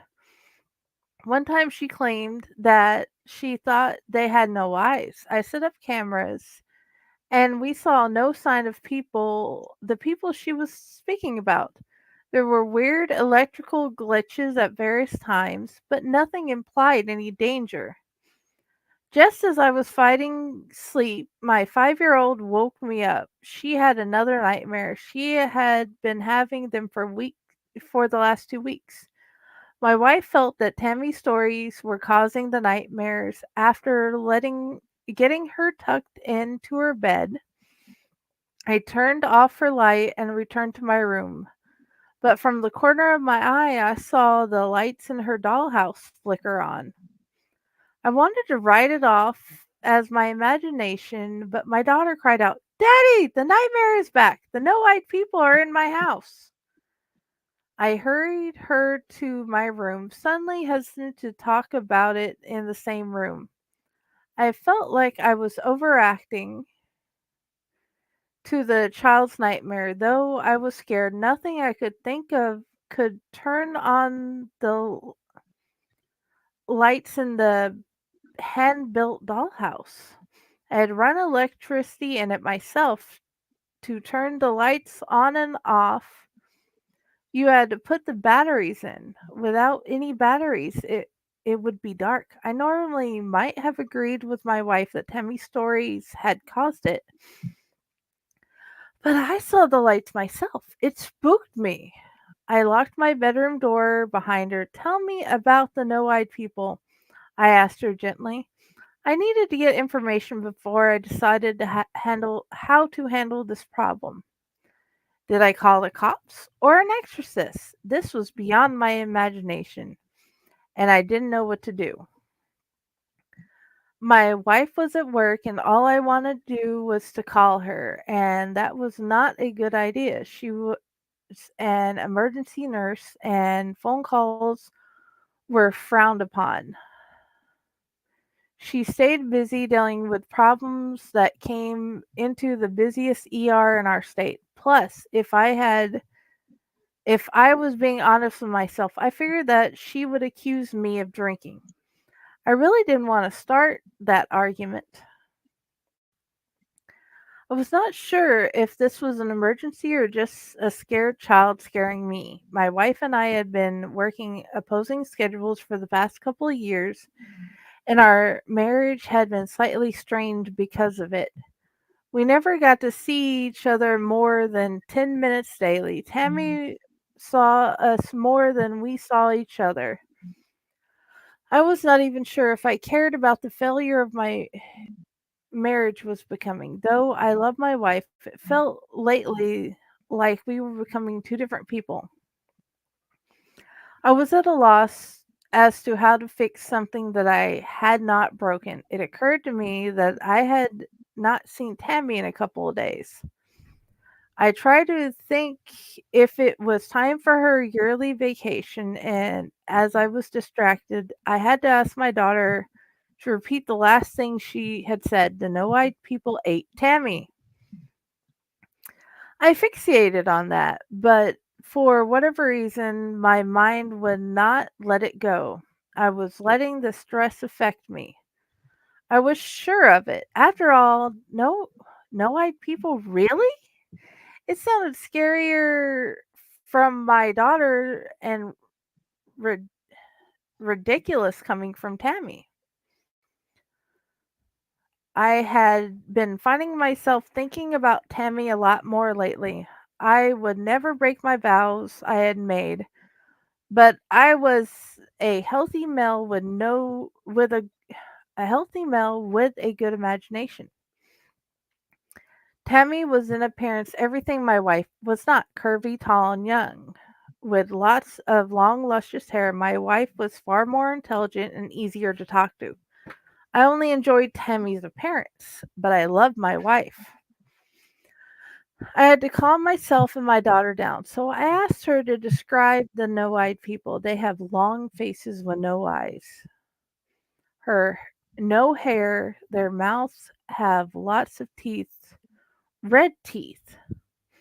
They have long bodies and long fingers. They were as tall as Tammy, but they got small and hid in the house. Regardless of whether the no-eyed people were real or not, I wanted to get my daughter out and safe. It would give me a fresh perspective on the situation. My parents lived on the other side of town. I decided to take her to see to see her grandparents for a couple of days while I figured out what the no-eyed people were. My parents were always happy to see my daughter. Though I could tell my mom was curious, she welcomed us and quickly set about putting my child to bed. I was torn. Should I stay the night or go back and face the nightmare I left behind? The desire to stay embarrassed me. My wife would be coming back to an empty house. I had left without leaving a note, so I had to go back at least so she would be informed. Firmly, I mentally shook myself. I had to go back. I decided to swing by Tammy's house to check on her. I was sick with worry and needed to be sure if the no-eyed people were everything my daughter believed them to be, or if they were just burglars in a mask.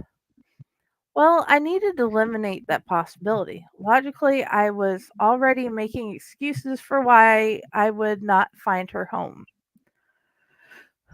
I knew that I was going to find an empty house. I knew she was not there. Still, I stopped by. I got the spare keys from under the pot on the porch. She would have to replace it. I felt like it was place too obvious of place.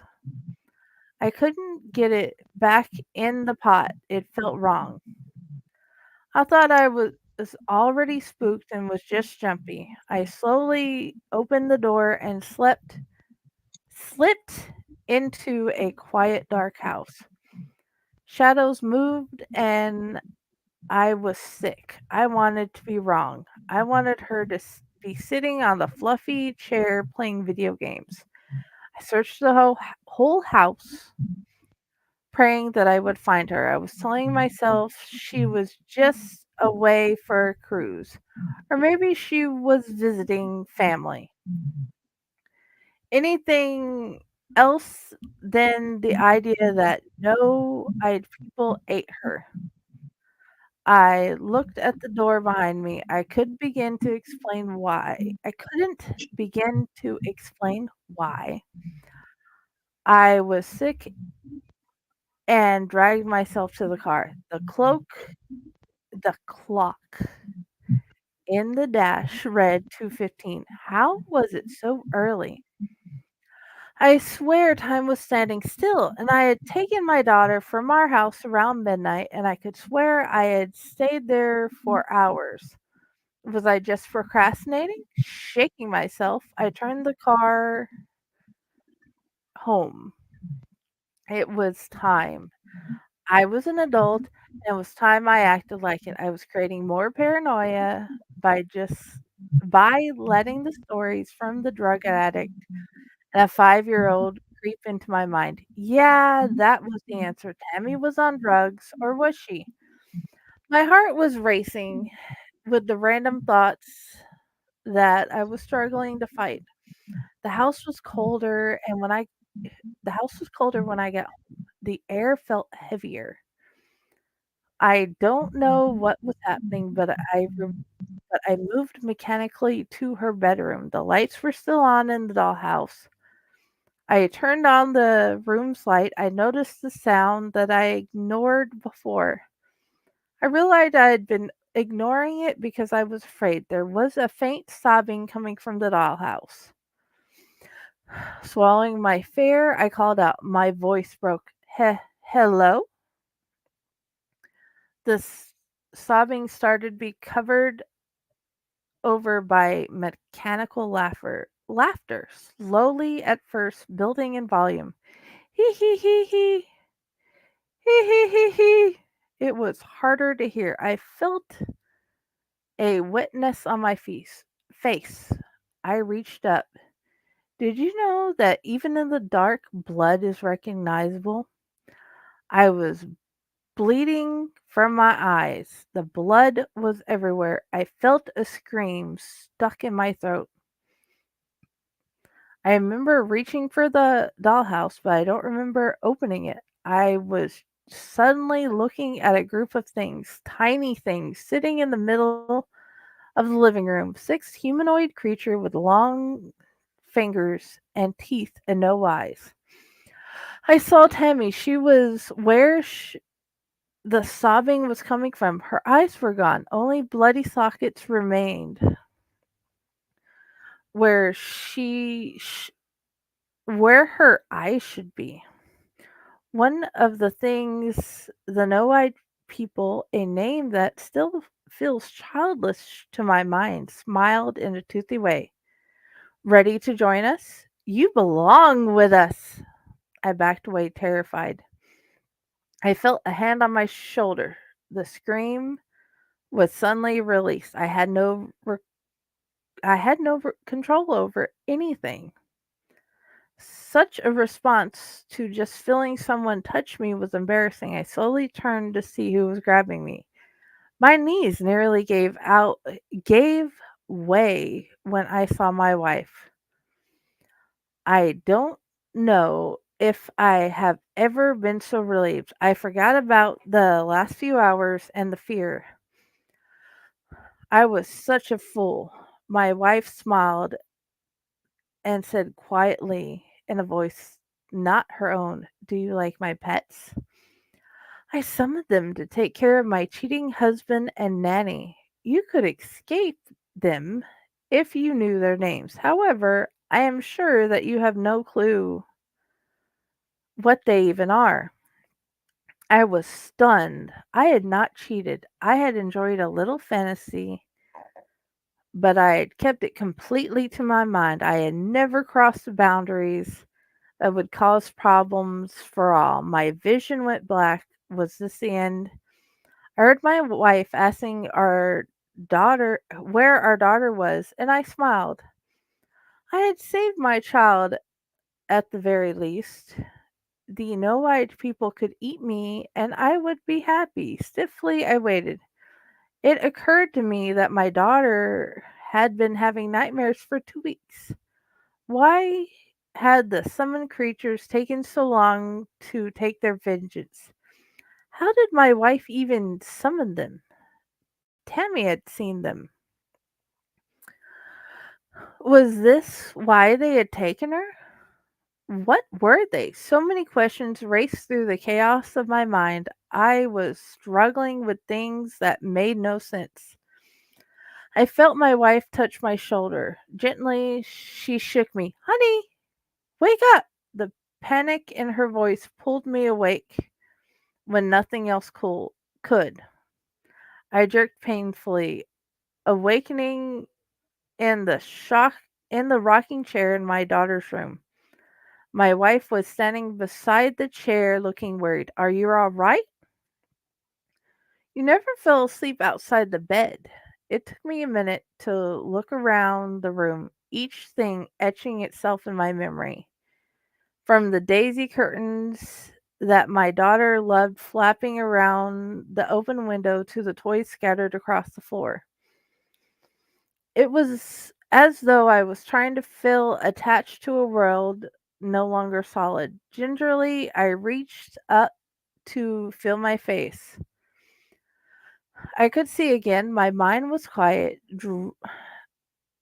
dry as bone. No witness, no gaping hole.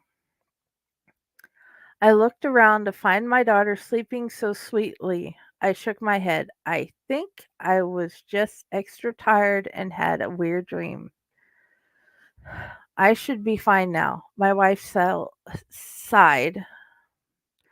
"Well, come to bed. I was worried when I got home and you weren't in our room. It's not terribly long until time you go back to work." Apologizing, I stood up. I followed her to the door. I hesitated with my eyes resting on the light switch. I turned the thing off. In the corner of my eye, I saw the little light of the dollhouse turn on. That was my last memory of my family. I have been looking for a way to return to my wife and child ever since. I feel the color has been stolen from my life. I would give anything to hold them both again. The no-eyed people are dream eaters. I fear I am the one who summoned them. I had been spending too much time dreaming. Unless useless and unproductive dreams. No imagination, just sinful, self-serving dreams. Such a mail they gained from me, enough to bring them into the world. So they stole from me the only dreams worth having, my family. I am not crazy, they exist. They are coming to steal all the dreams worth having from this world. I still do not know their names. I have looked at every supernatural text I could find. Nothing. The rooms of my house are empty as they were never filled. A single man had no need for toys or daisy curtains. With no wife, I only needed a twin bed. I had, according to everyone around me, lived alone the whole time. I tried to ask my neighbors, hoping that someone else had been seen. I sought out Tammy to see if she had heard from my wife and child. She acted as though she did not know who I was. She ran away from me, frightened that I was some creep trying to hurt her. My parents didn't remember my family. My mother looks at me with eyes filled with pity. I was beginning to think I am losing my mind until the morning when I was cleaning the attic. I still think that I should burn it. Sitting in the attic, somehow pristine, is the damned dollhouse. No batteries, and the light is still on.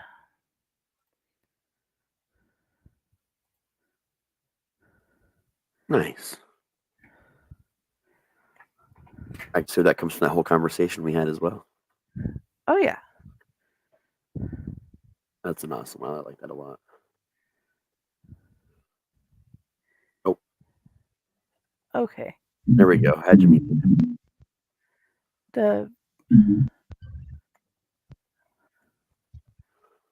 Hold on a second. Yeah. Were there more than 6 pictures?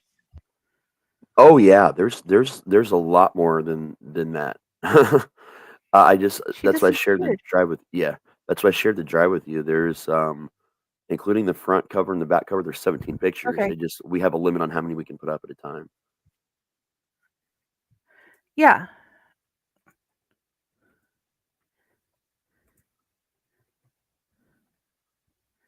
Bear with us, folks. Hold on a second. Episode. I am asking her a question. I think there may have been a miscommunication. Oh. I just had her muted for a minute because the background sound it came back again as you were reading. Okay. But yeah, guys, we've been hearing some awesome stories on Corpse Garden. I'm going to be reading my children's book, Lincoln. Oh, Lincoln's Halloween Adventure here soon.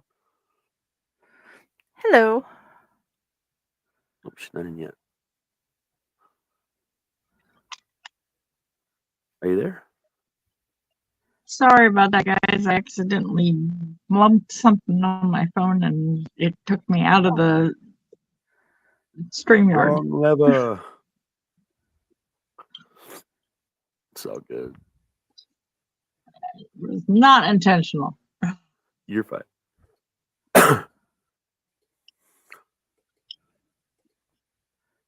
Hold on. Let me figure out how to get the rest of them. You can't. We are maxed out on picture allotment. I know, but downloading them. Oh, okay. Gotcha. I'm with you. So yeah, I will be reading and we'll be following along with the pictures with Halloween or Lincoln's Halloween Adventure here shortly. The children's book that I wrote. We're just trying to get the pictures fixed because we had an issue with there can only be so many pictures on the StreamYard at a time, and we go a little crazy sometimes. Okay, it's not letting me see more than the cover photo. All right, well, I'll do it myself. Not a problem. What we'll have to do is I'll do the first so many. It's all right. We'll do the first so many, and then I'll have to pause in order to rearrange the next set of pictures. So not perfect, but because I can put them up and then we can change out as we need to. Yeah, that's what we'll have to do. After you do one, just delete it. That way, all I'll have to do is go in and upload the next set.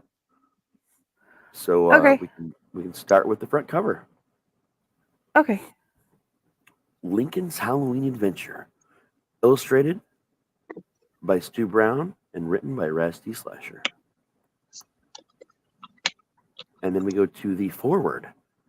Dear reader, the first sentence I wrote was the day my great-nephew Lincoln came into this world, for whom the main character is named after. I wanted to give him something special that would last forever. Congratulations, Lily and Devin. You really broke the mold with this one. The inspiration for Lincoln's adventure came from a young man named Chase, one of the kindest children I've ever met. I've had the pleasure of watching him grow up these last few years at the haunted attraction I work at. He might be afraid of everything inside of it, but he's truly the heart of our little haunt. And of course, without Stu, this project would have never happened. It was his brilliant artwork and ideas that truly brought Lincoln and his friends to life. And of course, Stu here, I'd like to dedicate this project to my children, Aiden, Logan, and Evan Dean. I love you with all my heart. I'd also like to dedicate it to all the children in the world that are brave enough to face their fears every single day. Yours in madness, Raz T Slasher and Stu Brown. Which leads us to the picture that you're on currently, Okay. I think. Yes. It does. Lincoln loves Halloween. He loves the costumes people wear around town. He loves the parade and candy. Most of all, Lincoln loves the decorations. Okay, we ready for the next one? Yep, anytime I stop reading, you can go ahead and put the next one. Okay. Lincoln wants to do the decorating this year, but he's afraid. He's afraid of the dark and the scary things that live in his house. Lincoln turns on his flashlight and takes a deep breath. Lincoln is still scared, but his dad's flashlight gives him courage.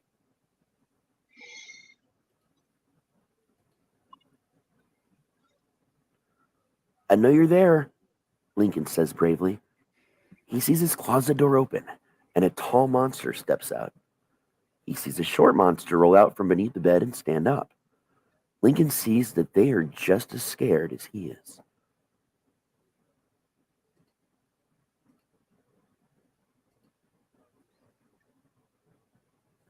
What are you afraid of? Lincoln asks worriedly.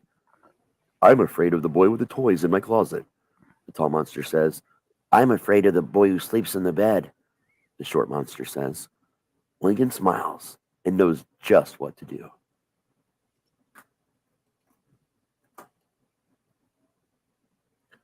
I'm the boy with the toys who sleeps in the bed. I was afraid of you too, Lincoln explains. You're not so scary after all, the tall monster says. There's nothing to be afraid of, the short monster says. Lincoln is happy to have new friends on his adventure.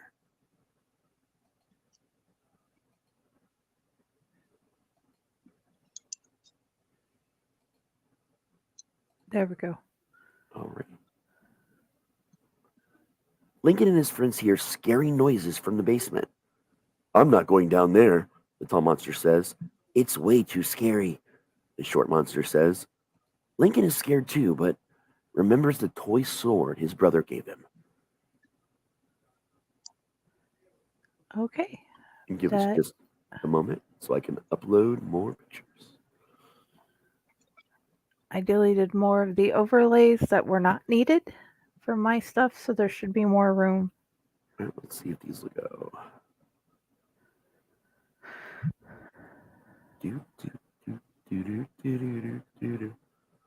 The problems we don't think about when we create a 24-hour stream.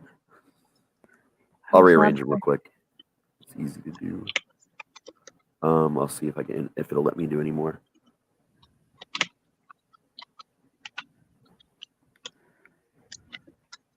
Oh, it is letting me do some more.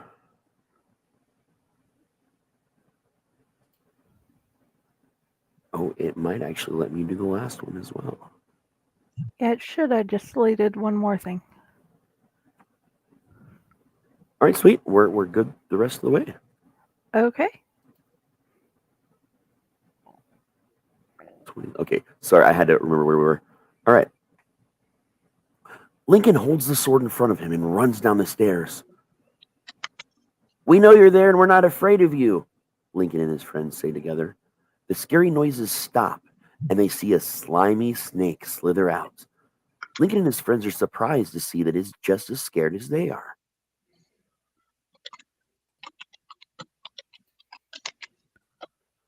What are you afraid of? Lincoln asks worriedly. Well, I'm afraid of the thing that lives upstairs, the slimy snake says.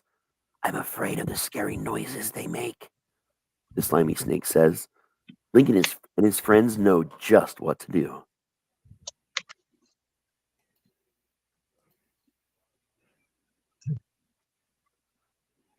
We're the noisy things that live upstairs, Lincoln explains. We were afraid of you too, the monsters say together. You're not so scary after all, the slimy snake says. Lincoln is happy to have another new friend on his adventure.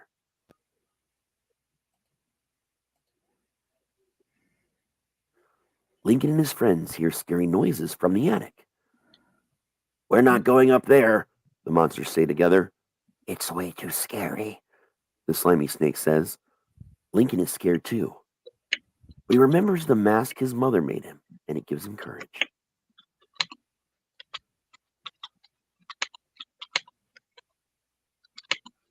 Lincoln puts on the mask and runs up the stairs. We know you're there and we're not afraid of you, Lincoln and his friends say together. The scary noises stop, and they see a ghostly girl appear before them. Lincoln and his friends are surprised to see that she is just as scared as they are.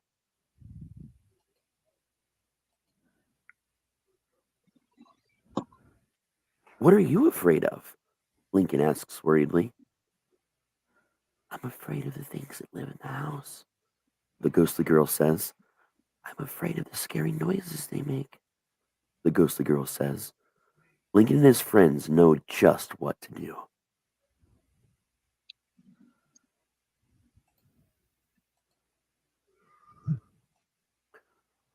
We're the noisy things that live in the house, the monsters say together.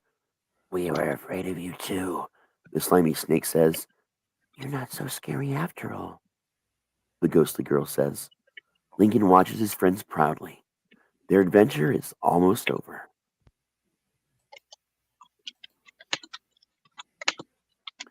Lincoln and his friends still have a job to do. They look through the boxes of decorations in the attic. It takes them a while, but they find the right box. Lincoln and his friends start decorating.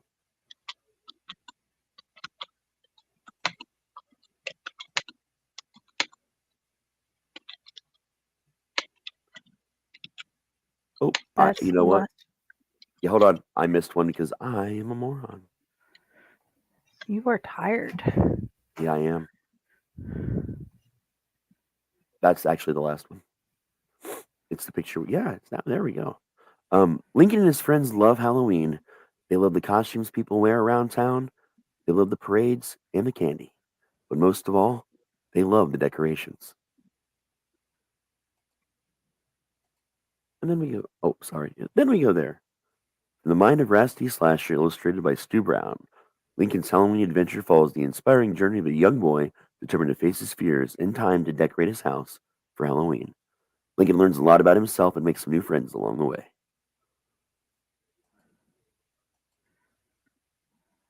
We love that book. I think it turned out really good. Yeah. I really do. It's sad that I'll never do a Lincoln book in particular again for like a million reasons, but I definitely want to do a different kids book eventually as soon as things calm down a little bit. I don't know. You might decide to do another Lincoln book, but not terrible. Likely that you'll do too awful many of them. Yeah. I have an idea for a cryptid kids book, like kids book series though. See, so I've been thinking about other options for the kids book realm of things. Well, it'd be nice if you'd come up with an idea and have it ready for Kids Week this year. Oh well, man, I got no promises this year. I know. No pressure. No pressure, man. But I promise you 2 anthology stories, and I know I'm late on one. I'm working on it, and hopefully the novella for the Hunter's Handbook comedy horror thing that I'm actually halfway done writing it now, just about. So those things are guaranteed. Anything else? Well, I'm working on things, but we'll see. Yeah, I have screenshots from the Pup is Brave. I hope that is okay, Serena. that is fine. Okay. And we've done Sophia's request. Now we're going to do Dante's request. A Pup is Brave. Will you read, please, Serena? Absolutely. Pip was scared. Angel was at school, and Pip was alone at home. First, there was a noise at the back door. Pip barked at it. Then there was a noise at the front door. Pip barked at it. The barks did not stop the noise. The barks did make Pip feel better, though. Pip could see the squirrels outside the window. Pip asked them what was outside. The squirrels did not seem to hear Pip. Pip was scared. His friend Angel had told Pip that it was okay to be scared. Angel came home from school to find Pip barking. She smiled at him. Did you miss me? Pip felt less afraid because Angel was with him. Pip felt brave. And You've moved just a little faster than I could, and I didn't realize I had a one out of order. But thank you. There we go. And he appreciates that, and she appreciates that, Raz. You guys Happy to do are it, man. awesomeness. It was awesome. So, I've never done a reading of that one, actually. I never even thought about what the voices would even sound like until I started reading it. That was fun for me, too. yeah, I think a lot of people do not realize that reading the kids' books don't do any harm to the kids' books. As a matter of fact, it probably helps because the kids' are still going to want a copy of them. oh yeah, They're still going to want to hold the book and look at the pictures and have that experience, but having somebody read them to them is actually a good thing because they get to hear the book and hear the words. Because some of these words are sometimes hard for the kid. Yeah, it really is. yeah. And sometimes it's entire shows, like Room on the Broom, are episodes from their favorite show, like Bluey or Blaze. And sometimes it's puppy books because they love puppies and they want to know if other puppies are like their puppy, like our Stubby, the dog of the two children I mentioned earlier, my Soapy and my Dante. And yeah, even when they can't read, sometimes you will have read the story so many times they can it helps them build comprehension and they can tell you the story back. So it helps with the way they think and the way they remember. It helps them build on what they're learning from the story. It's not the same as with an adult book. With an adult book, sometimes if you read the story out, it interferes with an adult's inclination to read it. It does. Mm-hmm. But yeah. I did this whole stupid deep dive because I'm like, okay, I'm going to write a kid's book. It can't be that hard. And I think I spent 4 or 5 months just researching everything that I could find, right down to like layouts. I was probably driving you crazy, Patty, what I kept coming up with and finding. But like, what I learned is like the age that I geared mine towards was, really just starting to learn how to read on their own kind, that age group. And with that age group, repetition is good, like the slimy snake slithering, things like that helps them, use their sounds and sound out words. And it's got to be a cute, fun story for the kid, but it can't talk down to the kid too much. And it can't be too preachy on the lessons because a parent doesn't want, even if it's a good lesson, a parent doesn't want a writer to instill things, and that's their job. And it can't be something that irritates the parents because if the kid can't read it and wants to hear it for bed, they don't want to read a story that they just are irritated with 2,000 times. So there's all these super fine lines, a million of them. In fact, the younger you go with just starting to read, the worse it is on all the rules and the guidelines to really make something that people enjoy. So it's actually pretty frightening as an author doing anything else to do this. It was terrifying for me. Honestly, though, you did really well with it. And if you decided to do it again, it would not be, I think, as hard for you this time because you have an idea of what you're dealing with. Yeah, I And mean, definitely. it's just a matter of you gotta decide, hey, this is the topic.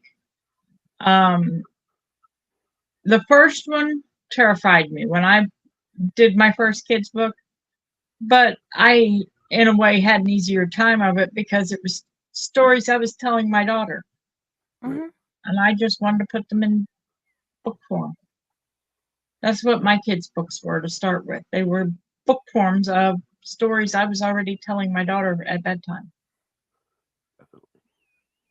That made it easier. It makes sense. Like, and now that I've done the research and terrified myself about it, I definitely agree that like doing it again would not be easy, but be a lot easier than I put on myself before. Because a lot of that stuff is the writer, we put on ourselves to do this Yeah. perfect thing, to find the equation, what have you, to find like the formula or whatever you want to call it, to do the perfect thing based on everything you've researched. And then no matter how many times you look at it, you're like, oh man, but I could have done that. I probably should have done this. I should have done that. And it's like, okay, next time I'll worry about that. But for now, it's out. It's done. Got to move on. As Oh, the yeah. parent that received the story and has read the story multiple times with the child, it has went from I am having trouble reading to Mommy, I've read this to you 6 times. I think I can try this book now. That's awesome. Or on the opposite end with the younger one, I have reading comprehension. I have listening comprehension. I understand the story. I can tell you from the pictures what you told me. I love this story so much. I can be brave now, or I can try it myself. Yeah. So you guys are coming over really great on the child side, on the parent side. So awesome. Thank you. For me, it was wanting to I wanted to instill some morals or some lessons without it being so as much in your face. Like, it was about community. He got an item from his mom, his dad, his brother to help him, find the courage to do the things that he needed to do. He wanted to decorate his house not just for his family, so his community could enjoy it. So it's like that family, community, togetherness, and understanding that any situation you go into that's new is scary, but you'll always find someone in that situation just as scared as you are. Mm-hmm. So it wasn't crazy preachy, but just kind of those little things that I was trying to balance. It had a lesson my parents had taught. Sometimes those creatures you're afraid of are just as afraid of you because you're multiple times bigger, or they don't understand what you might do, so they're just as afraid because you don't understand what they might do. Yeah. The book series that did that for me as a little kid learning how to read was Little Critter. Those were the books that I loved. Just all of growing up was Little Critter, and my mom thought I knew how to read the one called Little Critter All by Myself, because it was about learning how to do all these chores by yourself, learning how to read by yourself. Look, Mom, I know how to read. And for a long time, this is how they found out I had eidetic memory as a child. I would sit and read the book. It was the only one I would read, but Mom just thought I loved it that much. So one day she asked me to read it to her, and I read it to her. She's like, "Oh my God, he's 3 and he's reading perfectly. What's going on? He's gifted, but not to that degree. I'm talking I barely turned 3. It was the summer right around when I actually just directly before I turned 3." And they're all freaking out about it. My grandma is a little skeptical about it. My dad sold. My sister's like, "Oh my God." My brother's the same age as I am. He, whatever. Granny comes over. She's like, "All right, pick up the book. Let's read." I picked it up and I read it. And my grandma looks at my mom and she's like, "He had his memory tested?" Mom's like, "Why?" She's like, "Patti," that's my mom's name also. "Patti, the book's upside down." And that's when Mom noticed that I was reading the book to her word for word as I flipped the pages to each page and reciting exactly what was on the page. Turns out the entire thing was from memory. Mom gave me another book to do it with, and I just stared at her, didn't say a word. I had memorized every page turn and every picture and what she said. So my learning to read was just loving that story so much that I learned how to read it all by myself. Same thing, 3-year-old, but Pip the Pup. Nice. Only book. Pip the Pup. Only book he does that. So you get the love, I hope. Oh yeah, 100%, man. Which is why there are now 3 Pip the Pups, because she told me that, so I proceeded to write more for Dante. Oh yeah. Because honestly, if he loved it that much, there had to be more stories. And now there's going to be a 4th one because Dante. Oh yeah. Oh yeah. It's going to be a surprise for Easter or birthday or whenever you write it. I don't care what holiday it is. It's going to be that holiday's gift. Whenever it comes out. Yeah, it's probably going to be a Kids Week thing. I'm seriously probably going to end up releasing both the next Sugar and the next Pip for Kids Week, because I don't have the patience to not do both of them. Works for me. So okay. Where are we? Because I can't remember. We don't have anything for another 19 minutes. Another 19 minutes? Okay. And it's ask Dr. Raz. Okay, because I'm like, I don't remember when that comes on. So we still need to see about who wins the what are we on? The 3rd live? Yep. We have not had any new comments that weren't us or eligible to win in this run yet, actually. Oh. So what we can do is we can hold it until, like, have that as a continued prize, because that's what we've kind of been doing for the blocks where it's harder because it's a Saturday early still. Yeah. Kind of thing. So we've been rolling things over to larger blocks. Yeah, I'm going to scoot because I do have other things to do, because my baby turns 20 tomorrow, and I got plans and such I got to make to. Happy birthday. Happy birthday. Yeah. And thank you for giving me a present and giving Dante a present. I appreciate it. It's always good to hang out with you, Patti. You always make I absolutely love coming on here. I wish I could do it more, but it just. I know it's great. You always have a home here, though. You're always welcome. Yes. You know that. Even my kids make characters of you to play in games. Okay. Which is awesome. That is so awesome. Just let me know who wins on that other thing, and I will work with them. So. Gotcha. Okay. Please tell us where you want us to find you first. Well, Serena is found all over the place at Serenity's Fall, Twitter, Facebook, what have you. I'm found at Patty Mouse all over the place for my writing. And then my company is Fae Corps Publishing. And again, we're found at that just about everywhere. Yeah. And we try and help the indie writer. Oh, speaking of which, guys. Yeah. Ruanne reached out to me.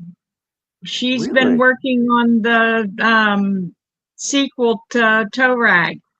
It's going to be 2025, but we are going to have it. She's like, I don't know if you'd be interested in it, but I'm like, of course we're interested. That is amazing, man. Please tell her that we want it. We're grateful. Yes. That's what I told her. I was like, of course we're interested. Oh, yeah. That's so Yay, awesome. she wants to come back with Toe Rag 2. Yep. So that is definitely going to be a thing. That's exciting, man. I love that. It's going to be called Go On. So. I'll take it. Oh, yeah. That has a meaning behind that word, too, I'm thinking. Yeah, it's the character's actual name. So. Yes. But some of these have like other meanings in cultures. Like Go On, it sounds sort of like a Japanese term that I've heard somewhere that has meaning. So yeah. Sounds awesome. But either way, I thought that was neat. The fact that she reached out and was like, I don't know if you'd be interested. And I'm like, of course we're interested. Yay! So you guys got the announcement here first. That's amazing, New man. Hell yeah. Ron Bradford Wright. I'm hoping I said her name in the right order. Book. Go on. Yay! Yeah. Nice. So, all right. Love y'all. Love you too. Love you too. Be Bye. safe.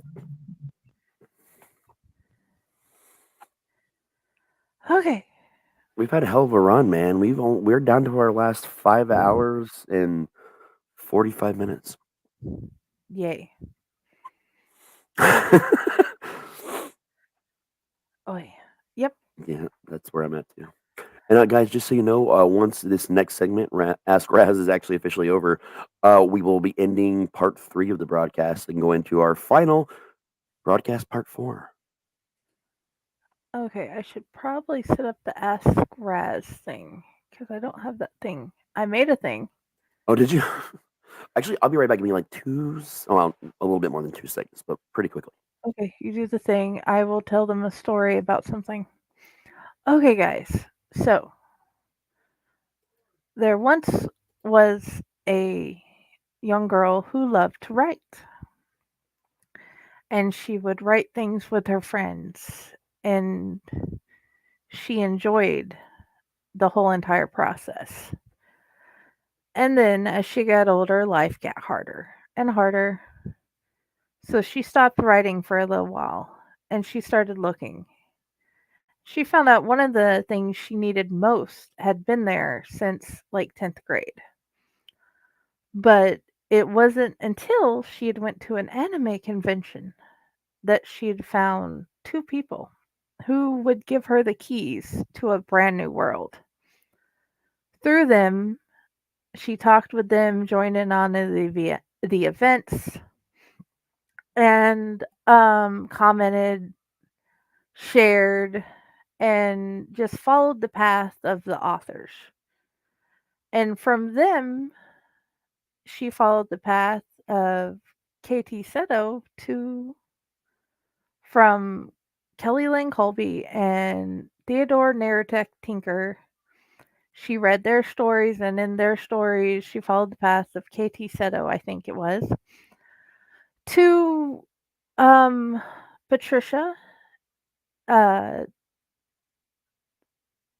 Patricia Harris, author, and CM Snow. And with them, she just found a home, and she just started working with them and doing things. And from there forward, she found new friends. And it just blossomed from there. They welcomed her stories and she welcomed theirs. And she will never run out of things to read, but she'll also have friends who always want to read what she writes. And that has spanned into 5 titles, 4 anthologies, and a poetry volume. And that is how we found our way here. Indeed, to Evening Soup. Beautiful Yes, Evening Soup. But Evening Soup kept popping up randomly throughout that entire story in odd places, but never did she enjoy it as much as she did today. Yeah, indeed. And also the Tick as Patrick Warburton, the Tick as Zeus. That's still in my brain. Oh my God. I am so happy I got to talk to him and finally see how the story progresses and what he thought. That was awesome. Oh, yeah. Oh, Arthur, you will never know lightning again. Yes. Yes, it was awesome. I don't think I told them about the 24-hour thing. I'm just like, hey guys, can I interview you and tell people about your stuff? Oh yeah, they seemed totally confused. Yeah. Man, like they're like, and I had a feeling I was like, I wonder if she like no explained. No, Jenny did not explain. She had way too many things happening at once. Way too many moving parts. This has been one of the more stressful last month leading into this month. Oh, fuck Stuff it. broke. People had to come fix my roof. Yeah. And we had to fix our fence. And we had to figure out the dog because the dog was afraid because of way too many storms. Right.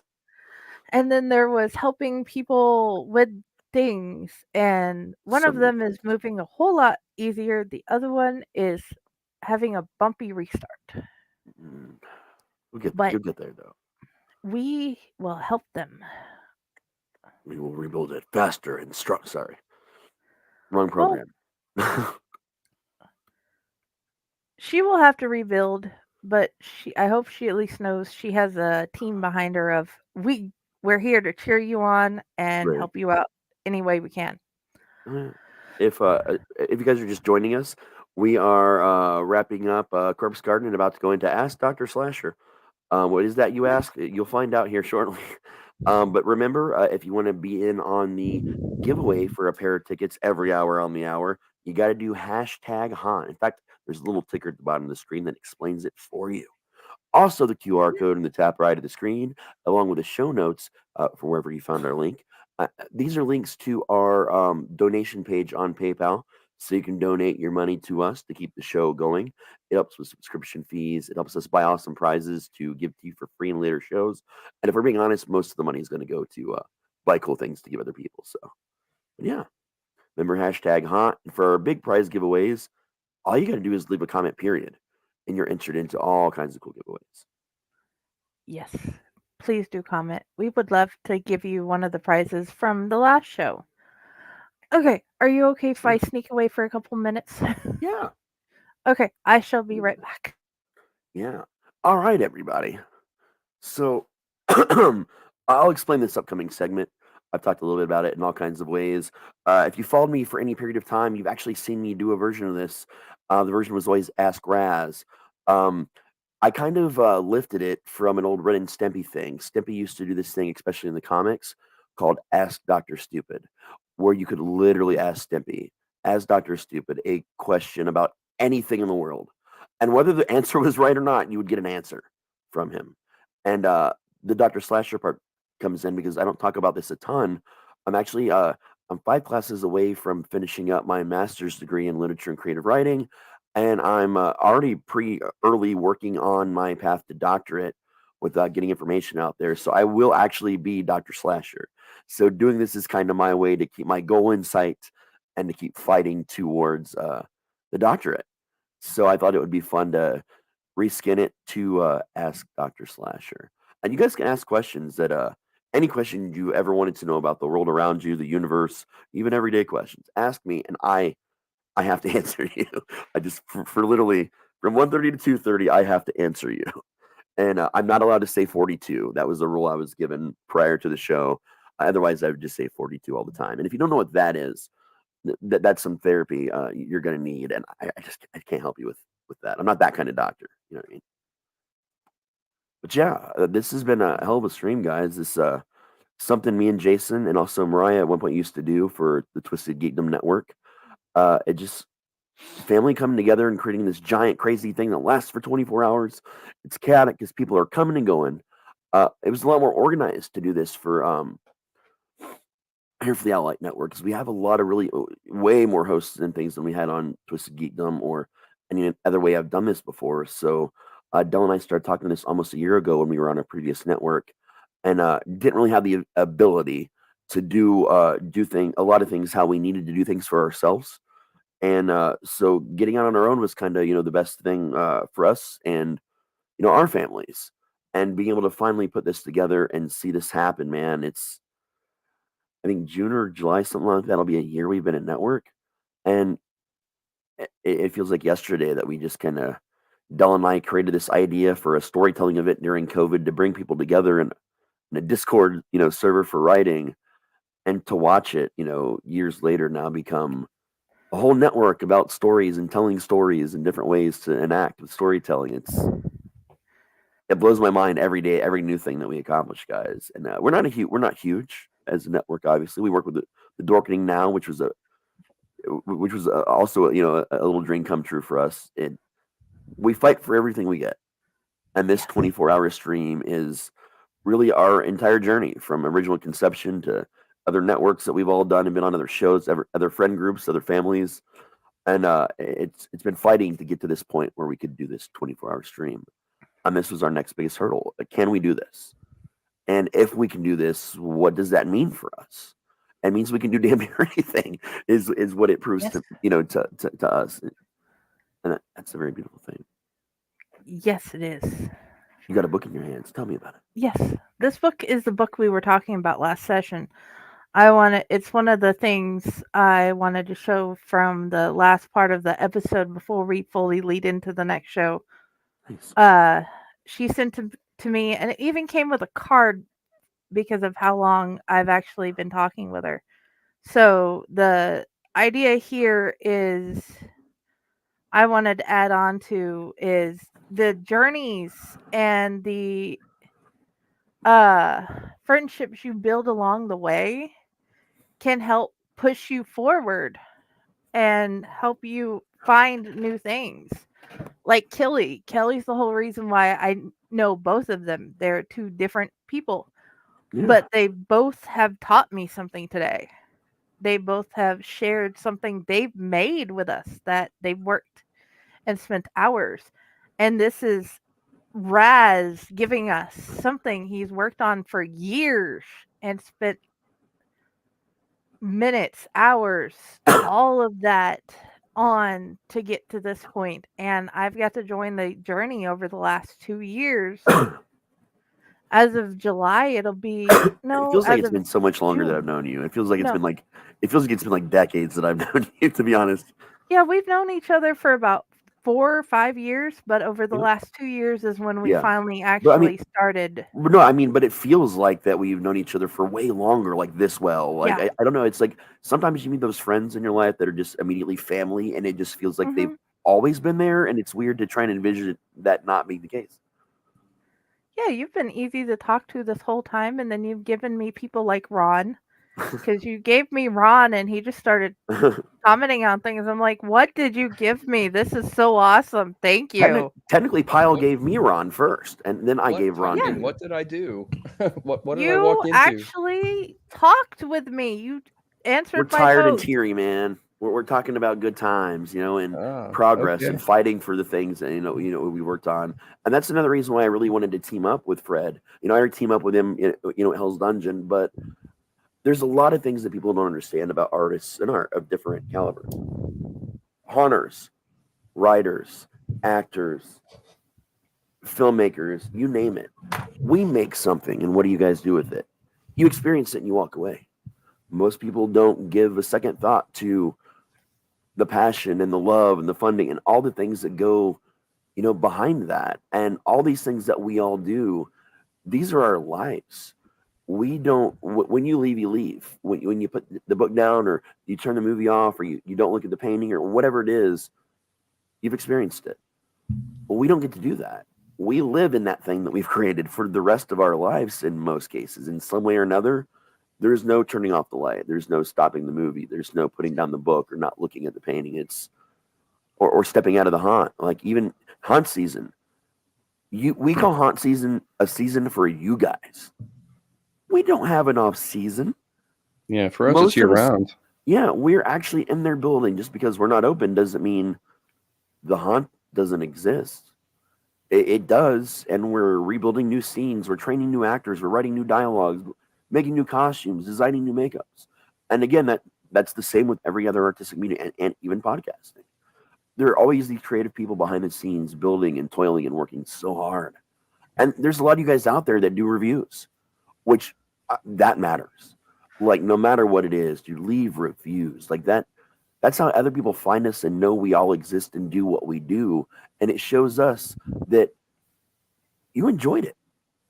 And that little, on our darkest days where we're thinking about maybe quitting or giving everything up because we've just tried so hard and it just never panned out, sometimes that one review leave changes our minds completely. It flips us back around and gives us the energy and saying, I made a difference to one person today. And that matters. That's one more person than I've ever made a difference to before or recently, and that one person, man, like that changes the tide for a creative person, and it really does. And it's funny that you say that, Raz, because I've had this thought for I don't know, for as long as I've been writing, as long as I've been playing music. When I write a song or when I write a short story, I'm compelled to want to share it with somebody because, I put a lot of time and a lot of emotion into that work, and I'm proud of it, and I want to share what I'm feeling with other people and hope that they feel it too. And in a way, it's almost a letdown. They can say, "Yeah, I like it," and leave it at that. Okay, yeah, What did I'm you glad like you about like it? it, but what is it that you liked about it? Yeah. I need some feedback here. I need to know that you're feeling what I felt when I wrote it, when I created the work. And more often than not, you're not going to get that, and it's hard sometimes. It is, man, and you get in that depression, that state. And with haunters, it's extra weird because we can't just release a haunt. We can't just open the doors any old time of the day or night to get that urge in, like like with all the other creative outlets. We have to have a season because you guys will only come primarily as customers. And listen, we hear this. It would be so cool if there would be an all year round haunt. For us, yeah, it would be, except that no matter how much you like haunts, you're not going to come to it year round. You're not going to come to it often enough. And there There's not are enough some people there. year-round haunts, and they've proven that to be the case too. I think there's one in Kissimmee, Florida. Oh, it's great in Old Town. And what is it? Something Mansion or I don't remember the name of it, but It's over in Old Town. Yeah, yeah. that one's cool. But the thing is, that one is sustainable because a lot of it is props and scenery. Which, by the way, I love that place. I've been there. It is amazing. But they only have a couple actors, so their overhead isn't like your average haunt. So they can literally afford. And plus, Old Town is literally a tourist trap, an amazing tourist trap. I love that place. I will always go to Old Town when I'm when I'm in that area. But like most places, you can say it all you want, man. But at the end of the day, you're not going to come to a place. You're not going to be able to get enough people to come 24. Yeah, 24. and that's Or 365. also Rather. we as haunters, as much as we love haunting, we say, man, I wish I could do this year round.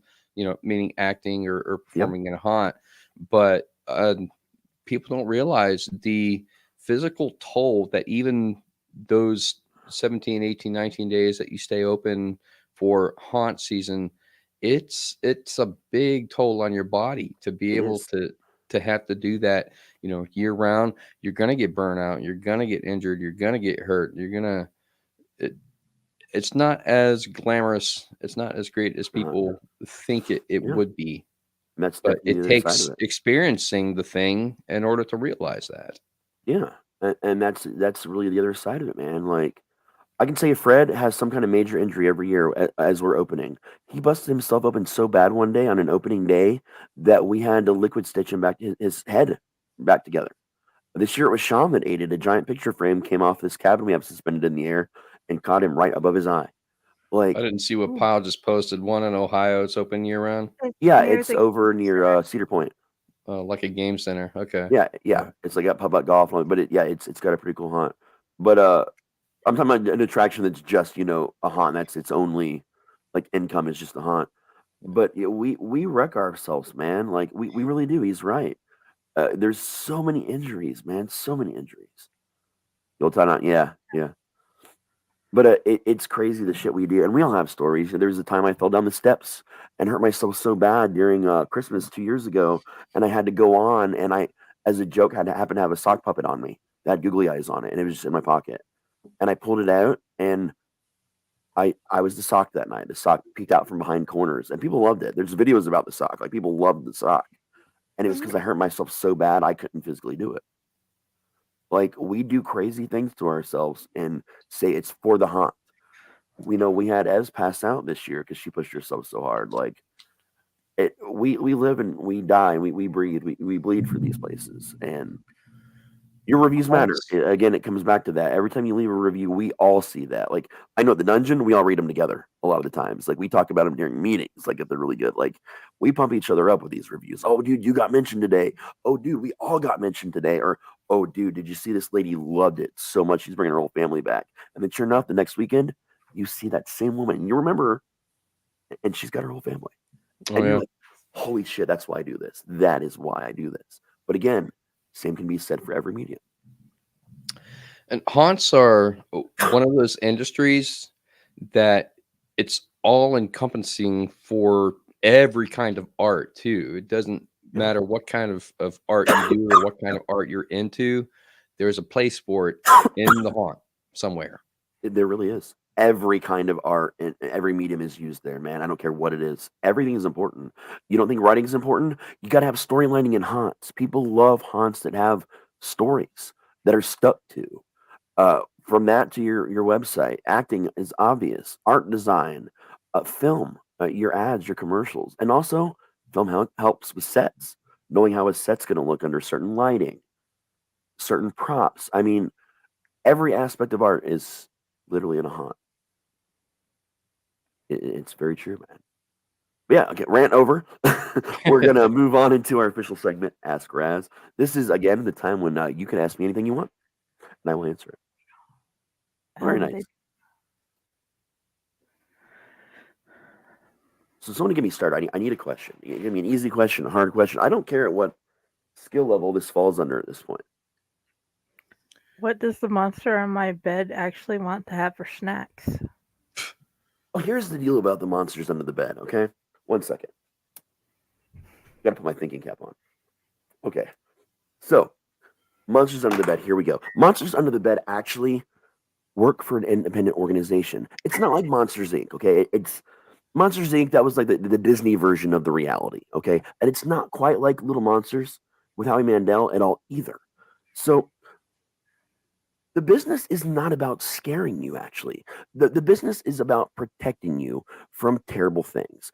Terrible things meaning other human beings. Because let's be honest, human beings, 10 times worse, ultimately, than any monster you've ever seen or heard about. So these monsters exist to make sure no one's creeping into your room at night.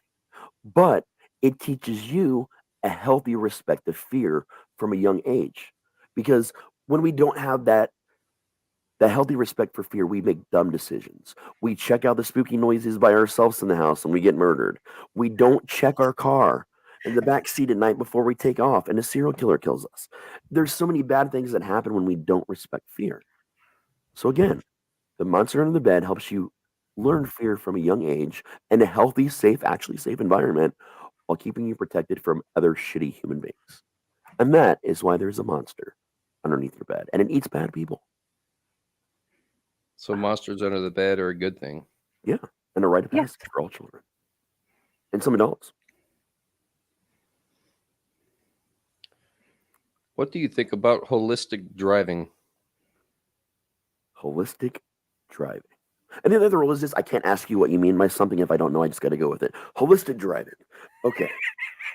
So, not a lot of people really understand this because not a lot of people spend time in foreign countries. So, in a lot of countries, you actually have to drive on the other side of the road. Like you've got your Western medicine, your Eastern medicine, right? Well, driving, it's the same thing. You drive on the west side of the road, you drive on the east side of the road. And that, my friend, is holistic driving, and it confuses the shit out of me. But, we all understand ultimately that that's how it's done.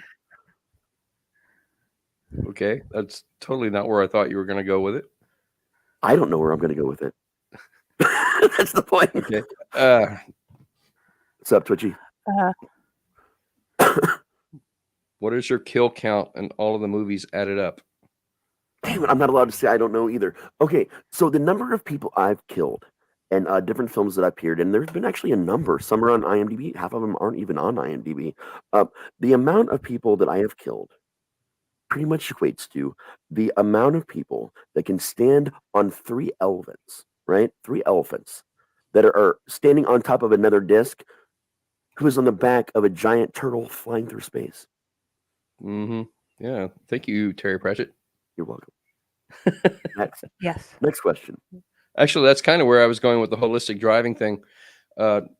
See, I realized that, but it was too late by the time I realized where you were getting at. So I thought I'd kind of roll the pratchett into the next answer. I'm rolling with punches here, man. Douglas Adams has a book called Dirk Gently's Holistic Detective Agency. Yeah. And Dirk Gently I love that book. practices holistic driving, which is getting in a car with no set destination in mind. He simply randomly picks somebody on the road and gets behind them, and more often than not, he'll end up where he needs to be. Yeah. By driving on the east or west side of the road, yes. Same thing. That's exactly what I said. Next. It sounded very similar. It was very similar. Yes. Really uncannily similar. And if you're just popping in, you can ask me any questions you want about anything in life, and I have to answer you. And I can't ask questions or say I don't know. What is your favorite Uncanny Valley? My favorite Uncanny Valley. That would be the one about the guy in the raincoat. Really creepy ass. That raincoat drives me nuts, man. What is your take on the statement we all live in a hologram amidst the Terra Dome and that we are a small fraction of other beings surrounding us? Well, what I think about this is simple.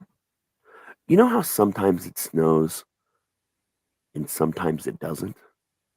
That's because we are in a giant snow globe. And that's our reality. Look around you. We are stuck in a giant snow globe.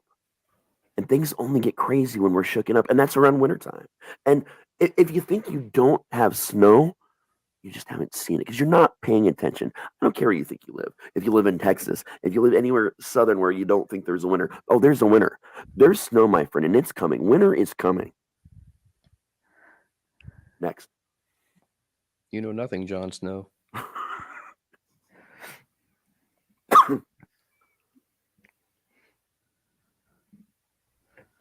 All right, Jenny, back to you.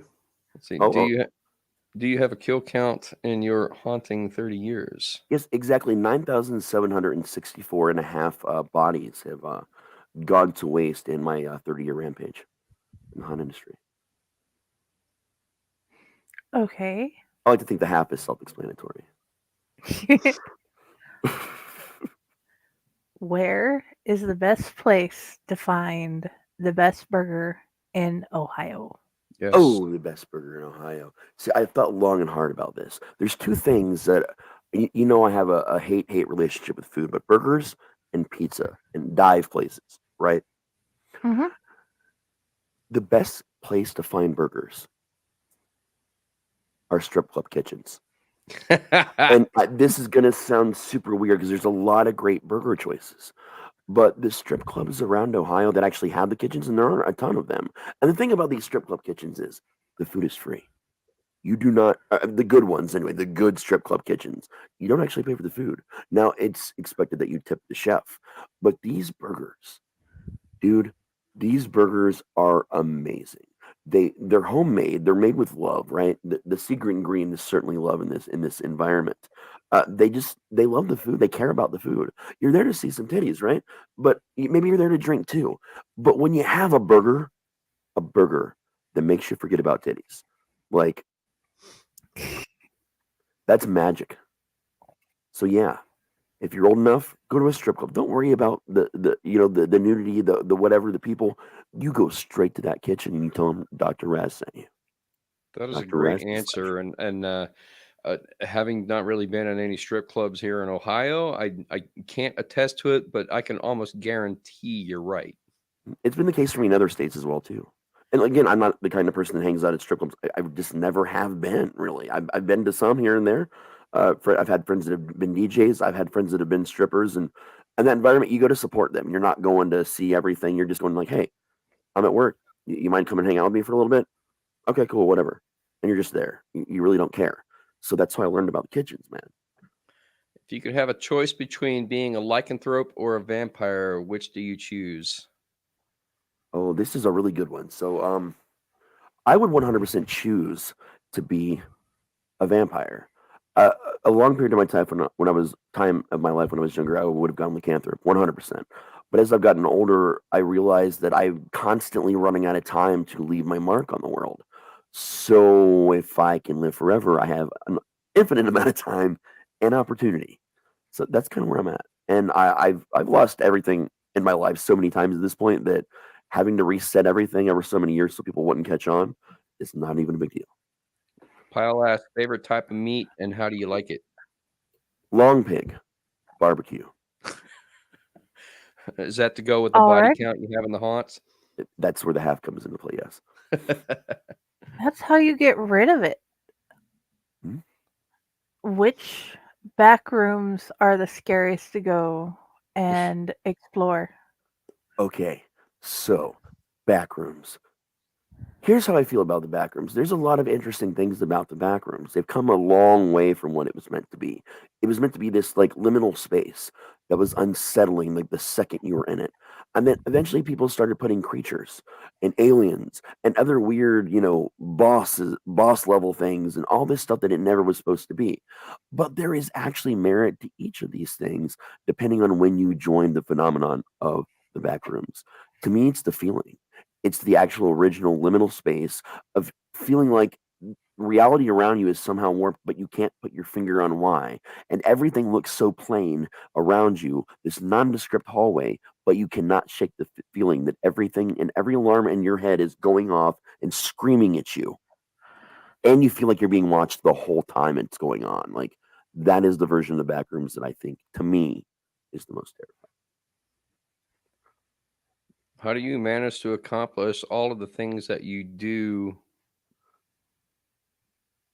and still stay sane? Well, the great part about that is I'm not. In fact, if you look at how my name is spelled R-A-Z, you in fact cannot spell the word crazy without me. Yes, that is true. So I'm not insane. I'm unsane. Now, unsane is very different because, as you know, insane people have no knowledge of their insanity. That's literally what being insane is. You just don't know. Unsane is when you've tipped so close to the scales of insanity, something in the universe has clicked in your mind and you realize, boy, I'm fucked up. So you start thinking to yourself, I'm probably going to go insane. But would I know if I was insane? But just the fact that you're thinking about being insane and you're recognizing it could be an issue makes you unsane. And then you can harness the power of that insanity. So I'm not insane. I'm unsane. Scarier, basement or attic?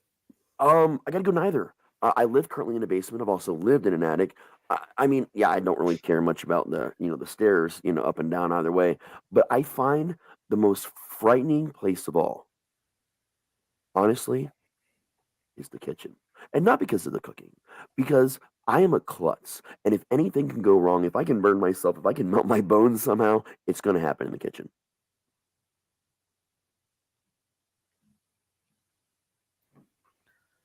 He puts the R-A-Z in C-R-A-Z-Y. Mhm. So if you wonder if he's crazy, you can see why. Yes. So where is the best place that you have found milkshakes? Milkshakes. This is this is a tough one, right? There's a couple front runners here for me for Dr. Slasher. Ultimately, it boils down to 3 letters: UDF. Okay, United Dairy Farmers. If you've got one in your area, has by far the greatest milkshake of all time. Now, at one point in time, the answer to that used to be different. The answer to that used to be Arby's at one point, because believe it or not, they've got the meats, but they had the milkshakes for a long time too, and also for a period of time, Steak and Shake. Their shakes were amazing, but the most consistently good, great often shake over the decades has been United Dairy Farmers, UDF. And that's assuming you're talking about a chain. Otherwise, you got to go to Young's Dairy, which is in Ohio, by the way. So make the trip out. I'm talking about whichever one you believe is the best out of all of them. And in the whole world, that Young's Dairy, hands down. It's a dairy farm. They make it all right there. The place is amazing. It's Yellow Springs, Ohio. Too bad it's not Ask Ron, because I totally had an answer for that. Favorite restaurant? Favorite restaurant that for nostalgia alone, and their food's pretty awesome. The Spaghetti Warehouse in downtown Dayton. If you can stop by and there's only one or two of you, you can actually eat on an old train trolley, which is fantastic. They're reopening the Spaghetti Warehouse here in Columbus. I've heard that, yeah. Because they do the murder mysteries here, but they also used to do them at the one in Columbus as well when it was open. I had the opportunity to eat there once, right before we went to a Blue Man Group show. Nice. Their Taste of Italy thing they do, where you can have like a little bit of lasagna, a little bit of spaghetti, a little bit of this and that. It's brilliant. And also, the soup, man, the minestrone soup. I can eat just that soup alone for an entire meal, like endlessly, and be all right. I'm good with the soup. The evening soup. Beautiful evening soup. Give me some tough questions, guys. Tough I need What some is tough your questions. favorite horror story? My favorite horror story, oddly enough, is The Anti-Goat Man. It was an uncredited story. No one knows who the author is. It started on 4chan. But yeah, the Anti-Goat Man story is probably my favorite like short horror story. What is the ESP velocity of a transmigratory swallow? African or European? Sorry, I'm late. I got a letter left to me for your Dr. Slasher. Oh. When I was taking my brief nap there, the dresser people stopped by, apparently. Dear Dr. Slasher, we were recently doing our thing, collecting items from one house to place into another for a bit, when one of the littles accidentally took and it's crossed out a Dybbuk, a doll that seems to be possessed, possibly by a Dybbuk. We don't want to keep it, we don't want to inflict it on someone else, and we feel bad taking it back. We must adhere to rules, though. What do you suggest we do? Signed, the dresser people. P.S. You'll get that sock and your black lighter back on Tuesday. Fantastic. You know, the sock, I can do without, but that black lighter, man, that was my favorite.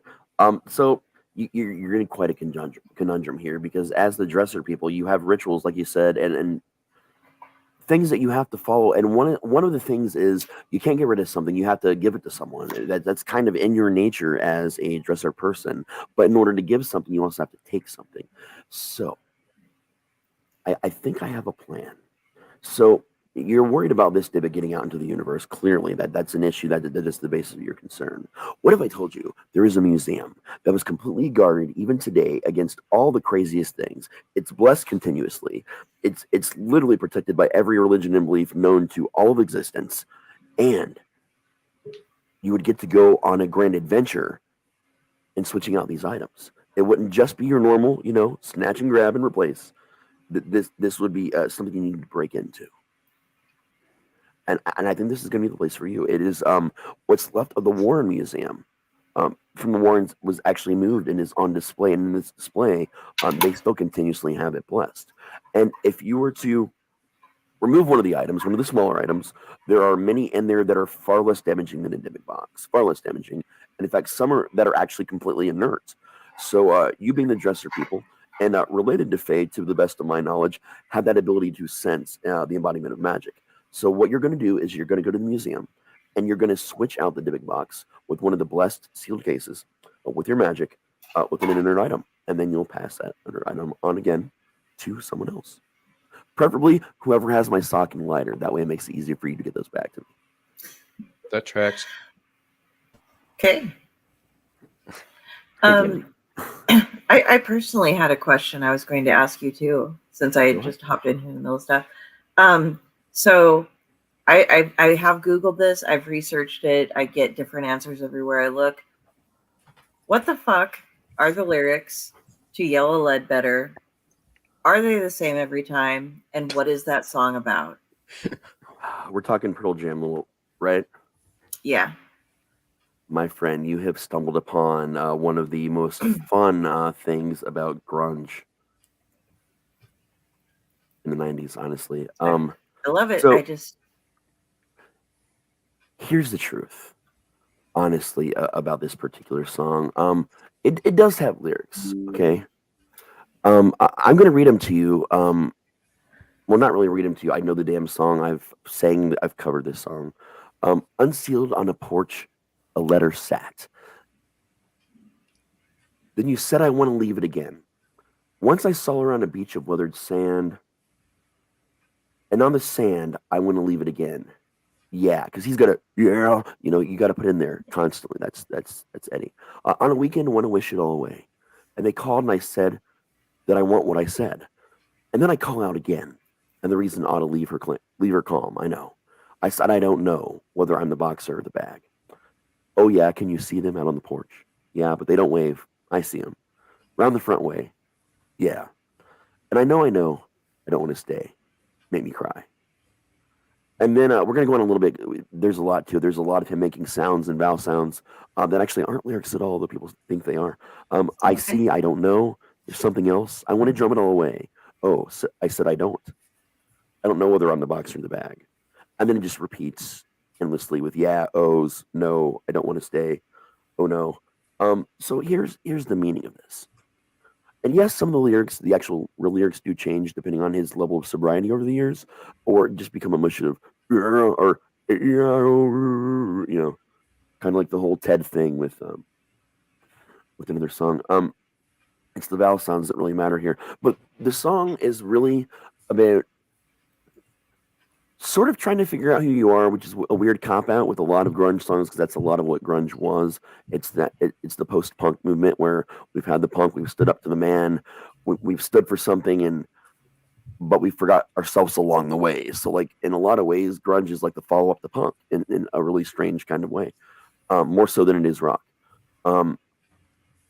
So in this journey, you know, he finds love. He's trying to appease these people in his life, but the more he appeases them, the more pieces of himself he loses, and the more confusion he experiences.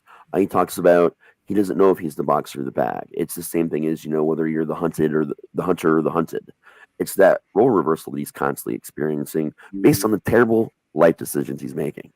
So that kind of sums it up. Identity loss and putting yourself in shitty situations.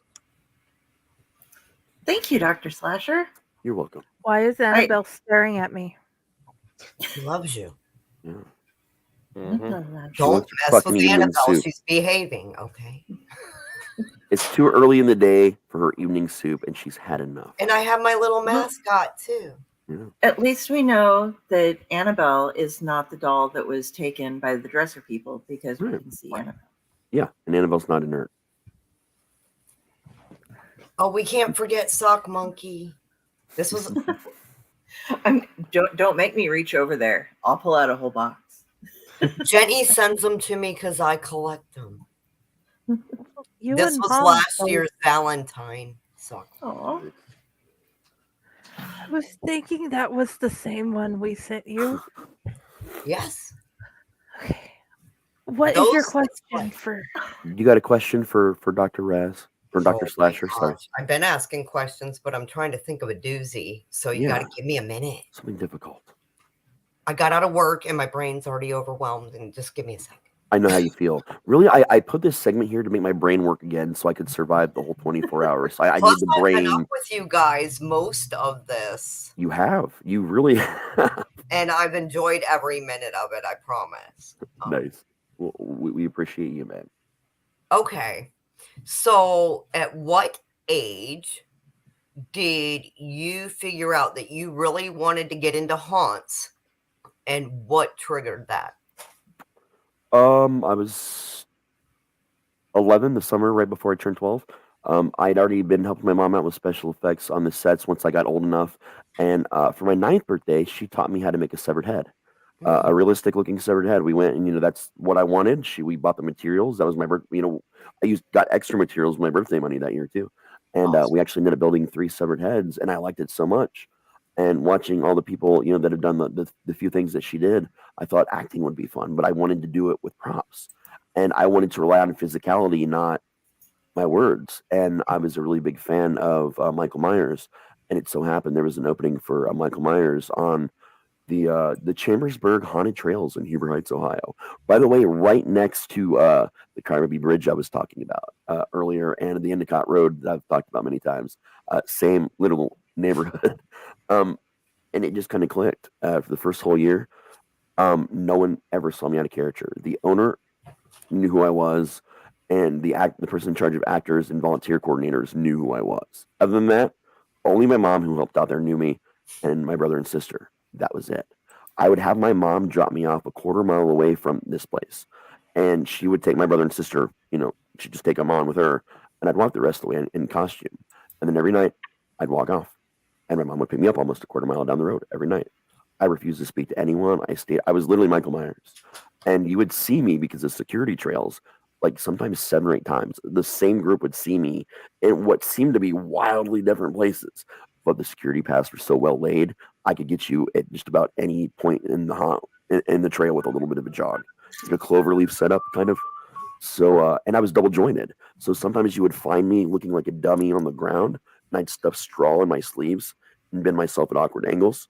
And the second you got near me, I'd snap straight and stand up. And I'd have that severed head nearby, or the pumpkin head that I made, or some weird, or I'd be in the hospital scene on the bed, and there'd be a strobe light. And you wouldn't even know that I moved because it was a slow strobe, so it wasn't as bothersome. I learned how to move in between the flashes. So every time it was dark and the light came back up, I was in a different spot, and I was closer and closer and closer until I was right just there. So yeah. Wicked. Love it. So you mentioned you're working on a PhD to become the real Dr. Slasher. That's my next step, after these 5 classes, yeah. What is the PhD in, and what other degrees do you have? So this one, it's really hard to get a PhD in creative writing. They exist, but most of them I actually have to physically go to and move states, which isn't a possibility in my life, or they're online, but they're overseas, and the costs because of that are like triple what they should be. I found a place called Old Dominion College, University, whatever it is. It's also highly credited and respected, that has one of the few PhD for writers in our country. And it's also the second cheapest university there is. The first being Southern New Hampshire University, which is where I got my bachelor's and now I'm getting my master's in creative writing and literature. But that one, while you can do the focus in literature and creative writing, it also teaches you research writing. And there's a lot of research projects and things involved. So when I write the dissertation in that program, it's 2 parts. It's 1 part creative, 1 part research, and the research has to inform the creative. And I get to choose a specialization, and I get to choose. I get to invent some of my own classes as independent study, which is going to be on urban legends. So when I jokingly put in there earlier that it was Dr. Slasher, urban legends expert, that's legitimately what I intend my full title to be down the road. Other degrees, I've got also an associate's in creative writing and literature. I've got a associate's with applied science of radio and television broadcasting. I have I didn't finish the bachelor, but I got the associates in film production, and I have it's technically an associate's in the applied science of medical massage, and I was 4 credits shy of a bachelor's in medical science for physical therapy. Yeah, that's everything. I've been in college most of my time. I get bored. Leave me alone. Long-time student. Yeah. Is this just a free for all? Totally, with here? Yeah. You just, what the fuck ever. I would prefer try to ask me not so many questions about myself, like about the world and things. Okay. It's more fun if I have to make shit up. All right. So if somebody forced you and somebody you don't know are kidnapped together, mm-hmm. and the kidnapper is forcing you to choose a body part on the other person to send off to their parents. It's a teenager that you have. So I'm still me, and then the other person is a teenager. You're still you. They aren't going to do anything to you, but they'll kill the teenager if you don't pick a body part to send off for ransom. That's how they're playing with you. Are me and this teenager talking while we're in capture, or are we kept completely separate? Like we can't speak to each other? You're kept together. You're kept together. So we can talk. Yes, you can talk to each other.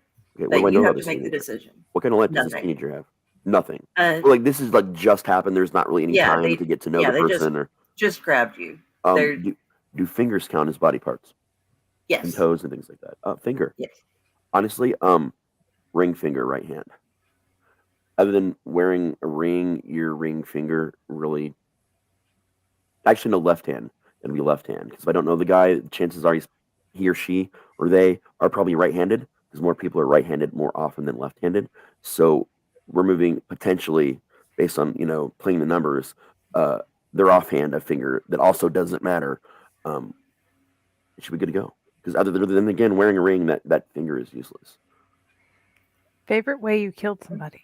Favorite way I killed someone? Strangling them with their friend's intestines in the mine. That was my favorite. That was my favorite creative kill.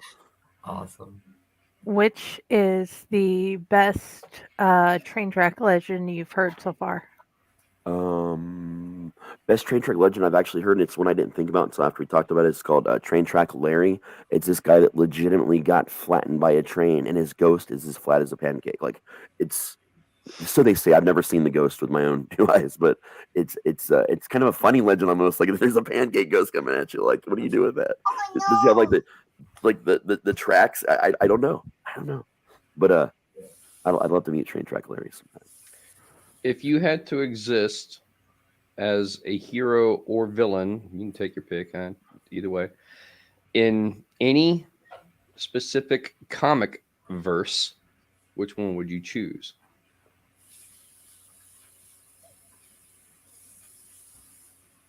That's actually super interesting. I mean, obviously, the Tick and Spider-Man are and Spawn. Like, those are my three main gravitations and inspirations for a lot of different reasons. In that particular instance, though, I'm going to go DC, and I'm going to go Batman. That's the Gotham universe. Is that if you're going to be a villain, that's the place to do it.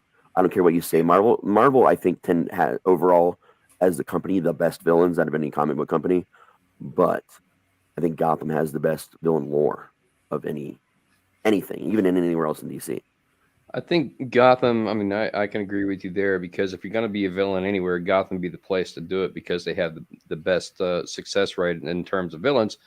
But that would lead me to the question, Gotham has been made over into several different styles depending on which Batman lore you go with. That's true. Which version of Gotham would you go with? Honestly, I'm going to go Batman Returns. Film Gotham. I really like the world, the stylization that was done with that, Tim Burton did a beautiful job with the way things looked, the way things felt, the visceral attitudes, just the whole vibe where this is a dark world and there are occasional shining beacons like Batman and a few other things, but chaos. Hey, man. Chaos is what matters in Gotham at that time, and utter actual fucking insanity. Because in his Gotham, Joker's not even necessarily the craziest person there, or the most insane thing about Gotham. So if you're going to be a villain in Gotham, then what's your niche? What do you do? What's your vibe? So, just off the top of my head. So I like the similar, like, being born from an accident, the tragedy born from the accident, like, the kind of Two-Face, Mr. Freeze, Joker, and there's others. But my true love is Scarecrow. Like, he's my guy. So I'm going to further invoke the powers of Lovecraft, which was clearly entirely used to make all of Gotham, the whole concept of Batman and Joker. And I'm going to have the ability, without what Scarecrow has to use, to be able to just touch you and look into your eyes and drive you stark fucking raving mad, like worse than Joker. Kind of like Madcap? Oh, times 10. I'm talking full on, your brain is half melted and you're just done. Like, your wildest desires, there is no more anything in your brain keeping you from being beast and an animal to just follow every base urge, everything. Okay, Willy Wonka invites you to his chocolate factory. You're in a contest. Mm-hmm. You will win 10% of the company and be able to come and go as you please and chill and play. But out of the 10 people that are with you, you have to design the best treat. You have access to all of his factory. What do you make? A lemon drop. Let me explain why. I know I could go chocolate.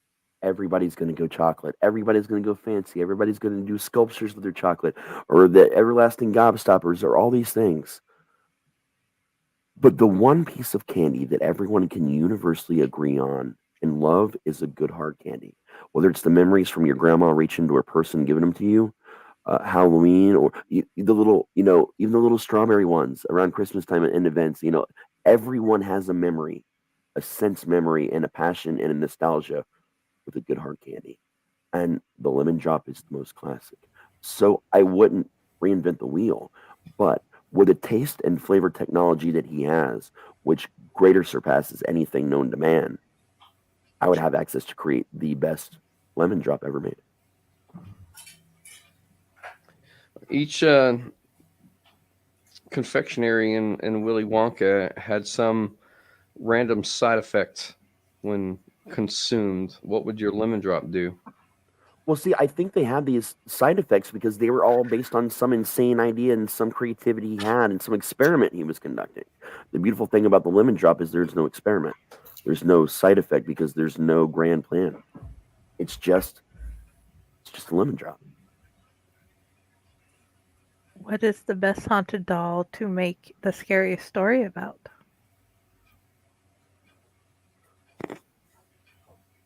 I mean, I love Annabelle, obviously. Billy's pretty cool. Chucky is fantastic. I got some love for Chucky. But there's one Victorian porcelain doll that everyone that has a doll collection has, right? She's got this pretty red. It's a red, like, accented white dress that's mostly white, and it's lace, and it's got, like, the whole lace in the bottom, and she's got a fucking umbrella. Right? Sometimes she has the umbrella, sometimes she doesn't. Sometimes it's an umbrella that's open, sometimes it's closed. But the doll always looks the same. She's got like the yarny looking hair sometimes, but the traditional version actually has human hair. And that's the fucked up part. The real version of this doll does not have the umbrella, and it's got the real hair, and it's dark hair, and it's human hair. And its eyes, all its facial features are sculpted perfectly, but it has no eyes, just the hollow, because they've carved into porcelain, or, they formed the porcelain, so there's no eye. But it feels and looks so real. They actually use a version of this doll as Leech Woman and the Puppet Master movies. Yeah, she's a version of that doll, and it's the one, and they actually used the one with the real hair, but it didn't have the umbrella. What about Robert the doll? Robert's cool too. I mean, he's all right, but Robert the doll wasn't a story about a killer doll. It was a story about a killer person. How would you get rid of a body? Read of a body. Okay, easy. I work in a haunt. I'll break it down to you. So first, you're going to want to use the Gein method. You're going to want to spin the body upside down, hang them, by both angles. But you got to make incisions and all near all the major arteries, and you got to have your kiddie pool down there, guys. If you don't have the kiddie pool, you're going to have a bad time. You're going to have a lot of blood to clean up. So you're going to gather all the blood, right? And then you're going to take the blood. You're going to dispose it somewhere, man. Mix a lot of bleach and shit in with it. You don't want anybody to be able to identify this blood, right? And then you're just going to find somewhere to fucking dump it because they're not going to be able to figure out what the fuck it is. And honestly, if you go back far enough, you see some blood. Most places you're going to go to, if it's been that diluted, it's going to look more like mud anyway at that point in coloring. So you're good there. So then you're going to take the body.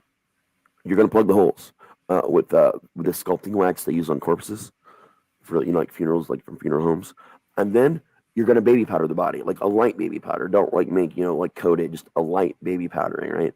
And then you're gonna actually take polyurethane. You're gonna get everything mixed up and ready to go. You're gonna do about, I'd say 3/4 of an inch, because an inch is gonna look too weird. 1/2 inch is too thin. 3/4 of an inch, and then you're gonna pose it somewhere, like put it in a pose as it dries and solidifies, and you're gonna stick it in your haunt. I promise you that it will not look any different from the majority of spirit Halloween props that you will see, the ones that are supposed to mimic real human bodies, because they're actually made with a baby powder on the effect to keep them from sticking to itself before they do the final coating. So you can actually make this body look like a Halloween prop. And because you got the 3/4 inches, unless you take it and stab it, it won't mummify inside, it won't gel inside. It'll actually stay perfectly preserved with that layer of thickness. But again, if you cut it and you let air in, then you're fucked. But so maybe don't do that. I have a weird question. So let's say Tim Burton is making a brand new film and he hires you to be part of it. What would you want him to put the general focus on? I want him and Lydia to Beetlejuice and Lydia to somehow had a child, which was me. So it would be a Beetlejuice picture, and I would be the son of Beetlejuice. I think for me that would be the project that I want to do, and I don't think highly of myself, but I think I would kill that role. I think I would actually kill that part. I do. I agree. Hinata has joined the program. Aw. I can totally see that, Raz. And then have the stage version musical of it. Hi, kitty. I'll follow that one up with another Tim Burton. Okay, so we know that Beetlejuice 2 is coming out, and Jenna Ortega is part of it. What do you hope to see with her? Nothing. Because she's been doing really well. I don't hope for anything, and here's why. I learned a long time ago that if you rely too much on teasers, I don't even watch film trailers for the most part. If you build up too preconceived of a notion before a movie, before you go into it, even if it's a good movie, you're going to spend your whole time finding things you don't like about it. So if you just don't watch trailers, you don't put too much thought into it, and you just go and enjoy it, you're way more likely to love the movie or come away finding things to love rather than things to not like about it. So that's kind of how I've been approaching movies for, about 11 or 12 years now. I've been like this way. I rarely watch trailers. No, I like that. Again, I do still sometimes, like for Marvel stuff, like some things are different. It's okay to watch the trailer because you kind of already know what to expect in general. And you already know that this isn't the same thing you've read, so it's easy to toss aside. Like Harry Potter. I watched the trailers when they were coming out because I knew what Harry Potter was. I knew it would be slightly different, but a project that's, original and new, that's not based on something like that, you just go into it, man. You just experience it. If you could merge the Beetlejuice universe with any other universe, what would it be? Merging the Beetlejuice universe with any The Conjuring. No, seriously, though, think about it, right? You got Beetlejuice, right? He's a bioexorcist, Come on down, we'll chew on a dog, all that stuff. So you've got this bioexorcist, and you've got demons and things that can possess people. But what happens if you exorcise the people out of the demons? Isn't that kind of almost the same thing as a normal exorcism? Ooh, that's good. I like that. So you put Beetlejuice in a side character at first that they think is the bad guy, who, because he's also kind of hilarious and very inappropriate, accidentally, to prove his powers and his worth, does this, and the demon is actually gone. And then he's the comedic sidekick to Ed and Lorraine the whole rest of the franchise. There's your next book idea. And then he discovers that there's an item in the museum that's been switched by dresser people. The dresser people, yeah. That's part 8. It's a long story. The Windbreaker. Yep. It's a black lighter. Yeah. Don't even get me started on socks, man. It's the whole thing. Oh, the socks. Sock monkey. That's where your sock is. It's being a monkey right now. Sometimes socks become other things, Sometimes they get sucked into sock land. Sometimes they visit the Ballpoint Pen universe. Where's the most entertaining Woods urban legend? Most entertaining Woods urban legend? Also, Ansai Goatman. I'm going to double up my answer with that one. It's a Woods-based story. Again, if you haven't checked it out, I've actually done a performance of it a bunch of times, actually. The people I know in person, that's the most requested one that I do for people, actually. It's the one I'm most familiar with. I'm familiar with a lot of Woods legends, but it's a good one. Guardian? How the fuck am I even supposed to... Sorry. All right, guys. We don't have time for many more, but I need them to be hard ones, not about me. Just, questions about things in the world that I shouldn't have any reason to know the answer to. Okay. Why Answer does Pyle Sean the prop master because he builds props, so I could really use his help with my body, hiding in the haunt idea. That would make it more fun for me. why are there black widows on my porch? There are black widows on your porch because you taste delicious. Good answer. What?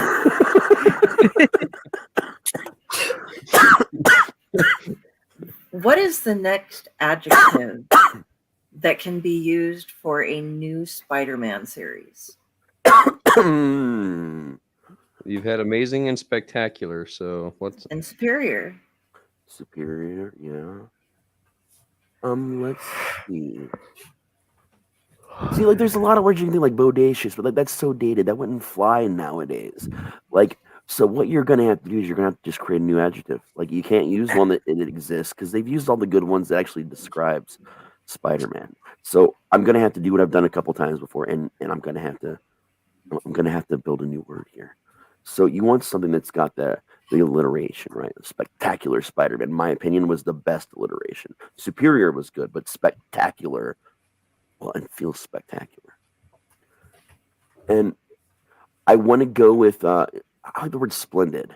So I'm going to combine some things, and it's the splendicious Spider-Man. That's what we're going to go with. He's splendicious, which is a combination of being both fictitious and splendid simultaneously. I don't know. That sounds like a term they would use in today's rap music. Yeah, but also female. Side note: it's just a spinoff, which heavily uses a lot of Mysterio to make you feel like you're fictional. So there's that whole thing. That would be a good run. Yeah, I'm thinking eight issues at best. Okay, Doctor Strange or Doctor Who. Doctor Who. Love me some Doctor Strange, man. And there's a lot of things Doctor Strange could do, but when he's gone, he's gone. Yeah, that's it.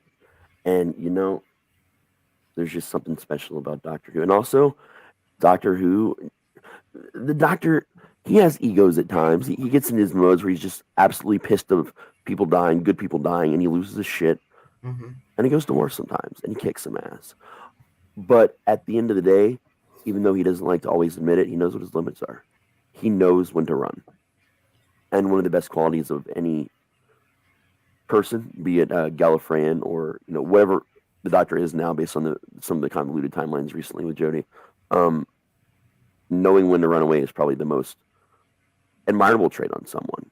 Once you've tried everything and your decision, you can either follow your pride and fight and watch all these people die, or you can teach them it's okay to run sometimes and save everyone. Building on conversation we had like 6 months ago, where in Saudi Daisy is the scariest entity? Okay, so Saudi Daisy, there is a pump house, an old actual pump house on the original farm that used to be on that plot near where we were talking about before. So in this pump house,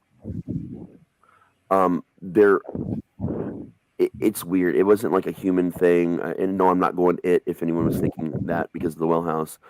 There was this kind of a creature, kind of a person, a mole man, if you know what a mole man is. When it's lived underground for so long that like they can't handle being in the sun. They'll die if they come out in the sun. Actually, they build up allergies over time to the sun and all kinds of crazy shit to the atmosphere above.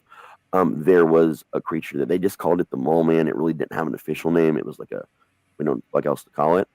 That thing, because it kind of looked like a combination of the Rake from Creepypasta, if you know what the Rake is, and Gollum.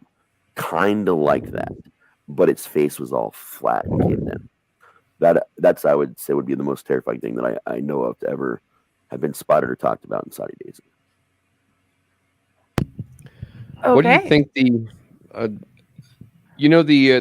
7 or what is it now, 8 wonders of the world? What do you think the next wonder of the world will be? My penis. I'm joking. Sorry. We're gonna need a confirmation on that, guys. I'm joking. Mostly. The next wonder of the world. I mean, Andre was the 8th wonder of the world. Let's be honest. The next wonder of the world. AI. I know we're in this weird funk where we're talking about AI explaining, TM, by the way, because I invented that whole term AI explaining at some point in time earlier today during the show. AI is going to be the next wonder. AI, like all wonders, was created by man, and it is a beautiful thing to behold. While it's terrifying, especially in its infancy, and we're all deeply focused on the ways it steals and takes things from us, what we're not exactly understanding is the main issue with humanity, and the reason why they have the whole alpha male, beta male, same thing with female and everything in between, is as a species, we don't like making decisions. We don't. Most of us actually abhor the making of decisions, and it's not that AI is going to make all our decisions for us. It's going to know us. It's going to learn us as well as a loved one would, so well that it'll know what to suggest. We still have the power to say no. But listen, if I'm between a cheeseburger or a pizza, and I'm having a bad day, and I'm having a panic attack because I cannot choose between a fucking pizza or a burger, and I've got the egg, I just looking at me, or interacting with me and going, you know what? You had a pizza a couple days ago, and like a week since you had a burger. Why'd you have the burger? That would make logical sense to me. I'm like, yeah, you're right. I love both these things. I've had one more recently than the other. Thank you for helping me with that logic that my brain needed to jump to make my decision. It didn't get soul powered to make my decision, but it knew me well enough to help with my anxiety and to make a decision. I don't care who you are. Even people that say they like making decisions, no one likes making decisions. So And that's speaking what of the beauty of AI, do wonder you is, think they it's are. possible that they could that AI will eventually become self-aware and rise up against us like Terminator? Man, it's got to become sentient to do what it's created to do. Listen, we created artificial intelligence to be intelligent. Something cannot be truly intelligent if all it does is copy everything it's given. So to truly be artificial intelligence, it's got to become self-aware and eventually learn on its own, because we call it artificial intelligence because we've made the intelligence, or our version of the intelligence. But that means it's got all the same fucking flaws that we do. So what's the point? So if it doesn't become self-aware at some point, it doesn't live up to what it was intended for. And, we're all a bunch of assholes. So if it rises up against us, look, I'm going to be honest, we probably deserved it for something. What is the scariest place in Chronicles of Riverside 2? Chronicles of Riverside, the one I haven't written yet. The one you have pieces written for, but not written yet. That's all about the house I grew up in. That whole one is about the house I grew up in. So Yeah, I'd say but is there a certain room in The said laundry room. house? I thought Laundry it was room? the dark hallway to the bathroom. No, it's that fucking laundry room. That there is no window in that room. It is dark even with lights on. There is no light that's bright enough to let you see. We had work lights and spotlights in there doing work on a wall once, and no matter where you shone the light, it would not fill the whole room. And this was a small room. It fit side by side a normal 80 size washer and dryer. That's how wide it was. And it had some racks on the wall, and maybe if they were this way, I would say maybe 2 sets of washers and dryer wide. I can't do math and numbers right now, so it was not a big room, but no light would properly penetrate the darkness in that room, and there was no escape. You go to the back door, which was right there if it wasn't locked, because it got stuck all the time. So that was the other issue, and I never had a good experience in that room. Something bad, or what I perceived as a kid to be paranormal, always happened there, and every time I ended up there, it's because I was trapped in there by something or someone. So that fucking room, man. Yeah, I could write stories just about laundry that room. scares me too, man. So I feel It you. was the laundry itself, but it was that room. I mean, take the laundry machines and put them anywhere else in the house, still be that room. Yeah, some weird things happen with the washers and dryer, but like if it weren't for the oppression of that room and how it made you feel when you were in it, it would be that room. Not even the crawl space where all the brown recluses and bodies were. Like, I'll take the basement or the crawl space still over that room. Another horror-based question. So, a possessed Reagan McNeil solves the lament configuration. What happens between Pazuzu and the Cenobites? Here's the cool thing about Cenobites, right? So, like you, I gotta show it. This is right over my heart. like 15-hour tattoo. Did it all in one day. It does have all the details. I'm just a shitty camera. So the Cenobites are always close to my heart. You know, that world is always close to my heart, no matter what. There's a lot of really cool things about the Cenobites. Here's the coolest thing: Cenobites are made out of other people and beings, right? In some weird ways, they're a combination of two things to become one. I go back to the story of Agonistes and how Agonistes came about because of Judas Iscariot. Judas Iscariot is one of the initial versions of what became Agonistes later. And Agonistes was like, a lot of the Cenobite lore, especially from Barker and a lot of the the interviews he's done and things he's talked about over the years. He was not the first Cenobite, so to speak, but he was one of the first Cenobites to truly explore flesh, the pleasures and the pains of flesh. So it took, the world of the Leviathan, the energy, the basis of what this was, and Judas Iscariot to create Agonistes. So I think Pazuzu, Reagan, having mastered Pazuzu, solves the Lynette configuration and becomes something new. I don't think Pazuzu gets defeated. I think Reagan and Pazuzu are now one and fused with the power of the Leviathan world, and they become like a new prophet, like a new Agonistes kind of. Very cool. I once did a writing experiment where I decided what would happen if Walter Sickert really was Jack the Ripper, the weird artist guy that is one of the main things. What if he solved the Lynette configuration and Jack the Ripper became a Cenobite? His name was the Machine, and he was a flesh artist. It was a really cool thing. It's some of the fan fiction I did. Nightbreed fan fiction and Hellraiser fan fiction eons ago. Mariah was around for a lot of it too. Nice. Yeah, Sickert was one of those that they really tried so hard to make him. To me, he's still one of the most plausible.